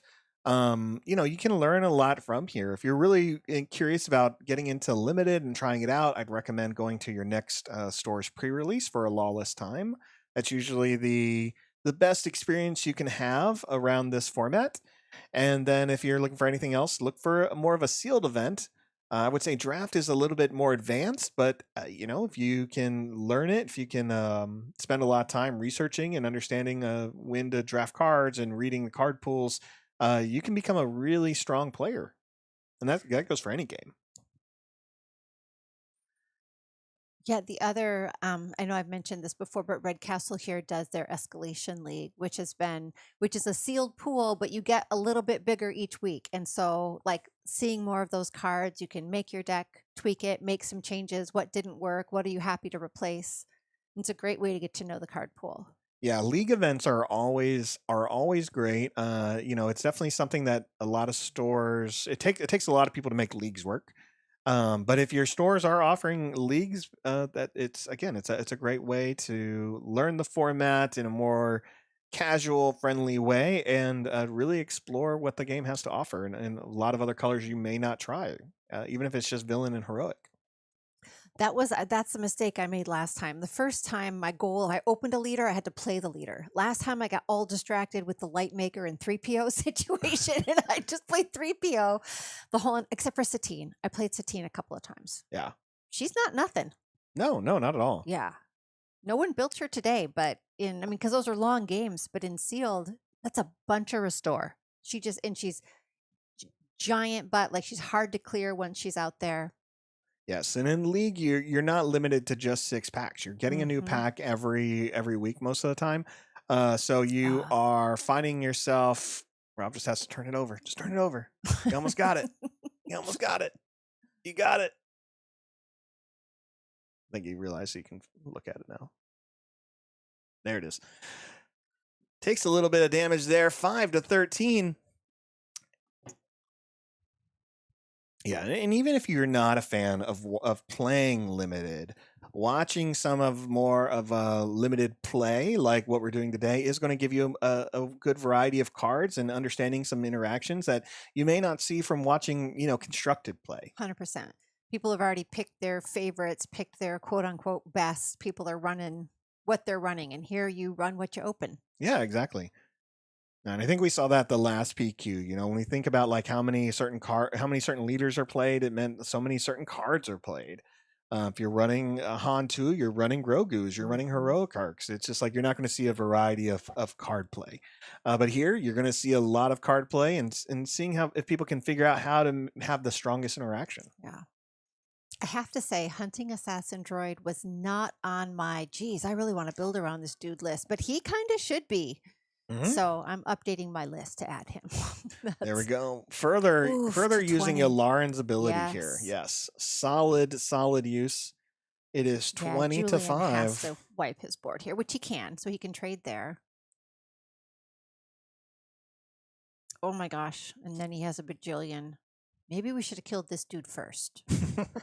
Jen's still pointing to the screen, talking to you about the major. Oof, and then the shadow crawler came in. The shadow crawler comes in, destroys the hunting assassin right before it can use that raid bonus. 9, yeah, and the spy doesn't have enough to do it. No, the spy only deals 2 damage. 3. So what else does Julian have in his hand? A sudden ferocity, maybe? Who knows? But we're doing 2 damage. I think he's realizing it won't kill it. Is it still what he is? I mean, I guess maybe he has putting sudden ferocity on it. That's a weird little spy with a giant upgrade. From it looks like Julian also has, I think, grassroots resistance. I was going to say that's what it. I mean, he could pay it. Yep, there he goes. He can do it off aspect. He pays 6, deals 3 damage to a unit, and heals 3. Well, that's definitely a card you're not going to see coming from a Sly Moore player today. And there he goes. Finishes off the Shadow Crawler with the Spy token. And now the Major only has 0 attack. It needs to see another 0. So the only attack it has is the experience tokens, correct. I should say. So it only hits for 3. It can get stronger if another official attack the base this turn. So he's probably not gonna, unless he has something. Well, no, there's nothing. There's nothing. Yeah, no, there's no way to. It echoes why Julian made the play he did. The crawler is a bigger threat. Easy to deal with here. All right, takes a few more damage. Back to 20. 20 to 5. Julian's first play is the Coruscant Security Force. Yep. The police or force? I think it's police. Yes, Coruscant Undercity Police. Undercity Police. You don't see much of the Undercity in the new canon. Mm-mm. A couple of parts of Ahsoka happen in the Coruscant Undercity. Parts of Ahsoka, a little bit of Clone Wars, a little bit of Rebels. I'll take that back. It's not Ahsoka the show, but Ahsoka's story in Clone Wars. Oh, Admiral Rampart. Oh, I have some information about him. Now, do you know who he is? I know Admiral Rampart is the lead admiral. Essentially, he leads the group in protecting the and doing a lot of testing on force sensitive and mostly clones, really clones, but also force sensitive characters. Essentially, his job is, or his big director, his big project is, how can you make a clone that is force sensitive? Yes, Project War Mantle to replace the clone troopers, and he does do his first experiment on 4 modified humans who did get a card in this set. They are called Crosshair takes them out to kill Saw Gerrera. Oh, you're asking me? Yeah. Oh, I don't remember the modified humans that he worked on. Red villainy card, the Elite Squad. Nope, nothing's coming up. It's the Elite Squad. It's literally called the Elite Squad. Well, that's what the card is called. Oh, So I okay. assume it's a proper noun. So presumably that's also what they are called. That could be. But he's the one who oversaw the creation. What I do like about seeing Rampart is he runs with a lot of the clone commandos, which are known from a game. And there's Rob pulling it with the Rampart, and Oh, and then I got all distracted, and then Rob won. Hope you were watching that, internet. I got real distracted by trivia about Rampart. Well, you had trivia on Rampart, so I mean, and that's a newer character that we haven't seen in any of the books. It just comes into the It's Bad Batch. Bad Batch story arc. Yep. So great character, makes sense. It definitely ties into so much that's going on in Star Wars movies and shows. So if you haven't seen Bad Batch, definitely a strong watch. Especially if you're really interested in what happens with the clone army after the Empire is built, and kind of gets into more of those details of why you shouldn't keep some and why, and what to do. Same thing with the book I mentioned earlier, Darth Vader, Master of Evil, goes into that a little bit more of what's it like to be a clone trooper, and they go into a little bit more of like the 501st team and what that was kind of transitioning when you're like the most elite essentially battalion, and what happens when the Empire crosses or when the Republic changes into an empire. So really interesting stuff out there. A lot of great stories that you and I will definitely bring up throughout the day. I'm going to go back. I got so distracted by Rampart's story that I didn't talk about his on attack, which in Yularen seems real good. Because as long as you can disclose that green villainy, then you can give an experience token, which really feels like Hera, right? I swing with Hera, I give an experience token, and then that second unit automatically gets to swing. So that, if you have the disclose, which I think might be harder in limited than in sealed, but. Let me go check with Julian and Rob and see if we can have a Babu Freak team member come in and just talk about their pool for the day. So.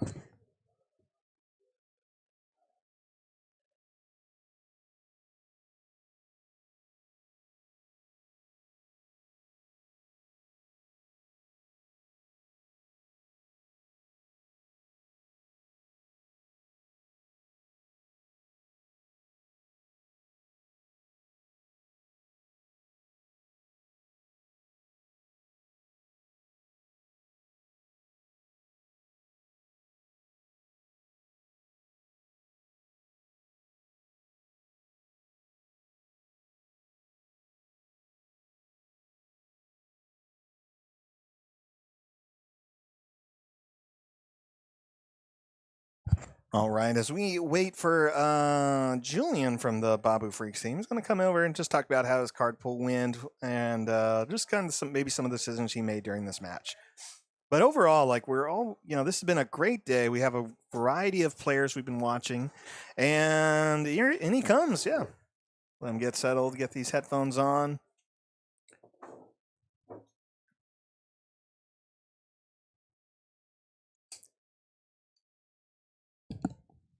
All right. Okay, what a day. 4 rounds. Julian, let's talk about your sealed pool. We saw a bit of cards. I was excited to see Sly more. Was that the leader you were excited to play today? Was something you planned on? How was that? Yeah, I absolutely love Sly. One of the first leaders I picked up at the start of the set.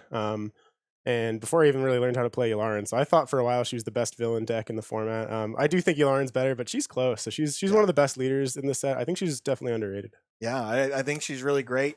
You had a lot of great cards that we saw come out. What were some of the cards that you were excited to see in your pool? Yeah, so the yellow pool is pretty solid. But Sly's just like leader stat line is so good. I mean, I think the red cards in my deck are doing a little bit more of the work, but I have some of the good yellow removal. Like, yellow has so many solid tricks like Beguile, Arrest. There's some other funny stuff out of the sideboard. Like I've messed around with a thing that taps your opponent's units equal to the number of officials you have. So Yeah, that one's been fun. Yeah, no, you definitely had a solid group of red units in play and using a lot of great yellow cards to manipulate the board there.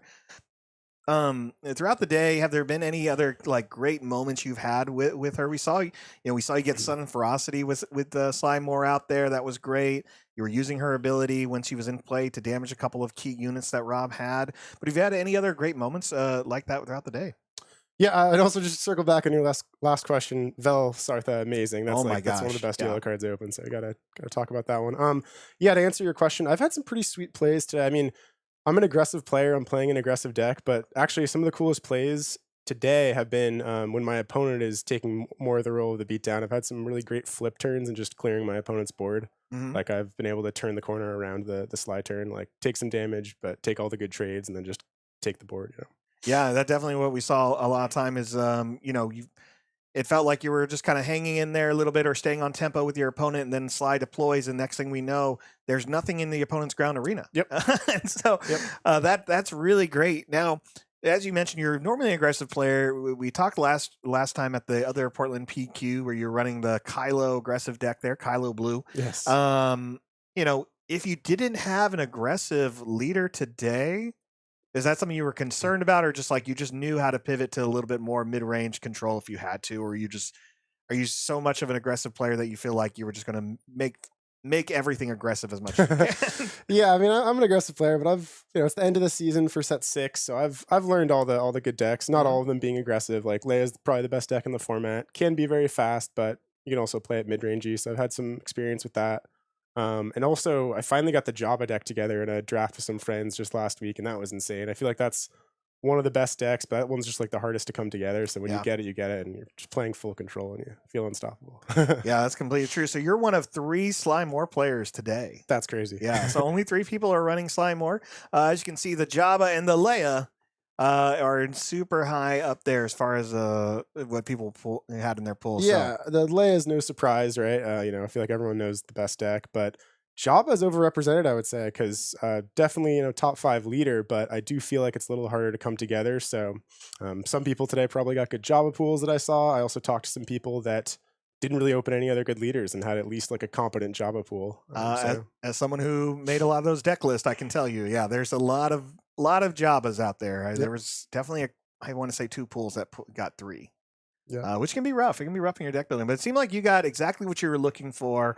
You have a good run going on. So, So what's next for you? I know you've already had a couple achievements here. You did super well in Mesa, and this PQ is definitely going to add a few more points. But I think you're really close to having the right amount of points, right? Or you already have your entry to the Galactics? Yeah. I'm sitting at like 125 right now. Okay, cool. Yeah, was able to get over the threshold in Mesa. Great, yeah.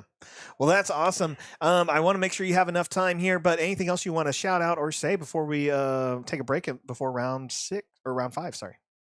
No, I don't think so. Thanks for doing coverage. Oh man, thanks for letting us watch you. Always exciting, even if we're watching 2 teammates play. But it's a great time, and I really appreciate you just sharing a little bit more of your thoughts and letting people know what it's like to be a really aggressive player. Yeah, for sure. Thanks so much, Julian. All right. So with that, we are going to take a quick break. We'll be back here in probably about 2 to 5 minutes, depending on how this round transition goes. And we're going to have a change in commentary. So yeah, thanks to everyone for sticking around. We'll be right back. That's true. So luckily we have great commentators, but we are in round 5 again. For people who doesn't know, we're just going to make sure that that is announced. And again, we're already seeing some action here from some great local players. Misha, just to remind people, he's from the team Babu Freak, so another local Portland player. We've already talked about him kind of ignoring a lot of the stuff provided for him for better visibility, but that's all right. We know he's a great dude. And I'm joined by Corey from Holotable Games Network. You're the companion and the second head of the feed and with Ginger Joe, who we had on earlier when watching the stream. So again, thank you for being here today as we watch these 2 local expert players show us what they built today. With right now it's 6 to 4. 6 to 4, and I mean they've got a good wall both wise. That Ornithopter is going to be an issue for Misha and his space presence. That's a big threat right there. That can just mow down his space that he's been just running over Jabba with. Yeah, I mean it's only 4 health, but again it can take away these 2 units. One with grit, one with hidden. Hidden not too much of a problem now, and we're going to see what happens. We're in a big turn here for Sabe. So 5 resources means she can deploy, and as well as Jabba. So we'll see what kind of cool tricks these 2 players have. Courtney has made some amazing decks. I believe we had her featured on the last qualifier here at Red Castle. And man, the way she thinks about deck building is so unique. It's just every time she brings something to the table, I'm learning something new. It's always great. Yeah, both of these players, very good players. Good that we were able to get this pairing. But yeah, I think this is going to be a good matchup just to see who can get through it. I think Misha's gotten some decent damage in, but he's looking like he might be in the back foot at this point. He doesn't quite have enough threat. Getting rid of that Death Trooper is nice, though. You want that dead. And what a nice looking Death Trooper that is. Right? Foil hyperspace. You get to see that full art. Wow. Courtney Lux sometimes. That's crazy. And Courtney, we were talking about this earlier. Courtney plays a lot here at Red Castle Games. It focuses a lot on League and some limited play. So, again, she's familiar with a lot of cards in this card pool. Thanks to, stores like this running events where limited play, happens often every week. So, yeah. Oh, that Sentinel in the way is an issue too. Yes, and now it loses Sentinel because it's damaged. Yep. But it did its job. It killed off the unit on the ground and got that Sith Trooper back. So Courtney has a wall at this point. Yeah, great wall, especially on your deployment turn. She still has 1 resource, I think, remaining, but Misha still has all 5 with his deployment still available. Yeah, I could see. A little surprised at that. I would almost think of hanging that Diplomatarian back for Sabe to flip, because Sabe swings for 3, correct? It does have a raid, and it swings for 4. So, but 3 if she swings into something, so she would either have to swing into something, or you could swing the Parliamentarian into him. But then again, sudden ferocity changes that completely. It super does. Here we go. Both our Sabe is deployed, gets that plot mechanic. So now you have a unit that can hit for 7. Yeah. And there she goes. Yep. Yeah, this is can Courtney do enough to slow that down at this point, or is she in trouble? That hand's pretty rough, but losing Cinta hurts. Yep. You wanted that for next round. That's definitely the card you have to get rid of. Yep. Cinta with the ability to, when played, make another unit attack is great action economy. And it's a card you definitely wish you want it in your plot, but with a unit that comes out at 5, I can understand why she didn't put it there if she had it early. Mm-hmm. Interesting. All right, she takes the initiative after deploying Jabba, so we're going to see what she's going to do with the opening turn. She could have swung for 2. It wouldn't have hurt a unit. Wouldn't have done much. I could see maybe swinging that into Sabe just to get her at 3 health, because at that point, then the Diplomatarian could take him out. Or really any of your units could take Sabe out at that point. But I could also see saying, maybe I have a better answer in my hand. Did not see clearly everything that was in her hand. Well, she has a great board presence, and there she goes. She's using her Rotunda Senate Guards. to finish off one of Misha's units, and there it is. And get another 2, and then now she's at 3 again. So that's where you want to be. So either of your units can finish her off now. Yeah, using Jabba the Hutt's ability when your unit takes damage and survives can really benefit you, as we just saw. Putting a little bit extra damage on Sabe makes her killable, defeatable. Mm-hmm. And there we go. What do we get rid of here? The Walker? The Walker. Yeah, you definitely kill that Walker. That's a huge threat. Mm-hmm. A 7/6 that can come out on the next action is big. Yeah, you gotta kill that space. There you go. Just as you predicted, takes away that unit. And now it's has Jabba turned the corner? Can he shut down right now? Ooh, that makes things tough. Yeah, we just talked about that's what you get rid of because it's it's something it's tough to deal with, and there it is. It has Overwhelm, a 7/6. Yeah, Courtney, if she can get a strong Sentinel out, or who knows? Who knows? Maybe she has Retaliation in her hand. Yeah, that would help. But that's gonna. I mean, either way that survives, it gets you 29 immediately, and that's not a spot you want to be at. No. She does have 2 units that hit for 3, so she can take out the Walker if she wants, or she can try to take out Sabe. That's going to be the question. I think she's taking Sabe out. Yeah, you need Sabe off the board. Sabe's too dangerous with the stripping your hand.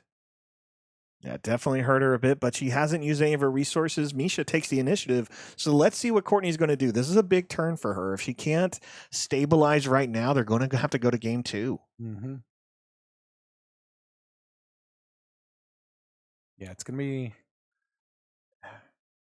Does she have a way to... Oof, that's not optimal, but it's what you have to do sometimes. Yeah, she puts the 3 damage. Maybe not. Actually going to swing 2 into it. That makes sense. You give it 1 swing. There you go. Jabba's only sitting there with 1 health remaining now. You get 3 to the base. So yeah, Jabba's at 1 health, but also 1 swing's gonna get it 29. Let's see what she has. That's not what you need at the moment. It's as long as Misha doesn't put out a space unit, she might still be able to keep it down, but a second a space unit comes out, if she doesn't have an answer immediately, she's done. And there are not many answers in red blue for that are going to really shift the tide here. So we'll see. We'll see. I mean, 2 hunting assassin droids, I like to see it, but you got to get rid of that unit, and whatever Misha plays is probably going to be fully healed. So yep, it's not what you want to see now. Yeah, and there it is, 7 damage. Whew, that is not a comfortable spot to be. No. I get uncomfortable as soon as I hit 20. Yeah. Sabe ability. Yeah, Sabe, top 2.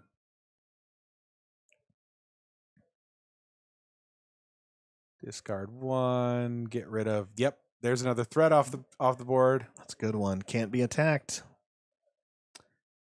Now the question is, what do you swing into that to kill it off? Yep, that makes sense.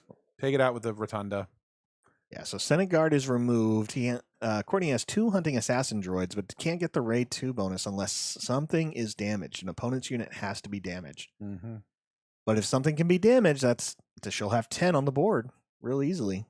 Yeah, she's looking for him to drop something that he can swing. She can swing the aggrieved diplomatarian into. I think it's a good move. If the only thing it could kill was that Jabba. Yeah, I mean, but that's again, still viable. Yeah, but you just opened up those hunting assassin droids to hit for 5. Yep. Well, but killed it. I would have kept it alive and just did a swing with at least one of the hunting assassin droids. Get one in, then kill that, because it's not going anywhere. No, that's a hard one. Sometimes you get that tunnel vision of like, I want to take care of something on the board real quick. Yeah. Seeing this is rough.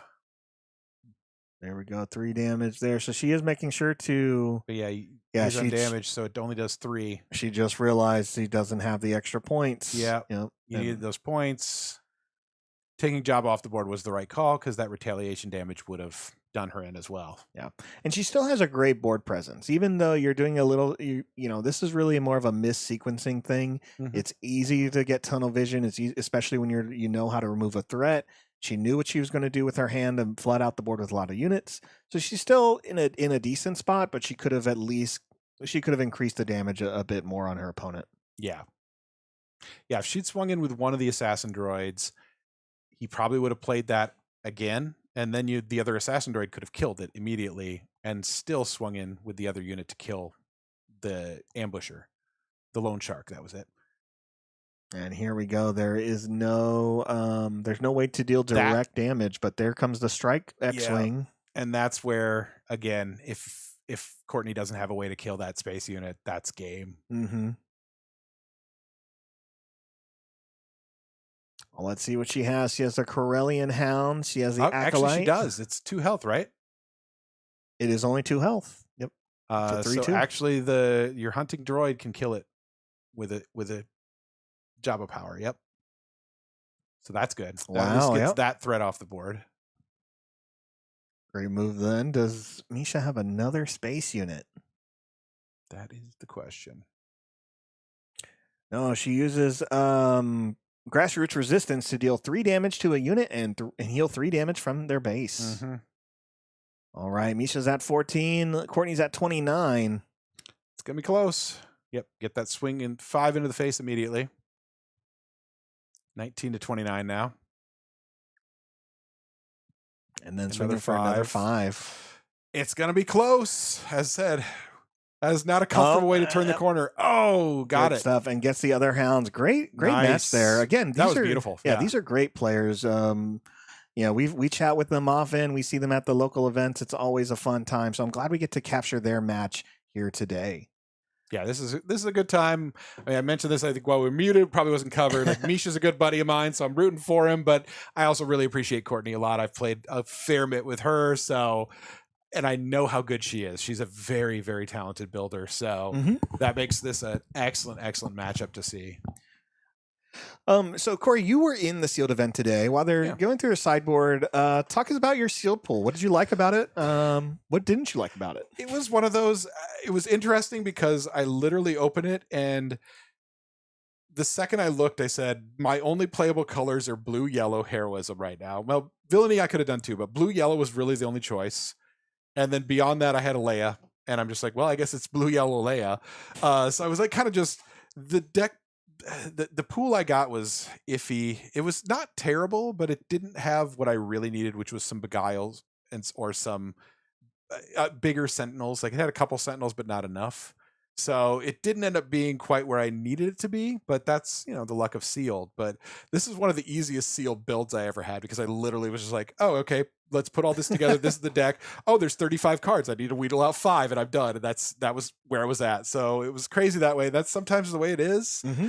But then, I immediately get down against another Leia that gets some sentinels out, and I go, I can't do anything about this. That's game. And this set has a lot of sentinels around that deployment phase. You see a lot of strong ones at 4 and 5. So, yep. And then the fact that Leia can just get those sentinels out and start making them bigger and bigger and bigger and bigger.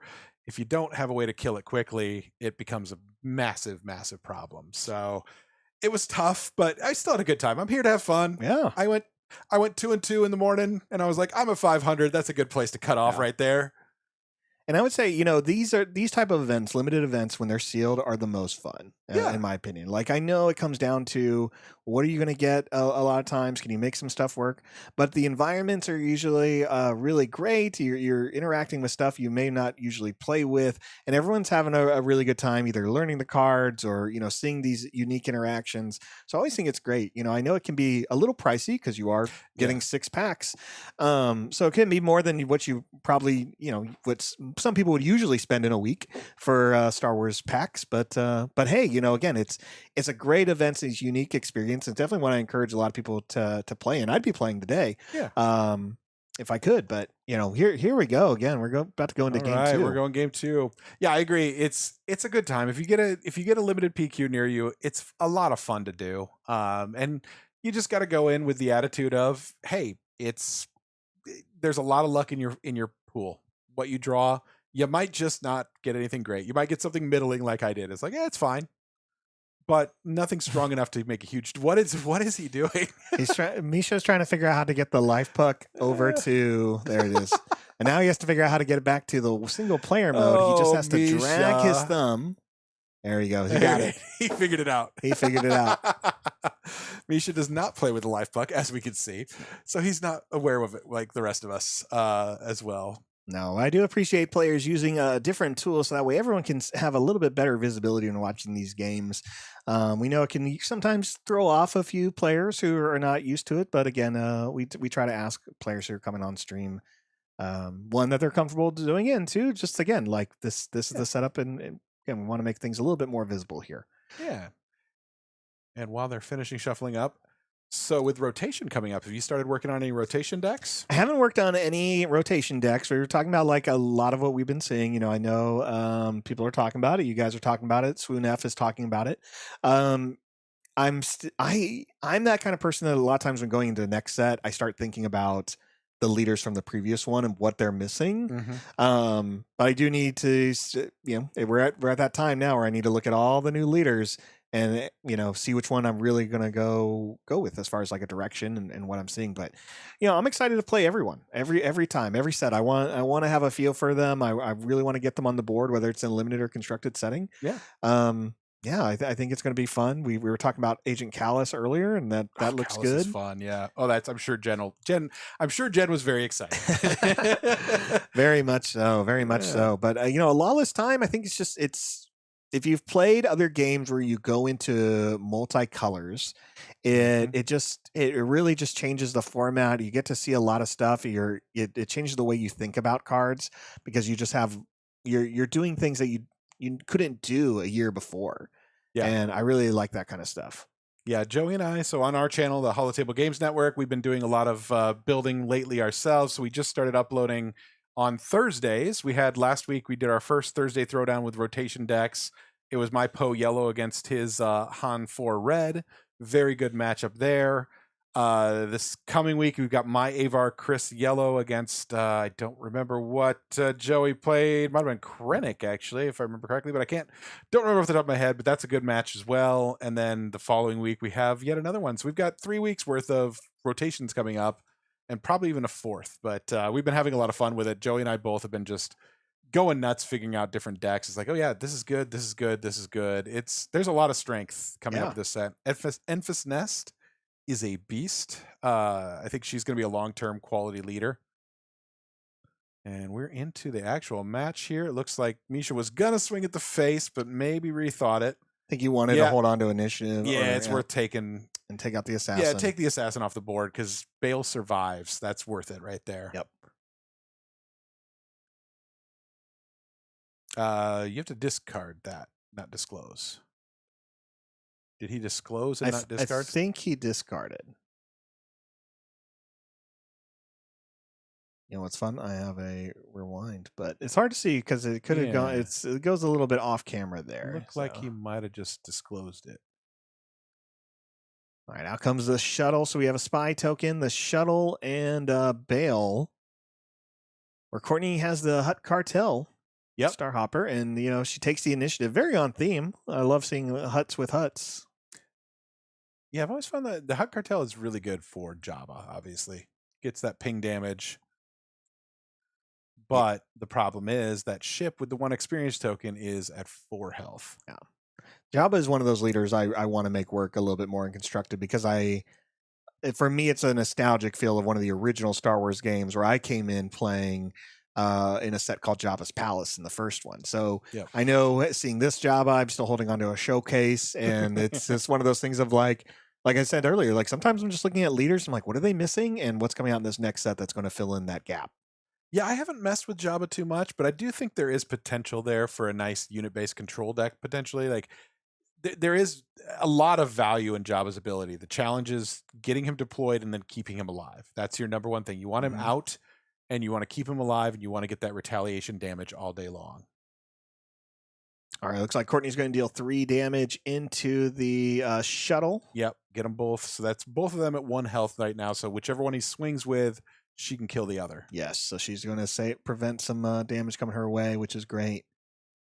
Again, it's 0-0 on the as far as base damage here, and we're in the 3rd turn. 4 resources for both players. Next turn, they both deploy, so this game can shift a lot in these next two turns. Yep, and he's just going to trade, which that also makes sense because that gets rid of the ping damage, but it also is what I think Courtney wanted to see. All She right. just wants threats off the board. Oh, and there's a Sentinel. And there's a strong Sentinel. 4/5. Waste the spy token on it. Now Misha can use that Bail Organa to just dance around it. Yep. And put in a little damage. There it goes. It is 2-0. Yep. Then he went to the discard with it. Okay, yeah. Yep, we're good. He discarded it. Discards the Crate Veteran for another spy. Just not terrible. Ready's the spy with the Ready, Disciplinarian. that's nice. Okay. There we go. Get some more damage in and get that discard. All right. All right. Good little combo piece there. Not something you see a lot in Constructed, though. A lot of people aren't running the Disciplinarian to do hit a weird spy sets. Great. Wow. Yeah, that Cinta's out. Yeah, that doesn't feel bad at all. You like that. I mean, it feels bad for Courtney, but it doesn't feel... Misha's happy about it. And both these players are in a good spot. They both have a few wins under their belt. They don't really want to see another loss because they're hoping to make it that top 8 if they can continue to win going forward here. A few more rounds left. Long day for sure, so I understand. Yeah, no, I get it. Yeah, like it gets tough the longer the day goes on. Now, the question is, where does Courtney go with this? I would lean towards just killing that Bail off immediately, but don't know for sure what she's holding, so that might change things. Yeah, do you kill the Bail? Do you take out the spy? I mean, we'll see. Take out the spy? Nope. Goes for Bail. Puts a little bit more damage on her Senate guards. Just fine. That gets you a 2 damage attack back from it, unless Misha swings into it, which you're also not sad about because you're saving damage to the base. Exactly. And yep, 3 to the face and another Sabe Mill ahead. Let's see if Misha pulls another thing. That's why, again, I love the Sabe. The Death Trooper again. Wow.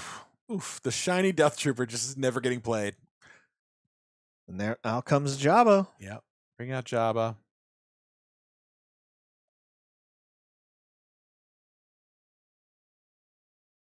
Courtney gets hit for 2 with the spy token. Jabba returns the favor and takes out that spy. Token. Yep, that makes sense. Now the question is, do you have a Sentinel to drop in front of Sabe?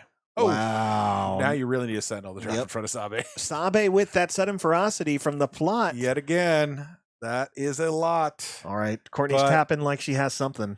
Yeah. Oh, that's not exactly what you want. All right, she's going to take some damage there. 7 points, I believe. Yeah, 7 to the face. That ends the game quickly if she does not get an answer for that Sabe ASAP. I was thinking she was going to play Retaliation or right, something. Yeah, like some way to just take her out. But yeah, now Sabe's going to start stripping her hand. That's why Sabe's so strong. That doesn't feel good. 16-0. Misha's in a good spot. Courtney can clear out these units if she really wants to, but it may, she's taken so much damage already. Yep. She's going to have to put some damage on the board or get a strong Sentinel out there. Yeah, that's going to be the big play there. Curious to say the way she'll go, but yeah, I think Courtney's still on that stabilizing phase of got to get this under control. Mm-hmm. And with Sabe swinging for 7, that gives you 2 turns. You got a ticking clock right there. Yes. Swings for 7, hits back for 6, so you got to have at least 6 damage to get through her health right now. Yep. What a strong yellow leader. Yeah, I like Sabe a lot. I said I don't think she's the strongest in limited. It depends on your pool, but I think constructed though she continues to be pretty strong. That is nice. Yeah. Exhaust her. Now he can kill off a unit and ding some damage back as well. And exhaust her for 1. Yeah. It's so good. Yeah, you just took 3 more points of damage, but you definitely feel like you're in a better spot playing that nimble. Takes 3, puts 3 right into Sabe immediately. So now you can just use the guards to kill off that Sabe. You prevented that damage. Ooh, Saw Gerrera's U-Wing. Wow, that's when you really only see Unlimited. Yeah. That's true. Trying to remember. I remember it's a 4/6. What does it do again? Oh yeah, Saboteur and remind me what that guy does. Or 4/8. Yeah, it's a beast in space. That's also a ticking clock that Courtney needs to find an answer for, and I don't know if there is one in that deck. Yeah, so when the Saw Gerrera's warship U-Wing completes an attack, if you you can attack with another red unit. Okay. So he's not going to get too much bonus out of it, but it is a 4/8 that that Courtney has to work with, or she's out in 3 turns. Yeah, she's got 11 health left. She needs to stop that. I mean, she is also presenting a fair amount of damage. Yeah. 2 Corellian hounds is a lot. Yeah. Now, those are things you don't really want to see. No. And again, like Courtney. And another hyperspace foil. Yeah. Courtney. And she's already been impacted by Misha Sabe ability, pretty harshly. She lost the Cinta. She lost the Death Trooper. Some great cards that pair well. So, she definitely has a strong pull and built something really good here to recover like this. On a punishing 1, that you did not want to see go, especially with the space issue you got. Yeah, Misha knows he has to get rid of any space units he sees.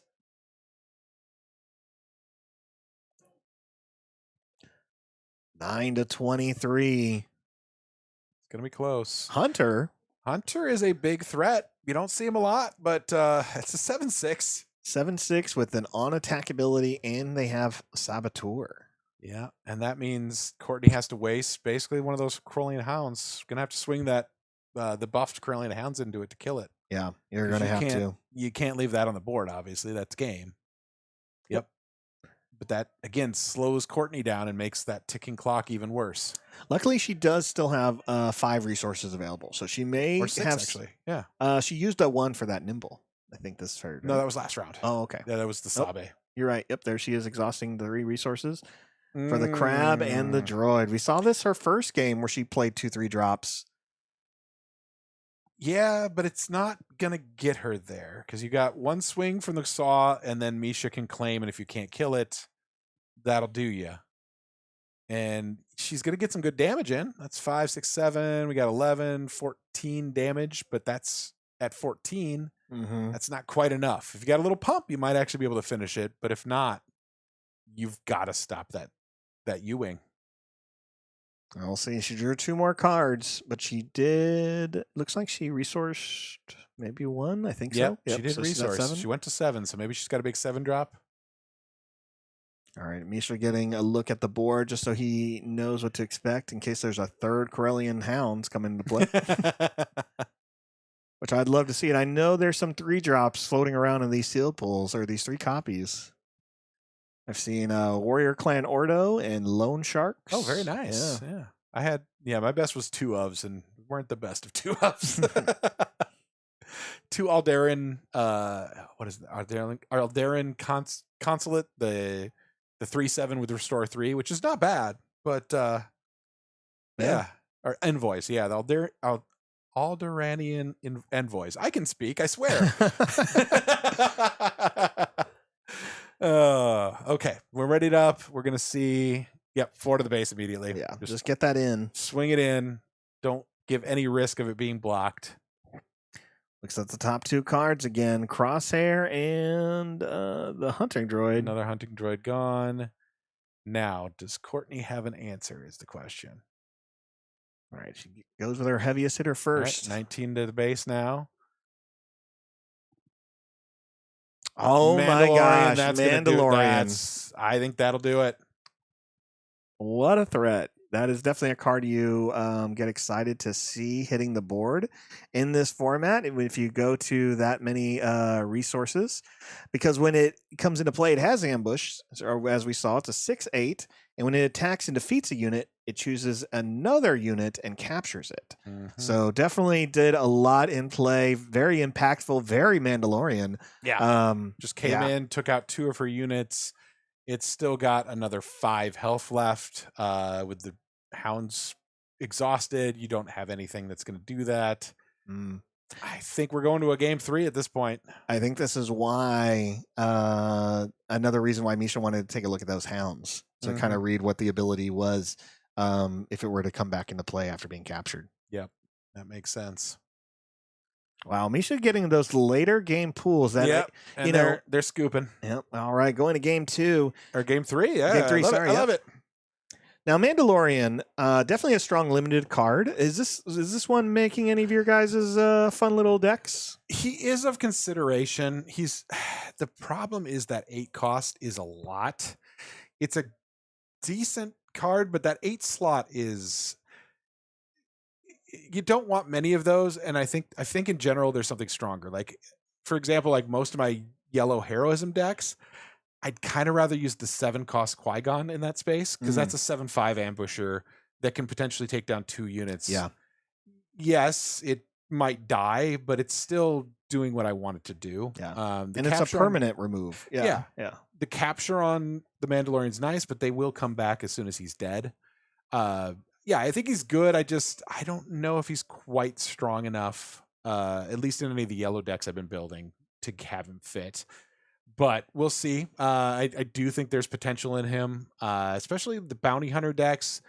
I mean, it obviously can't go into Boba because it's heroism versus villainy, but there's potential. I would like to see a heroic bounty hunter deck in the future. I think that can be something that might pop up. I think we do have a decent amount of neutrals. I think we're probably a couple sets out. I think it'll be a couple sets right now before the bounty hunters get decent, but that's something I would love to see. And then obviously Mandalorian fits right into that. I'm with you. I'd love to see something a little bit, where again, the bounty hunters are not villain, not heroic. Yeah. And give us a little bit more of that variety. Obviously, they're very popular. As every time an IG-88 gets revealed, everyone gets super excited. I do too. But maybe our blue yellow leader that we have left, isn't it blue yellow is the one we haven't seen? We saw Saw Gerrera's red green, right? I think isn't there the prediction that there's still one more double dual? color? Yeah, we think that there's one more double color. The assumption is it's whichever the two that Saw is not, which I think Saw was blue-green, if I remember correctly. Red-green? Red-green, yep. So blue-yellow, maybe that can be a bounty hunter deck. Yeah. And give it away to, ignore an Aztec penalty on a bounty hunter. Let you maybe play Mandalorian in there. So there's potential there. I'd like a Forlom leader with Zuckuss leader that can do something with a Forlom or anything like that. Oh, blue-yellow Zuckuss would be perfect, right? Too. Yeah. I like that idea. I think that'd be great. And here we go. Similar start to last time. We see the Viper probe droid from Courtney, who keeps the initiative going into turn 2. And then Misha with that Bail Organa again. Yeah, bails out again. That once again takes care of Courtney's unit immediately, which you'll probably do. Yep. Kill that. Get it off the board. Deals the damage. Takes 3.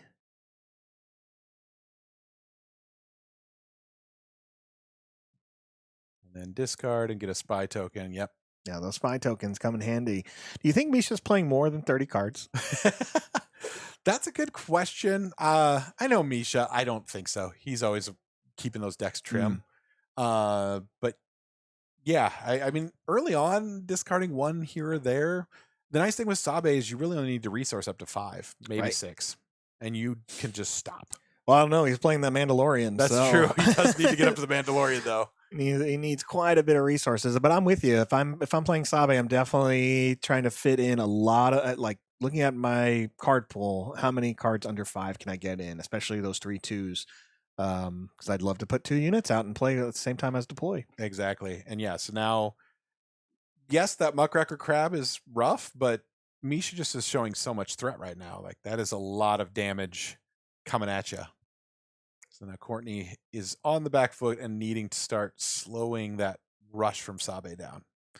Yeah, you have Vizago, you have the Spy, you have Bail. Who does she swing into first? She goes for Take Bail. Bail out. Yeah, don't let him get any more spy tokens potentially. There we go, and a good amount of damage back.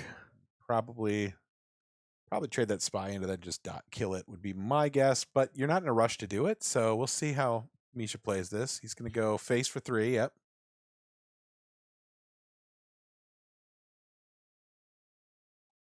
All right. Vizago does have an on-attack ability.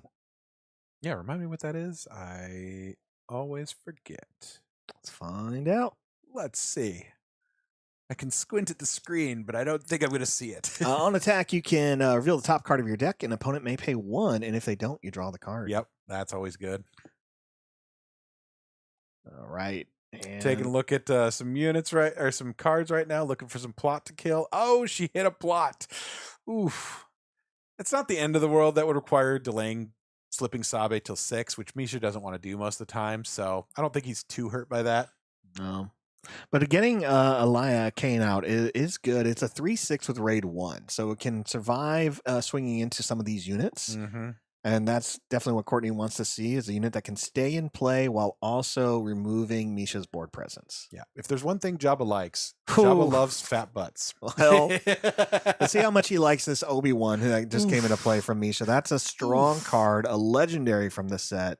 That's a good pull, yeah. Yeah, super strong here. So when he deals damage to a base, you can discard a card from the defending player's deck. And for this phase, you can play that card, ignoring the aspect penalty. So it's not a free card, but it's might as well be free. Yeah. So great card. And that is the same trigger as Sabe. So you can Sabe first, look at 2 cards, put what you want back on top, flip it and play it. Yeah. It's a dangerous game against a Sabe with an Obi-Wan in a limited format, because you're going to burn through so many cards. Yep. And if you only build a 30 card deck, well, yeah, that's gonna do some damage. And there it goes, swinging right into the face, doing Sabe. Gonna probably do the Sabe draw first. Yep, as I said, look at those 2, discard 1, keep what you want on top, and take it. Or if there's nothing you want on top, you just don't worry about it. I just have a feeling it's going to be a Death Trooper, and Misha's going to play the Death Trooper. Oh, yeah, Death Trooper. He would be happy to see a Death Trooper, because that'll get 2 more damage on Elias, so she's dead next turn. Oh, wow. Got rid of that. Discards the Nimble, doesn't keep, doesn't keep the Nimble, so what you got that was better? Are you going to... Nope, and discard the top card of the deck also. Yep. He's pointing out, now Obi-Wan's power goes off. That other card's discarded, and you could play that now.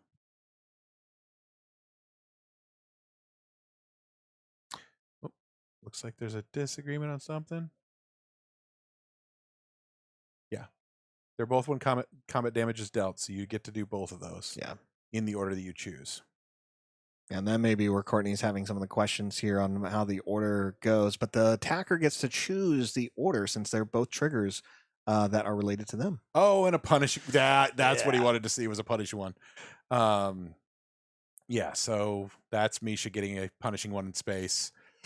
Oof. That's a great card. Raid bonus, and no, not a raid bonus. Deals gets extra damage based on the amount of units in play. All right, so Obi-Wan's damage. not long for this world. I think now that Courtney sees the danger of Obi-Wan, Courtney is now going, I need to kill Obi-Wan as quickly as possible. So that's the goal there. But the thing is, Sabe can take out Elias, which is probably the best call right now. Kill her. Nope, goes for the face. Wants to discard more. That also makes sense. I mean, either way, she's going to have to swing into the Obi-Wan or the Sabe, and she dies with whichever way she swings. So, I just realized with the Disciplinarian, you can use it to ready Jabba. Yeah. He only has 2. Yeah. Swing for another 2. Woo! Wow, there goes that Cinta. Yep. Hit Cinta again. Yeah, I'll say Courtney has a really strong deck, but this is a tough matchup. Yeah, this is hard for Jabba. It's that milling is just causing a lot of problems, because Misha's getting all those threats and just dumping them. Mm-hmm. I mean, we haven't seen Cinta played once this game, because Cinta's been discarded every single time. Yeah, that's rough. It's definitely a card you want to see. It's a card that just changes your game. And yeah, you're losing a card out of your hand, and it's disappointing. But I mean, it hurts so much when it's a card that can just give you so much action economy. Yep. All right, Jabba swings into Sabe. Yep. Oof. Does not play the punishing one. Interesting. All right. I mean, a Velsartha, yeah, that's also very strong. I mean, that's an immediately kill Jabba card, which is pretty darn good to have right now. Kill Jabba, and if the unit is exhausted, it's going to do less damage. Misha's going to take the initiative here. It's 3-11 Misha's favor. And everyone is in the ground arena right now. So we're just past the deployment phase. Going to turn 5, 6 resources available for both players. This is a big time. None of these units have Saboteur on Misha's side. So if Courtney can get a Sentinel out, but Misha's going to go first, so he can take out one of these threats. The first swing. He's probably going to take out... I would take out Jabba, if anything. You want Jabba's retaliation off the board immediately. Because that will just chew through your units so quickly. And we've got enough... Yeah, you've got your... who is that? The 1/5. Oh, Zam Wessel? Yeah, Zam Wessel's set up to take 4 damage and throw 4 damage at something else immediately. Well, let's see. 12 minutes left in this match. So, definitely some solid. I would say these are really more aggro to mid-range. Yeah. But both players have had to make a lot of tough decisions. Everything mattered here as soon as it got to the board. Yeah, this has been interesting to see the way this goes. He's going to go for the hand disruption first and foremost. Interesting. And not... The disciplinarian. Yeah, the disciplinarian is what you take, but you didn't need to hit that. That hand was not strong enough. If you'd taken Jabba off the board, suddenly that Hut Cartel is worthless. It's not doing what it's supposed to, getting that retaliation damage for free. Like, there wasn't a lot of threats there. Obviously, Misha didn't know that. Like, he was wanting to look for a threat, but yeah, it kind of turns out that there wasn't anything too strong in there. And right now, if Courtney wants to use Jabba's ability, she needs to swing with the unit that can survive an attack. Oof. Oh, she instead plays Nimble Awareness. Yep. That sets Velsartha down. Now Vel's probably not going to even survive this round.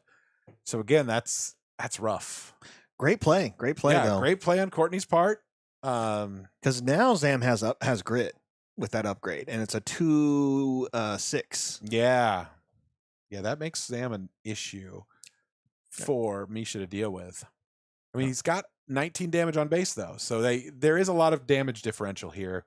And if he can push through this, he can good. But I'm always concerned about leaving Jabba alive longer than necessary. I always feel like I've got to get him off the board as quickly as possible, because the number of times I've seen a game just go from I have this giant board to now everything's dead and Jabba has a giant board. Oh, that hurts. Well, let's see what she has. She has a lot of resources to play around with, and Misha is exhausted. He has no units left. Nothing on the board. You swing into that Obi, probably take out the Obi. No, you're not going to take out the Obi, but you can do 4 to Sabe immediately and kill her. Would be one way of going. There's definitely options here. I'm just trying to see what health they got left on those. I mean, the 2/4 can also take 3 damage from Sabe and then ping 3 to something. All right. Go into Vel. Take 5 damage, throw 5 damage onto probably Sabe. Nope, there'll be one. Nope, go with the Sabe. Goes into Sabe, then uses Jabba's ability. Yep, there we go. Mm-hmm. Or went into Velsartha, actually. Went into Velsartha, used Jabba's ability to kill Sabe. So that takes that one out. Now the question is, where do you go? You really want to get Sartha off the board. Yeah, I think you want to get both these units out. There are too many options. Misha is in a good spot to kind of put more on the board, whether it's space, which we just saw with Saw Gerrera's U-Wing, so that's a big threat. Yeah, the problem is killing Sabe without using Sabe to get 3 damage on the Acolyte, the 2/4, is, I think, I mean, you only get it once per round, I guess, so it's not that huge, but it would have been nice to have kept that.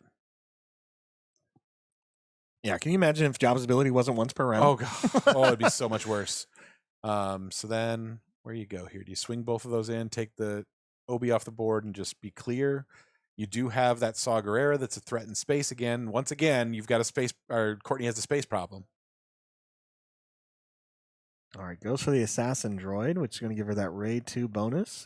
If Misha keeps a unit damage, Misha takes the initiative token.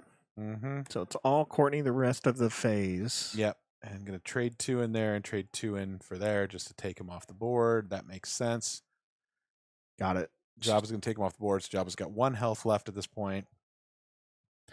Just fine. Yeah, I mean, care. It's one of those times where sometimes it's like, wow, what a dangerous game you're playing, Courtney. But it's the right move, and Star Wars Unlimited's filled with that. It's like it's the right move at the right time, and this is what you got to do. You've stabilized your board because Misha still has to deal with 3 units. Unless he draws a let's call it war, these units are going to hit his base. Yep. Yeah, she's got 3 units that are coming at him. That Zam's got grit and is hitting for, what do we got, 6 now? So that's an issue. She's got a presence now that can actually start to cause problems. The question is, can she outrace that U-Wing? Because that's got 3 swings in its game. Well, I don't think we've seen any of the hounds yet. And that's true. We haven't seen a single hound yet. So that's going to be pretty solid. Where are hounds hanging at? Yeah. If she can play a hound now while Misha has no ground units, it'll ready. Yep. And that's dangerous. Yeah, Misha's thinking about it. See, this is where I would be thinking about those hounds. Yeah, you know she has at least 2, maybe 3. Those are dangerous because that's another 5 damage, and that will get Courtney in the race and go, yep, we can race this at this point. I hope he does it. Okay, he goes Another for the space. That's also an issue. Deals damage to a damaged unit. That'll kill Jabba. That's going to be an issue. I mean, the nice thing is Jabba can kill that immediately at the start of the next turn. Mm-hmm. So that's helps a little bit. But yeah, losing Jabba, you lose that retaliation potential. Come on, Courtney, show me that hellhound. I mean, the hounds.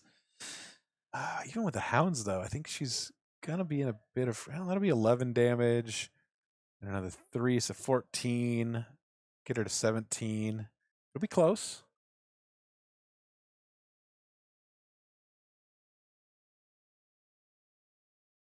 Yeah, but also Misha can get an immediate double attack with the saw.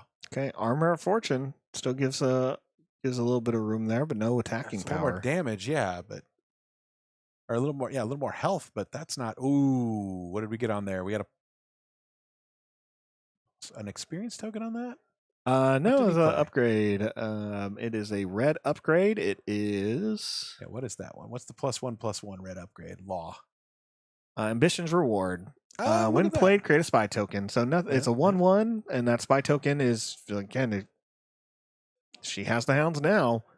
Yeah, but he at this point, Misha's presenting lethal at the start of next round. He swings for 5. Now gets her to 24, and then he can swing both with saw and the ship back to back.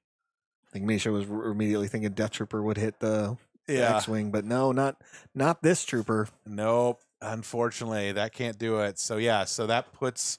I think that gives it for Misha, unless she has some type of sentinel or some way to kill one of those space units. He can just swing in for 5 and 6, 7, 8. Yep. All right, 12 to 24. Misha has the initiative, so let's see if Courtney has an answer to keep her in this game. If not, it's going to go to Misha, and then we'll be back for round 6 pretty quickly. So there's only 5 minutes left in this round. Yeah, we'll have a quick turnaround on this one.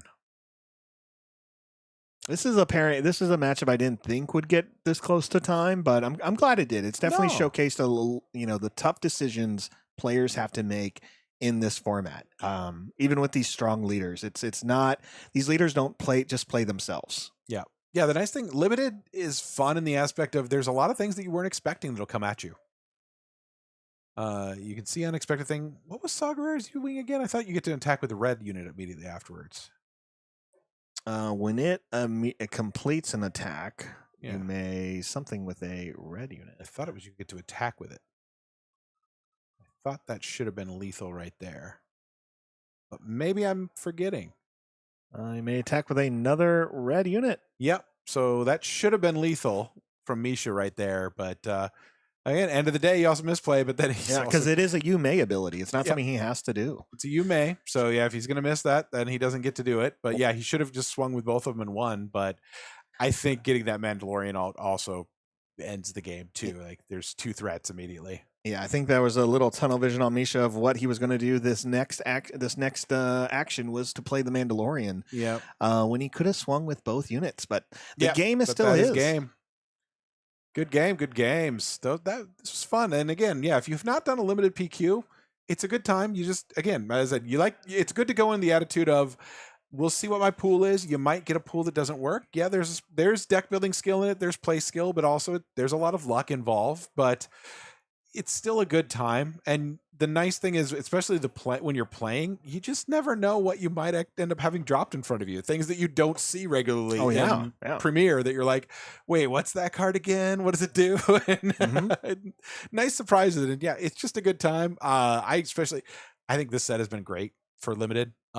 Secrets has been, I think, one of my favorite of the limited sets so far.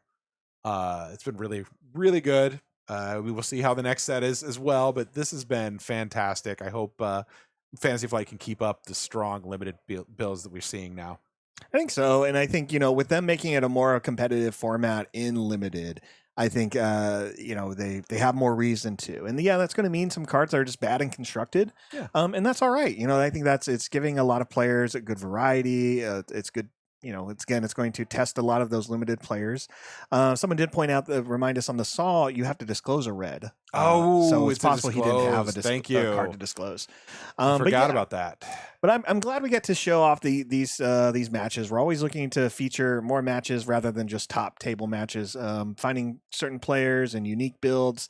It's a little different in limited format than constructed. Constructed, I'm not a fan of chasing the top table because if we did that 2 weeks ago, it would have been the same leaders every turn. But here we get to see some great local players. Misha from the team Babu Freaks, Courtney, a great limited player here. So I'm really glad they both jumped in and let us watch their match here as we set up for the round 6, which is going to be 6, end of the day. Yeah, it's going to be some another feature match. I'm going to be pulling up a player who hasn't had a successful run of the day, but I'm really excited just to see their deck and have some more fun talking about some of the options people can play at their next Secret of Power limited event, which there probably won't be that many left.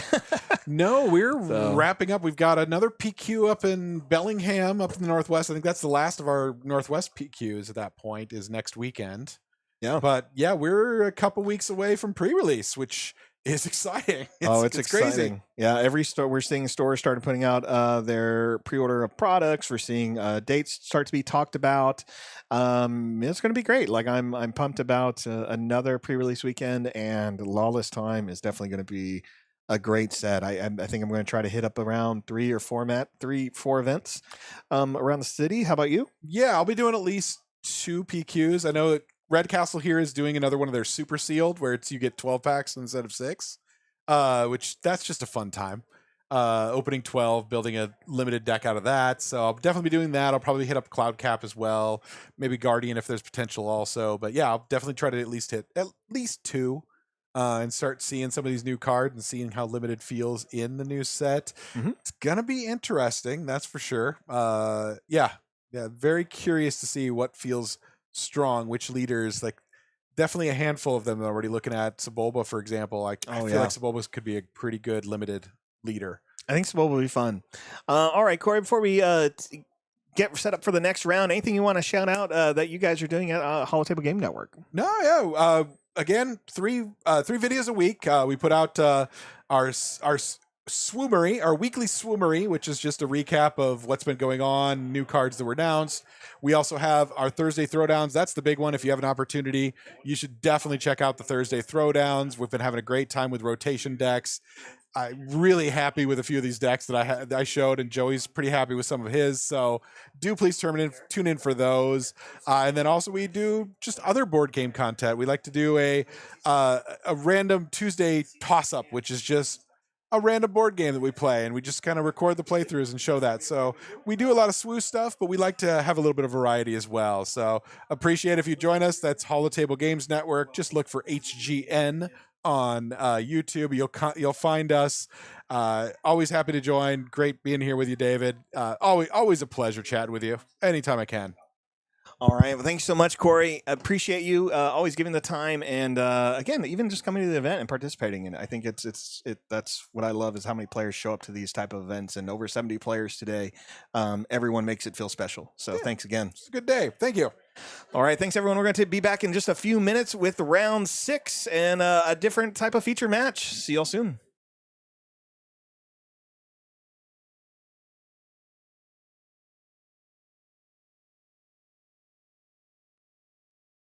Not sure what happened here. Something disconnected, but we are back, and I am joined by Jen. Jen, you just came back from a break. Thank you so much.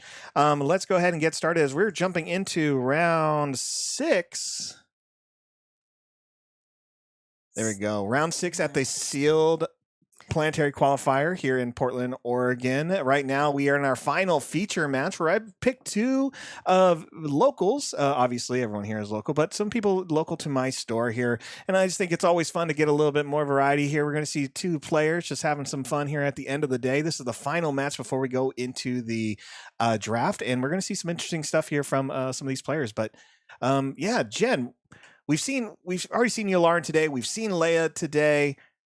What are your thoughts here as we're now into the final match in the Swiss rounds? So I, first off, love to just see people play in the game. I know that this is not the top table that we're streaming, and these are both players that I know. They're super fun to play against. They're both smart players, and I think it's just fun to see people playing stuff. So I'm really curious how the blue-green, because always in my mind, that seems like the most wicked combo, even when you play it heroism.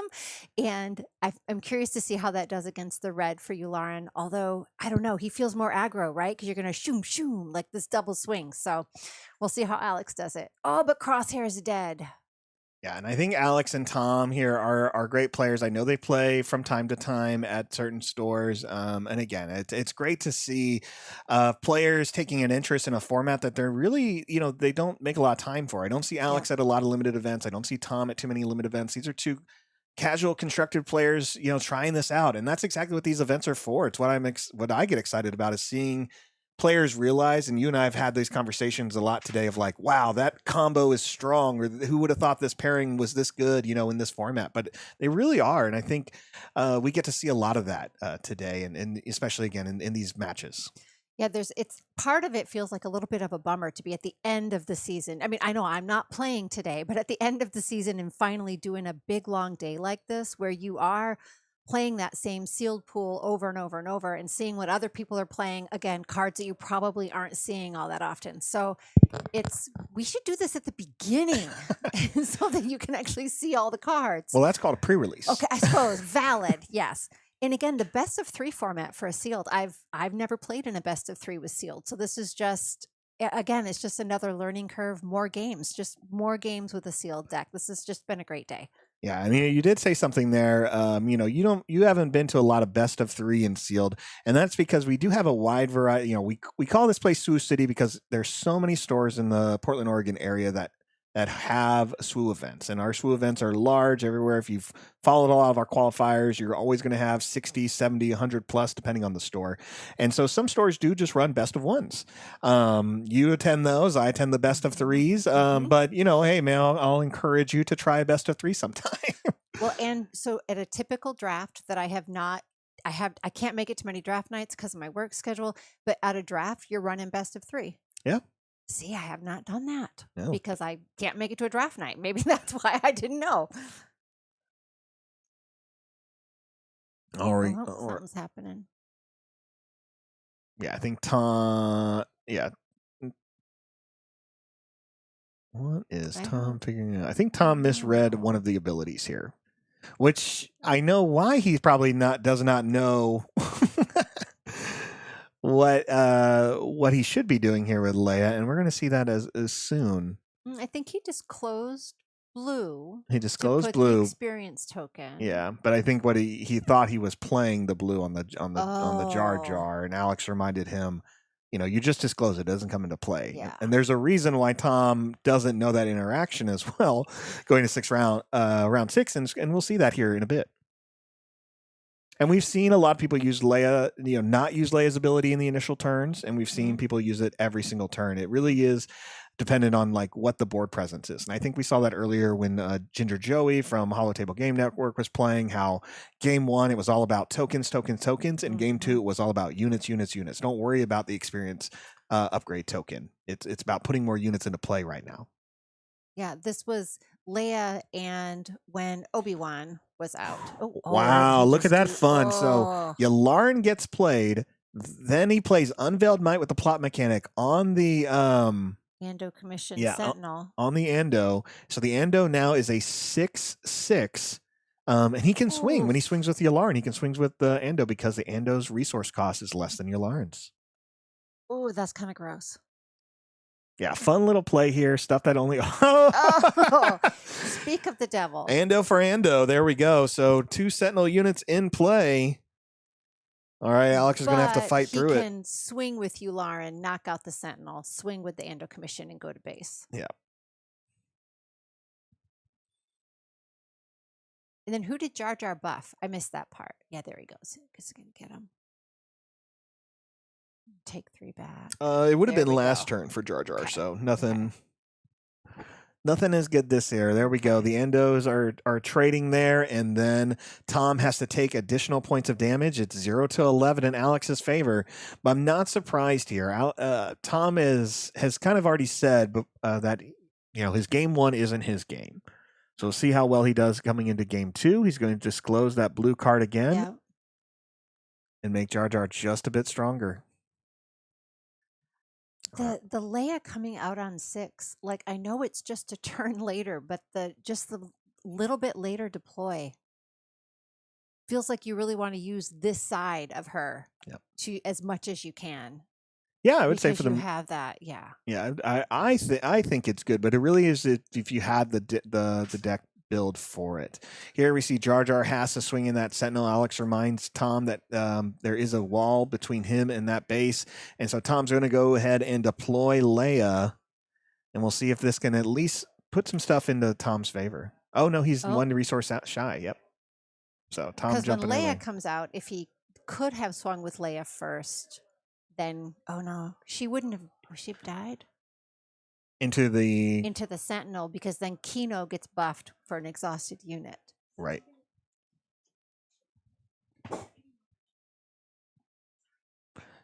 All right, so here we go. They're getting ready for the next turn here. Yularen is already out. Leia can deploy this turn with 6 resources.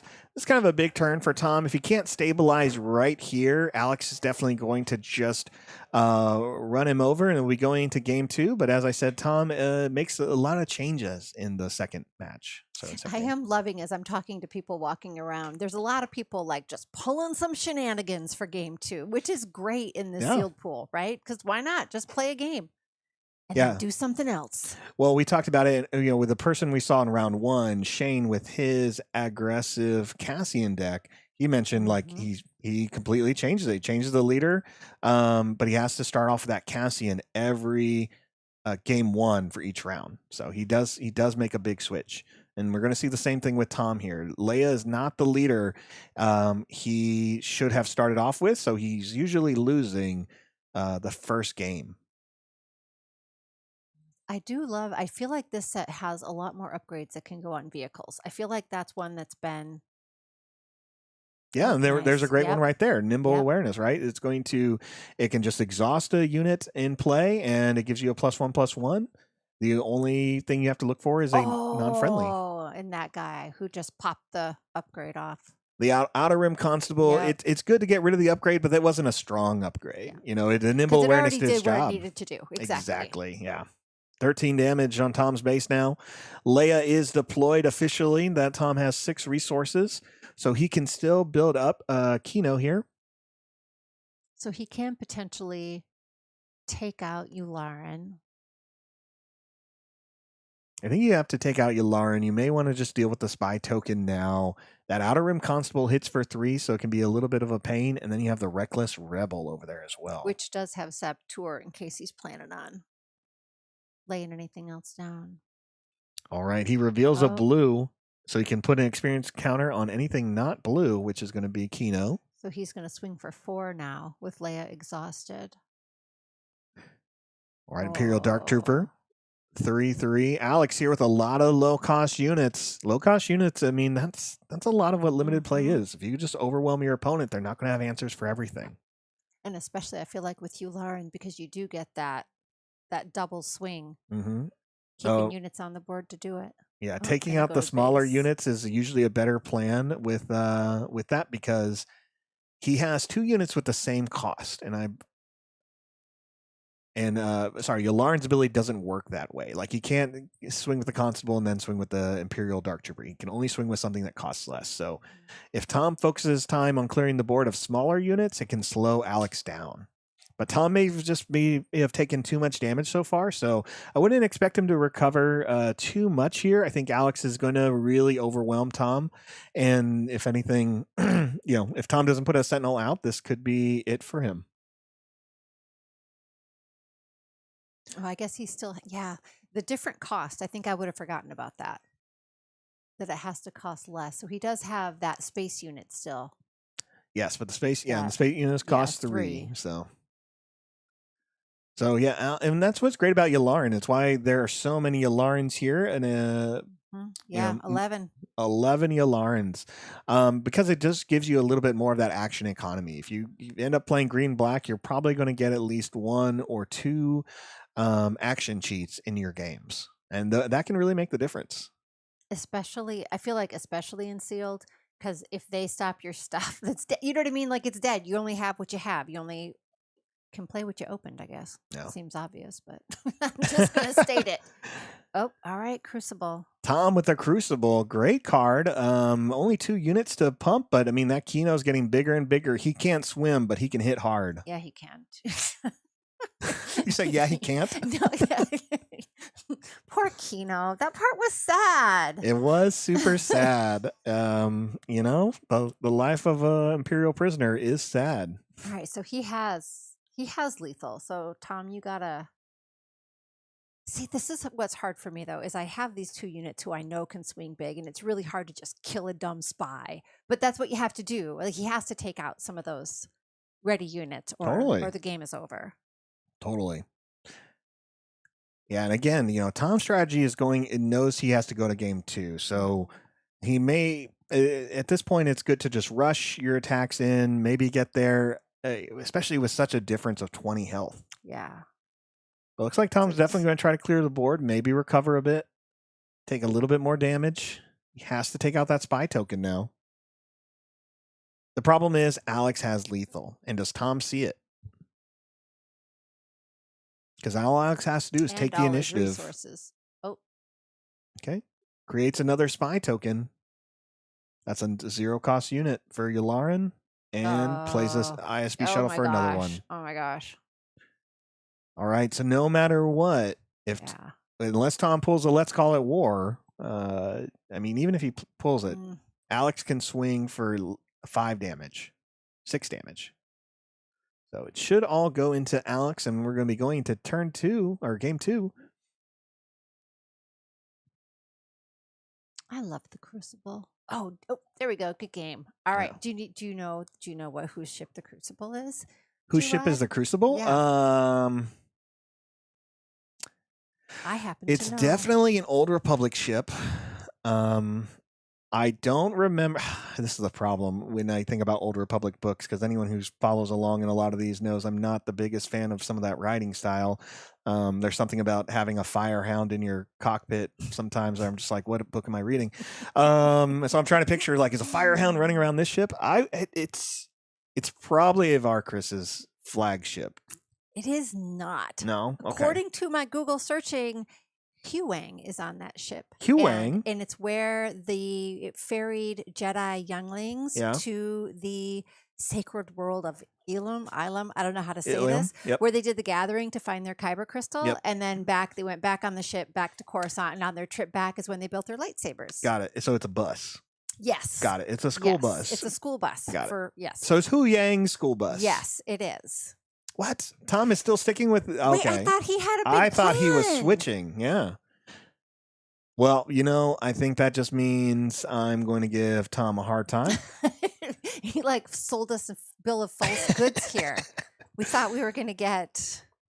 I know, yeah. Tom's a great player, but I think when we were talking about, he's like, I actually switched my deck up, and we really wanted to see that, but it doesn't look like he's going to change his leader. That's all right. We'll see another game. You know, yeah. At the end of the day, again, we've talked about this all day. We love casting this and showing off our community, content creators, teams. We're about to get into the top 8 where it's only going to be competitive players from then on. But it's always great to have some fun, watch a couple of players, and, you know, see what other people are thinking. What are they doing? So I'm enjoying it. So Tom's going to have the initiative here since he lost that game 1. Great job for Alex.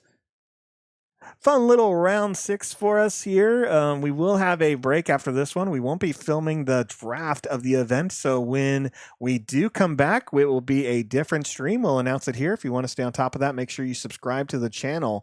But when we come back, we'll be watching the 3 final matches and what people drafted in there.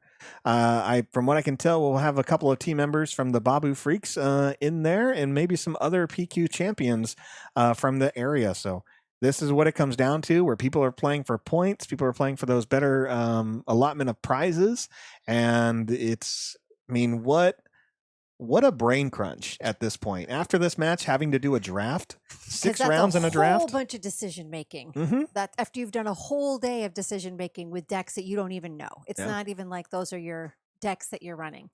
Yeah, not only are you trying to figure out what cards are that you need to pull, you need to be mindful of what everyone else is pulling around you. And so just trying to think about what you're passing and what leaders are out there. There's a lot to consider here. And so I think these next couple of rounds, it's going to be a lot more serious thinking. It's going to be great.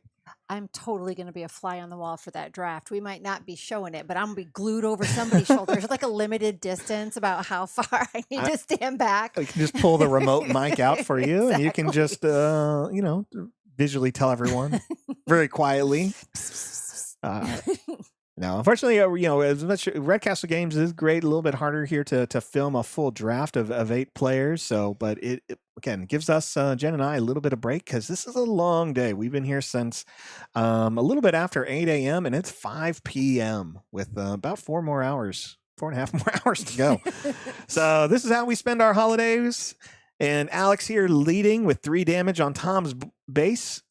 So I think if I'm Leia this time, I need to be harder. I need to work harder on keeping his units off the board. Mm-hmm. Like I just need to not let him hit me. Keep his board clear. Yeah, you want to keep the board clear. It's okay taking some points of damage, but what you don't want to do is take some points of damage and let your opponent build a strong board presence. Yeah. And if you see where they're like off resource, so example, we have a 3 cost in the space arena for Alex and a 2 cost in the ground arena.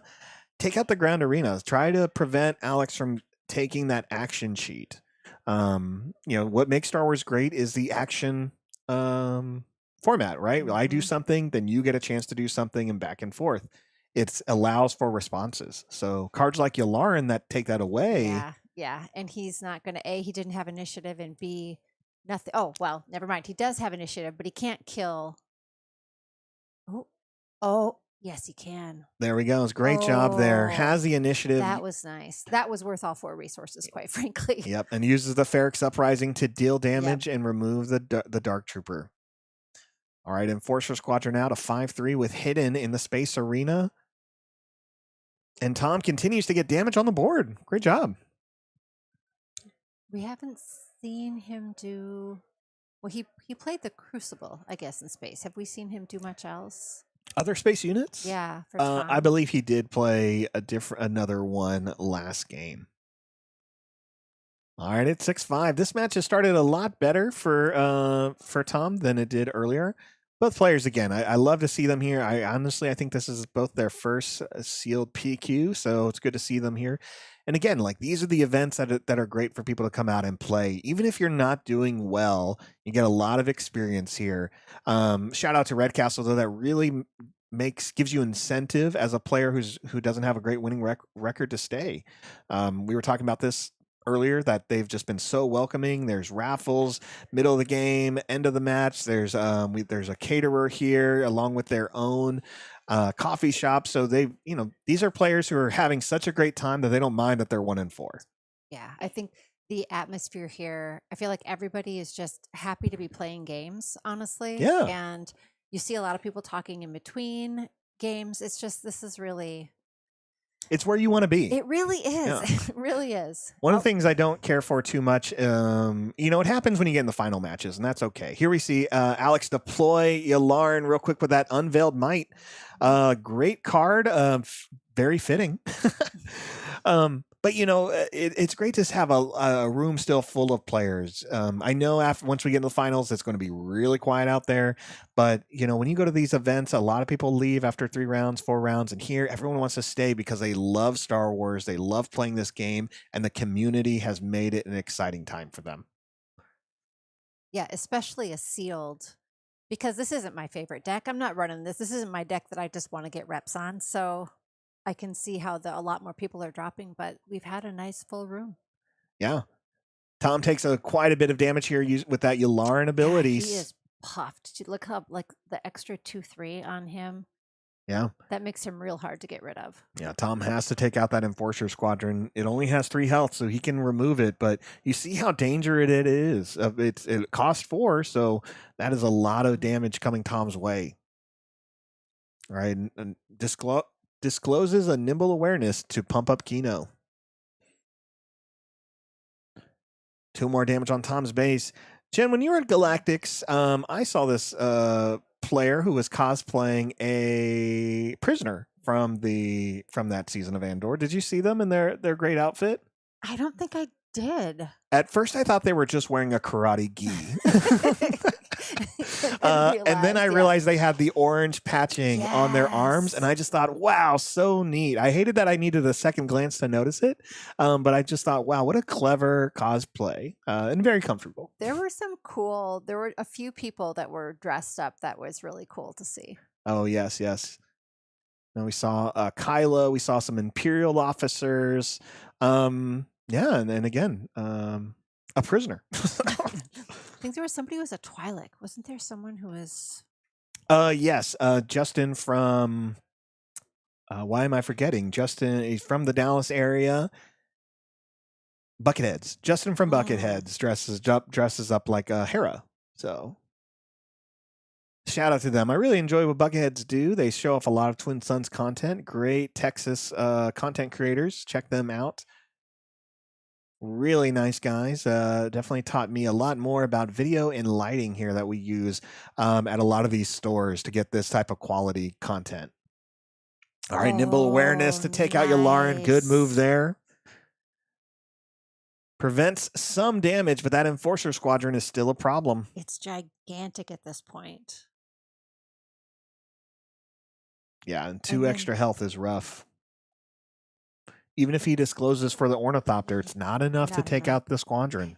And I can't read the card. Is this a temporary buff or is this an experience token? The +2/+2. With Thunderous with Applause, Thunderous Applause. Sometimes, Jen, you ask me cards, and I'm just like, I know you're sitting there with your phone. I don't know what I did with it. All right, it's been a long day. +2/+2 for the phase. For the phase, yeah. Yes. Okay, all right. So it's a temporary buff. Temporary buff there. So he could hit it. And he's not going to get hit with it again. That's correct. So he needs to take it out. He could swing on it now, and it will die at the end of the phase. Oh, did he just put Figure of Unity on Kino Loy? Oh, nice. If he did, it's a great move because it's going to give Leia Restore 1, Overwhelm, and Raid 1. Raid. Oh, do it, Leia. Do it. Who are you? Getting real competitive here at the end. Oh, no. You have Overwhelm. No. Does Tom identify? All right. Because he should have gone through. Well, he couldn't have gone through Yularen. It wouldn't have killed him. Could have gone through Crosshair. Yeah. But hey, he gets a little bit more damage. Did he restore? Did he restore 1? I don't think so. The Ornithopter swings. And also has restore 1 and raid. No, the Ornithopter is not unique. Right? I think it gives all. I thought it gave. Well, I guess I only play unique units. Well, yes. And you and I have been working on the same it. deck, and it is only unique units. Attach unit gains the unit is ready. Each other. Oh, it's every friendly unit. So Tom is missing up on some damage here. He's got some raid look. and recover. He realized it. He's at 25. Okay. All right. Perfect.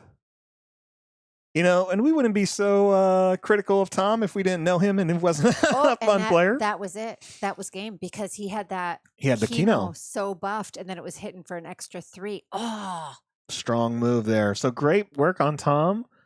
That Figure of Unity does some work. It definitely it's going to force Alex to think about how much damage he needs to do and what units he shouldn't leave out, especially if they are unique units. So Figure of Unity has to be played on a unique unit to give other units the ability. Now, Figure of Unity is a card that if a leader comes out that says ignore text of an upgrade cost or like play any upgrade and ignore blank, like that's a good one. Yeah, no, in Sealed, that feels like a card. That does feel like a build around card in Sealed. If I'm opening Figure of Unity, you're probably going to get a wider board. I guess maybe that's hopeful thinking, but I feel like by and large, We've seen wider boards today. Yeah. No, I mean, wide boards and limited is always the way you would like to go. A control, as me being a control player, I like it, but if I'm only playing one unit a turn and someone's outpacing me, I know the math isn't going to add up. So I'd rather play as many units as I can early on and overwhelm my opponent, especially when I know how many defeat events are really out there, and there's not that many. Not that many. And I feel like Alex had some good spy generation that kind of made his board look a little scarier. I mean, I know they're just like little, but that adds up, right? Like that adds up, and it's just more that Tom has to deal with. Yeah, Alex is both these players are pretty new to not just Star Wars Unlimited, but to TCGs. And again, I'm really glad that our community has been so encouraging and welcoming of newer players to try some of these events. We mentioned earlier, like these type of events are pricey because not everyone plans on trying to buy 6 packs in a week, and here's an event that's like you're gonna buy 6 packs and a little bit more to get here. So it's a long day, it's a pricey day, and but you can really enjoy it. You can have a great time, and not only that, you'll strengthen your own deck building and play experience and see some things that you've never seen before that'll really stick with you in a positive way. I know for you. So is there anything today you've seen that you're just like, that card is now something I'm thinking about? You know what? I was sleeping on Vel. Yeah? I was sleeping on Vel Sartha. Like I mean, I'm not playing any yellow decks. Yeah, I'm about to say, you're not playing yellow. But like, I just don't think, I'm thinking back to my 3PO deck from the expansion league, and I think I had her and didn't play her. I just think I missed it. I slept on her, definitely. Raid 2 should tell you something when something's a 4/6 and Raid 2, because hitting for 6 on the 4th turn sounds great. I think I was just distracted by Kazuda. I was like, oh, Kazuda, he's good. I mean, I had him too, right? He is good. He is good, yeah. But to hit something and stay alive, that's, so I think that's one of my favorite takeaways from today. But again, not currently playing yellow, but she could go right into Sly Moore. Well, as these two players set up a little bit more, what's some other trivia you have for me and the audience here? Well, so we just saw him disclose Zam Wessel. So can you tell me who killed Zam Wessel? Who killed Zam Wessel? Jango Fett. Oh, yeah, I know. Okay, it was an easy one. I really thought you were going to ask me the species of Zam Wessel, and I was like, oh no. Oh no. She was killed by a Kaminoan saber dart. That Jango. I did know that. Whizzed at her. Yeah, but did you know they were lovers? No, I did not. In the Jango Fett Boba Bounty Hunter game where you play Jango Fett, so no longer canon. That was one of the things. The story is like they meet up, they team up, they kind of fall in love together. But at the end of the day, he killed her. He has to kill her. Oh, it's part of the job. He's a simple man trying to make his way in the galaxy. Oh, Jango. That's what it is. What else you got? So I have to say, if I were Alex, I'd have sat right on that dude. The Outer Rim Constable? Yes, waiting for that figure of unity. I probably would have sat back on that. You're right. That is one. I'd rather lose the 3 damage on the board to take away a card that just strengthens my opponent and really changes that turn. Because again, it's just, you can start off the turn, play that, and like now all your units are hitting for more and they're healing you. It's not what you want to see. You have to deal with it. Yeah. Okay, I have a quote. Who said this quote about a Jump Master 5000 ship? There she is. Isn't the punishing one beautiful? If the Millennium Falcon could do the Kessel Run in 12 parsecs, then she could probably do it in 10. Well, I think as soon as you described the ship, I knew what it was without you giving the title of the ship. It would be Dengar. You knew that the punishing one is a Jump Master 5000. I did know it was a Jump Master 5000. How on earth? In other Star Wars games that aren't owned by Fantasy Flight beforehand, there's a lot of what they call flavor text in cards. So me being a young, intuitive Star Wars kid, every card I bought, I would just memorize all the data points. I'm like, who said what? And we're like, here's a little text thing. So I know way too much about characters like, Boshek, IG-88, IG-11, just all these weird units, and bounty hunters especially. So, And and then that's just also part of nerd culture, because if people are familiar with the MC Chris, he does a lot of songs about bounty hunters and their ships. It's that's awesome. Boba Fett's Corvette, Bosk on Segway. I can't remember the IG-11 or IG-88 song, but it's very similar. Just talking about a lot of vehicles. So how do I not know an IG-88 song? How is there a song about IG-88 and I've never even heard it? It's pretty good. The chorus is "Why you gonna play her hate" on IG-88. Okay, all right, I'm 100% googling this, and it's like partially auto-tuned right there. Oh my gosh. I believe the opening line is "I'm a GoBot that goes nuts." It's kind of scary. They call me assassin, but I'm really revolutionary. Yeah. Nice. There we go. Alex getting a couple more swings. 3PO buffed from Jar Jar. Yeah, but Alex is using that Yularen again, and he has the Enforcer Squadron. So that's a good amount of damage that he's putting on Tom's base really early. So Tom needs to take care of some of these units. I feel like those are both pretty beefy. Oh, no, Tom, murder his dude. But see, I also have a hard time with a unit that I know is buffed, and I'm like, oh, but he's going to die, or but it just only needs one more damage, and it feels like I'm wasting it. Because you've invested in them? Yes, but you have to. All right. Oh, so he's got a couple spies. Creates a spy, discloses a red card, creates another spy. Oh, you know what? I would like to see this list that Alex is playing, but changed to yellow with Slymore. Oh, but I think they're yellow-red. I think he has some grossness in there for her. I feel like he's generated a lot of spies. You could just flood the board. Well, it is a limited pool, so it's Alex has been playing really well. And again, I've seen Alex at a lot of local events. He hasn't been playing too long, but definitely he's come a long way and is making a lot of good decisions here. And just again, it's a sealed pool. People's records don't always reflect how strong they play. Sometimes it just is going to reflect how the situations they were in, or even the deck that they opened. And honestly, at this point, just sticking it out, right? Just showing up at the end. Honestly, that's a win, because it is a long day. Yeah. And if well, I'm not going to do as good as I wanted to, or I'm not going to place or whatever. Just the fact that they're still playing, I think, is great. Yeah, well, there's some great raffle prizes hosted here by Red Castle Games. So it's worth sticking around for those. Exactly. Yeah. So there was a mid-game raffle during the lunch. People were winning play mats and deck boxes. And now there's going to be another one and some other higher end cards being raffled off. It's really great here. Love to see just that mentality. Everyone's excited and wants to participate and be here. And it's just the kind of energy level that you don't see at a lot of other game stores, especially outside the Pacific Northwest. All right, Ferrix Uprising dealing a little bit more damage, but Alex has Hondo, Anaka out, and Crosshair, so has some strong stuff. This is the first time I've seen Hondo played. I know. We opened a lot of Hondo, so yeah, strong card. I just lost my phone. You're gonna have to look up Hondo, because I don't remember what he does. I don't know where my phone is. Is that not your iPad? Oh, over there? Yeah.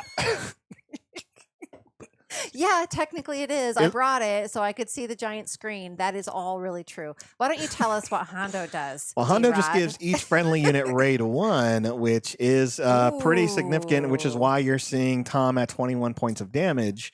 It's very dangerous. So here we go. More raid. Now these guys hit for 3, all these spy tokens. Wow. And as long as he's just on the board. So, so Alex making those spies really paid off. Yes. Yeah. It's a tough one. Not to mention, Alex can deploy or can do some damage here. So I think I did. Tom has the Leia out here with 2 counters.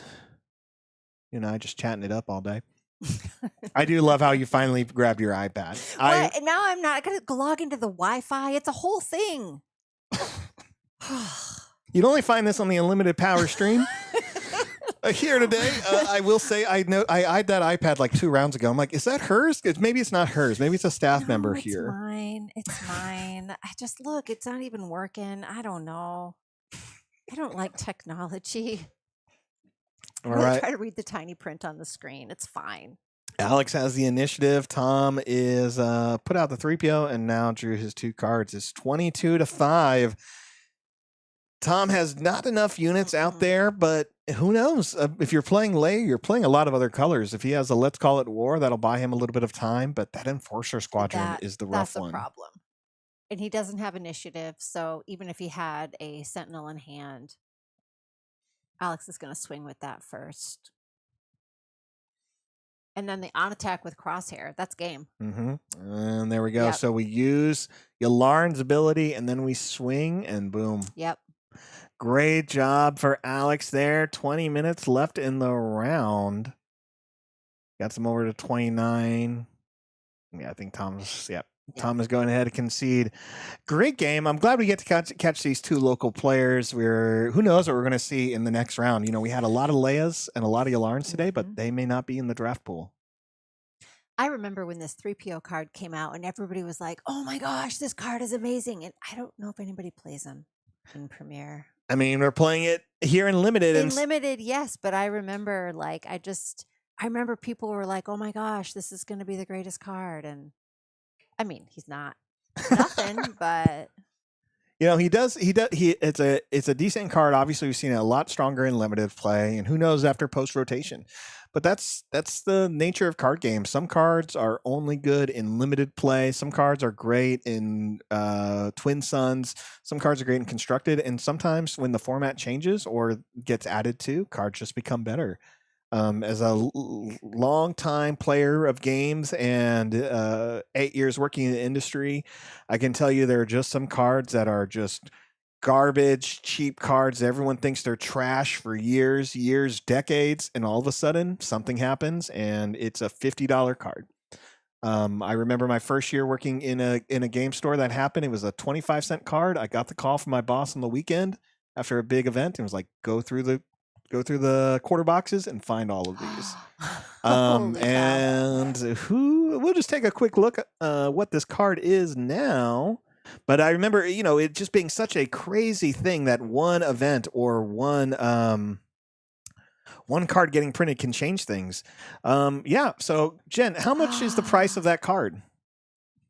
Seriously, $319. Market price $399. Yeah, this was a quarter card in 2009, so almost 20 years ago. But again, this card was printed 16 years before that. Oh, holy cow! And so it's just one of those things of cards change, formats get updated, things come in, and it can change anything. Attack pattern Delta, man. Yeah, she's gonna see her day. Hey, as long as people are playing Star Wars Unlimited, yep. Yeah, there's a chance for something. I do love that there does seem to be a good mix each set of this is going to be sweet in Twin Suns. This is going to be. I feel like they've done a really good job of making that happen, of prioritizing all of the different ways to play this game. Totally. All right, Jen, we're going to end out this stream of the Swiss rounds here at Red Castle Games. Anything you want to say or shout out before we go on a little of a lengthier break? I would expect probably another hour. So like I mentioned, we will post the new video of the top 8. So you can always subscribe if you want to be notified, or you can just check in about an hour. But Jen, anything you want to shout out about what the Nightsisters are doing, or any thoughts to close out this part of the cast? Definitely a shout out to Red Castle, which I know we've been doing all day. This has been a really awesome event. If you're in Portland, come on out. They're a great place to play and to hang out and to build community and just be awesome.